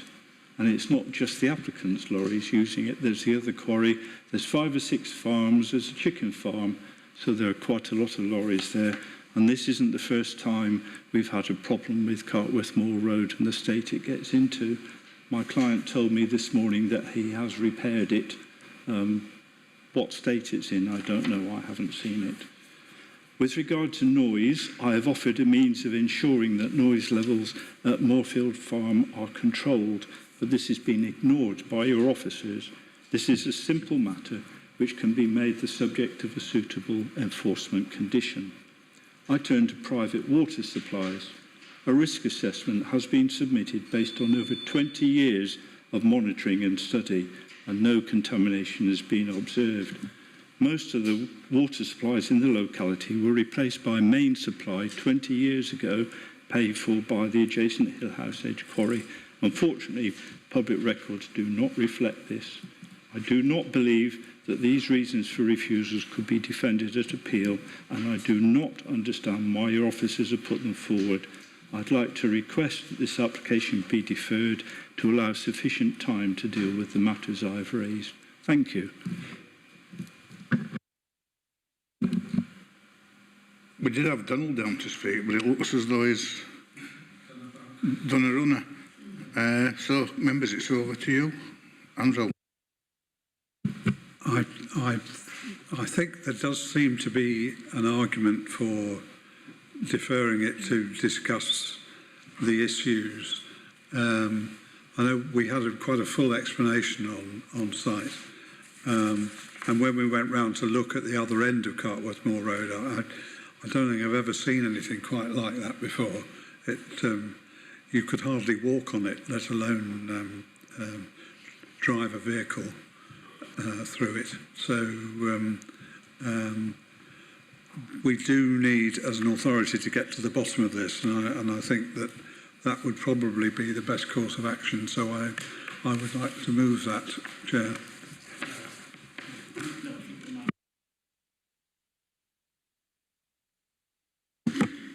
Thank you, Chair. I'd just like to go through the recommendation for refusal. So as I understand these 4 points, the main issues are the road that's been used, which is Cartworth Moor Road, and the inadequate state of the road. So that's one of them. So does that mean if the owners of the business maintained or repaired or put into a state that the council require, that point would go away? So that was one thing. The next is the submission of a decent report as far as existing private water supplies are concerned, and it's proven that it wouldn't interfere with or contaminate the water supply. That's point number 2 that I want to make. So does that therefore make that go away? I'm just slightly confused why either the chaps that own the quarry haven't come forward and done any of this, because looking at the numbers that have been put forward to us, that the additional stone that's there would create approximately, on the price of stone at the moment, 10 million additional turnover per year, and there's 11 years worth of stone, which gives us about £110 million worth of turnover over 11 years. I can't believe that they're going to let that go by just these 4 points. So is it that we haven't given them enough time? And if that's the case, then I would second the deferral so that we can get these 4 points covered. And I think that's where I stand, Chair. Thank you. Thanks. Similar to Councillor Thompson and Councillor Pinnock, I'd support deferral on this as well, because I think there is a way ahead here from what I understand it. And sort of the reasons for refusal, I think there's some of them where I think more work can be done to resolve them, but it does always come back to this Cartworth Moor Road and the state of it. It physically doesn't appear to be able to, it would, just looking at it, doesn't like it would cope with the sort of increased HGV activity. I think Stevie Wonder could probably tell you that one, to be honest. It's not that's hardly a groundbreaking revelation there. But it's whether it's the council or developer's responsibility. We've heard that legally the council doesn't have to improve the road. I personally can't outright support this one without that improvement to the road. So I think there is well, forgive sort of the inference here, but a deal to be done with the developer and the council to make this viable next time it does come. So yeah, support deferral very much so. Thanks, councillors. It might be helpful to hear from Chris in a second. I think the situation here is, as the speaker alluded to, there has been a quarry there for a very long time. has permissions for 8 movements each way. I think it's 8 in, 8 out, and this is doubling that. And that's been there for a very long time, and it has worked quite effectively, and there are other users using that road. I have to say, since the current operators had the site, these issues have manifested themselves. We are serving enforcement action for the breach of condition because it's doubling the activity. We do think the damage that's been caused is attributable to the current operator. We have set out in our communication that repairing the road to its crushed status by the council, not by third parties, by the council, because it's an adopted highway maintained in character, would cost around £500,000. The offer we got back was we will pay £75,000 over several years. We are miles apart, as far as I can see, between the two parties. To put a bonded surface down does cost £1 million, but just to get back to where it was 18 months ago, 6-8 months ago, whatever, is £500,000. Now, if the applicant had come forward in the last 2 weeks and said, I would pay that because of, perhaps, as you've alluded to, Councillor Thompson, it's very profitable, we might have had something to work with. We did not get that. We are taking enforcement action. The Highway Authority is taking separate action because of the state of the road and the danger to existing other users of the road. And there are other actions being taken around this situation. So I hear what you're saying about deferring it. I would probably challenge back and say, what is that going to achieve? Because the situation is deteriorating all the time with the activity that's going on, and the enforcement action is in train, takes 28 days to come into effect, and that only gets us back to 8 movements in and 8 movements out a day. The wheel washing issue, as the speaker did allude to, is difficult because there's a bridleway between that and Carworth Moor Road, but the site was operating fairly successfully for a number of years with those conditions. We didn't have the situation that we do now. So I'll leave that hanging there, members. Thank you.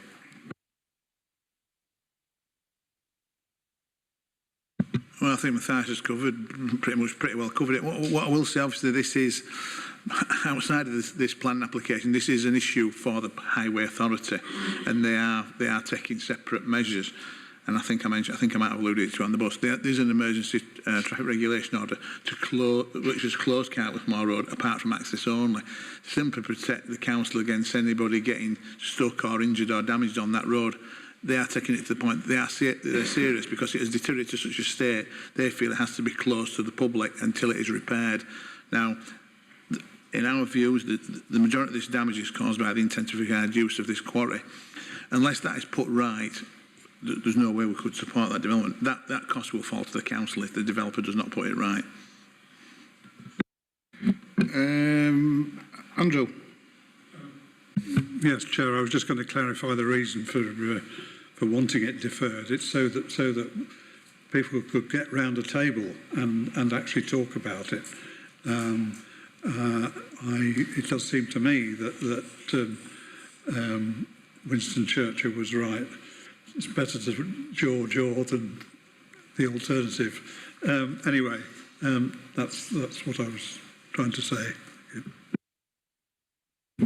Thanks, Steve. Yeah, I suppose on the back of what Councillor Pennick's just said there, I think that question about what it would achieve, I think is one that would be more, we would appreciate a response from the agent on that. I mean, sorry, I should probably declare this as well. Chris and I sit on Laneside Community Trust together, but that's sort of separate from that, which is overseeing a different quarry as well, as a matter of fact. But yeah, I'd appreciate hearing a response from the agent as to what he believes that would achieve as well. And then if we know that's a non-starter, then that will inform our decision. But if there is a bit of movement possibly between them, then it would be worthwhile, wouldn't it? Yeah, Chair, I think my point is covered by Councillor Hawkins. Actually, I agree with Matthias. You know, this work is illegally going on in there. Enforcement action is there. But I'm no problem to go along with to defer this application to come back. But will the applicant be willing to discuss it with us on our condition or no? Or we're not sure. If doesn't, we come back with this application to refuse it again. But here is the agent who is working for many years. If he is willing to undertake, yeah, Carol. Thanks, Chair. Unfortunately, I didn't make the site visit this morning, but so I sort of can't comment on the state, etc. But I was leaning towards the deferral route until I heard what Matthias had to say. And to be honest, I feel if we do defer as opposed to refuse, I think we undermine all the work that enforcement officers are doing and highways are doing. I think they wouldn't, well, we know, unfortunately, that enforcement does not take place lightly. It takes quite a bit of doing to get that happening. And I think it would, if we deferred it, I think it would undermine it. I mean, it's not the end of the road. If we refuse it, they can always come back with a future application. But I think really that enforcement notice has to be seen through. Thank you, Chair. Yeah, on the back of the information that Matthias has just given us, I retract the seconding of deferment. Thank you, Chair.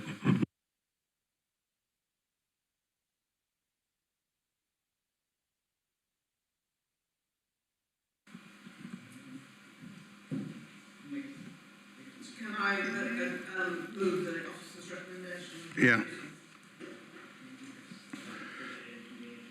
I'll go off-piste for this one time. Will deferring it make any difference at all? I would hope so. I obviously can't answer for my client, but we had that demand come in 2 weeks ago. The first reaction of my client was to offer £73,000. That is unlikely to be sufficient and more could be considered. But I do have to say my advice from my highways consultant is that the Kirklees cost is somewhat larger than he would expect if it was a commercial road improvement.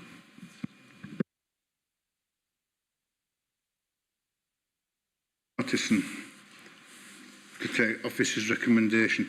I'll second it. So now it's moved and seconded. Councillor Armour. Yeah, I've done it. So, right, we'll go to a vote, Sheila. So you're voting for refusal for the reasons set out in the officer's report. Councillor Sokol? Councillor Hawkins? Unfortunately, 4. Councillor Patterson? 4. Councillor Pinnock? Against? Councillor Armour? 4. Councillor Thompson? 4. Councillor Hall? 4. That's clearly carried, Chair. Right. I was wondering when you were going to ask, actually. Can you take me away? All right, Bill, no problem. It has been a long day, I know. Councillor Armour?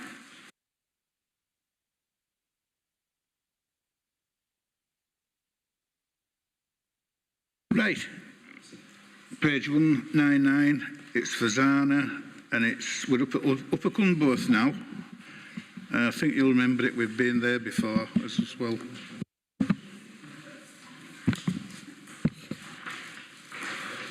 Thank you, Chair.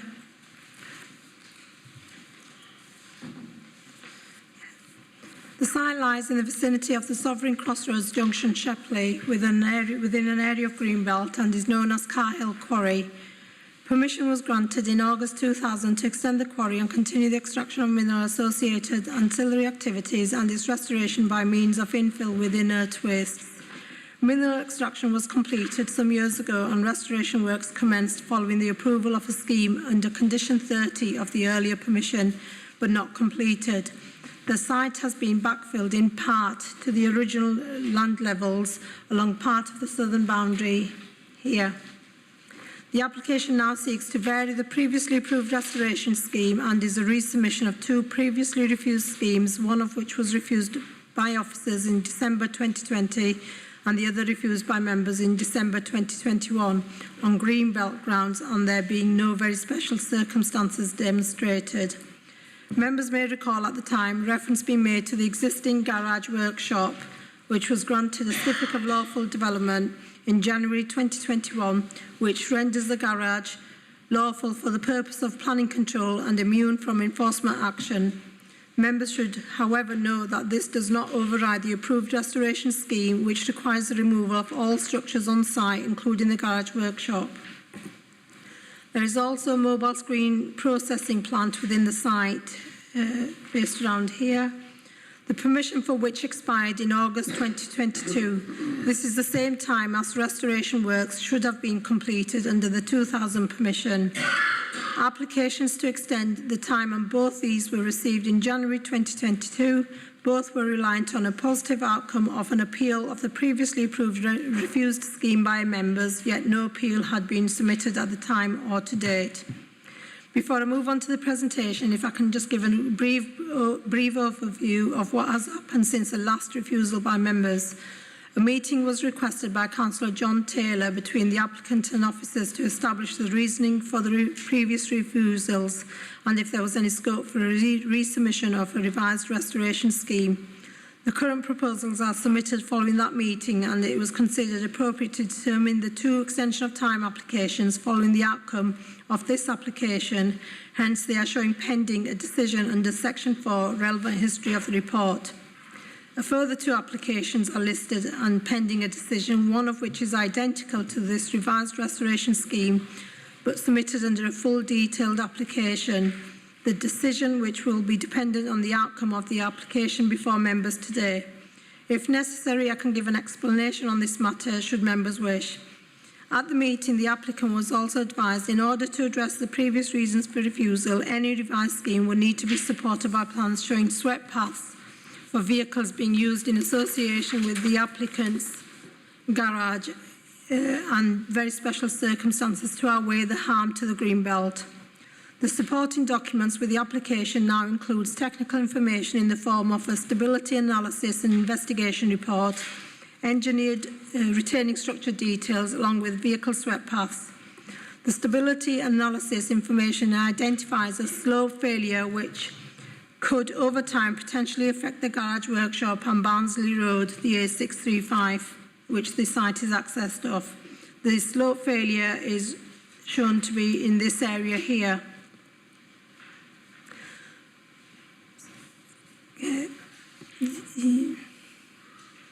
The geotechnical engineer also concludes within the report that whether the garage is removed or not, a retaining structure is likely to be required. The proposals are now for an area of hard standing to accommodate the applicant's HGVs used in association with their haulage business operated from a site 240 metres to the west across the junction here past the Sovereign. I'll show a plan further in the presentation. It's around here. The proposals also include for an engineered retaining structure and to retain two metal containers, one to the side of the existing garage here, one to the rear of the garage workshop, which have been in situ for over 10 years, and a small formal car park as shown on this plan here. Previously, the area of hard standing was proposed along the full site frontage up to the eastern boundary with a longer retaining structure than that shown on this plan. This plan is for the purpose of showing the location of the retaining structure up to the retaining structure. The different colours on the retaining wall location here indicate the varied heights of the proposed retaining wall. So, for example, this blue area is likely to be, or shown to be, 2 metres from finished ground levels.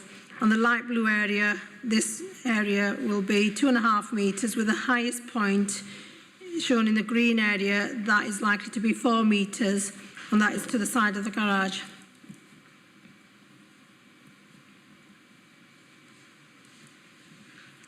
This next slide shows the section through the retaining structure and the design and height details. So there you've got the 2.5 metres and here 3 metres again. It goes up in height with the highest point from ground level being 4 metres in this green area. This plan is showing the vehicle swept paths used, showing the HGV vehicles used in association with the garage and the haulage business of the applicant. This plan would also need to be amended if members support the application. As you can see, the vehicle swept paths are shown up to the last car park area here. The applicant and the agent's been asked to reduce that area here to mitigate the impact, further encroachment into the green belt.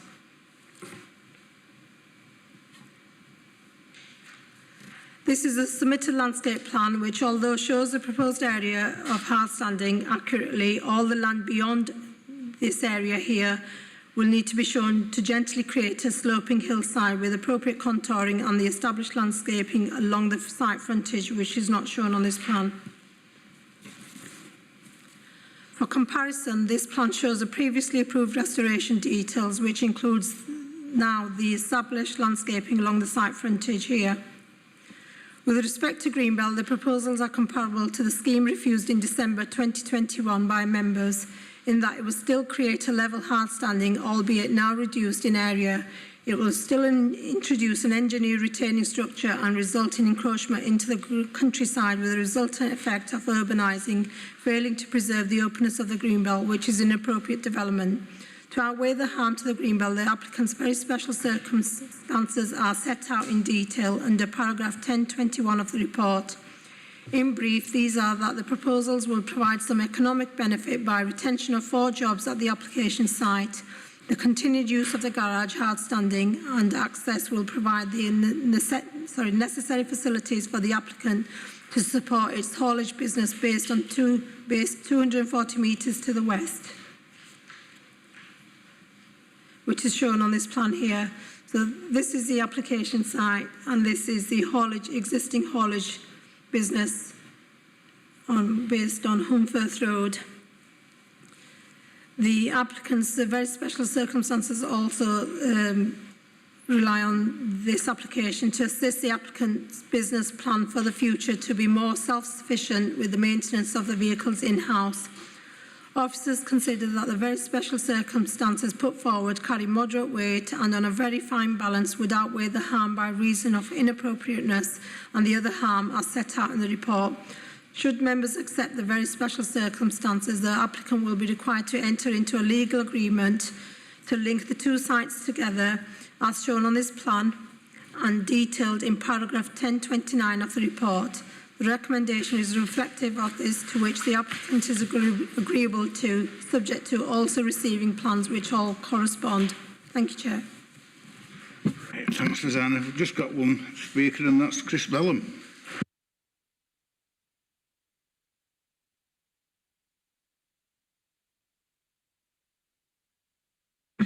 I'm in danger of repeating myself that this quarry's been here for about 70 years. And I've been its planning agent for the past 24 years. I'm a resident of Shepley, so I live about a mile away from it. The only thing really I want to emphasise is the special circumstances involved here.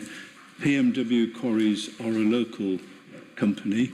The owners live next to the quarry in Upper Cumberworth. The head office is at the Sovereign at top of Shepley. The haulage yard associated with their operations is next to that. Also, as Fazana showed in Shepley, its employees largely come from the local area, and it's given me, as a Shepley resident, some income over the past 24 years. So it's a significant business for this locality. They have been using the garage to maintain their quarry fleet for the last 20 years. and they do need it to enable their business to function adequately. I guess the danger is if they can't have a garage for maintaining their vehicles, they'll have to look somewhere else. And the nature of the area around Shepley is that there isn't anything available, so they might have to move away completely in order to find something suitable. So basically, I'm asking you to approve the application. Thank you. Chris? Right, members, it's over to you. Second it. Go to a vote.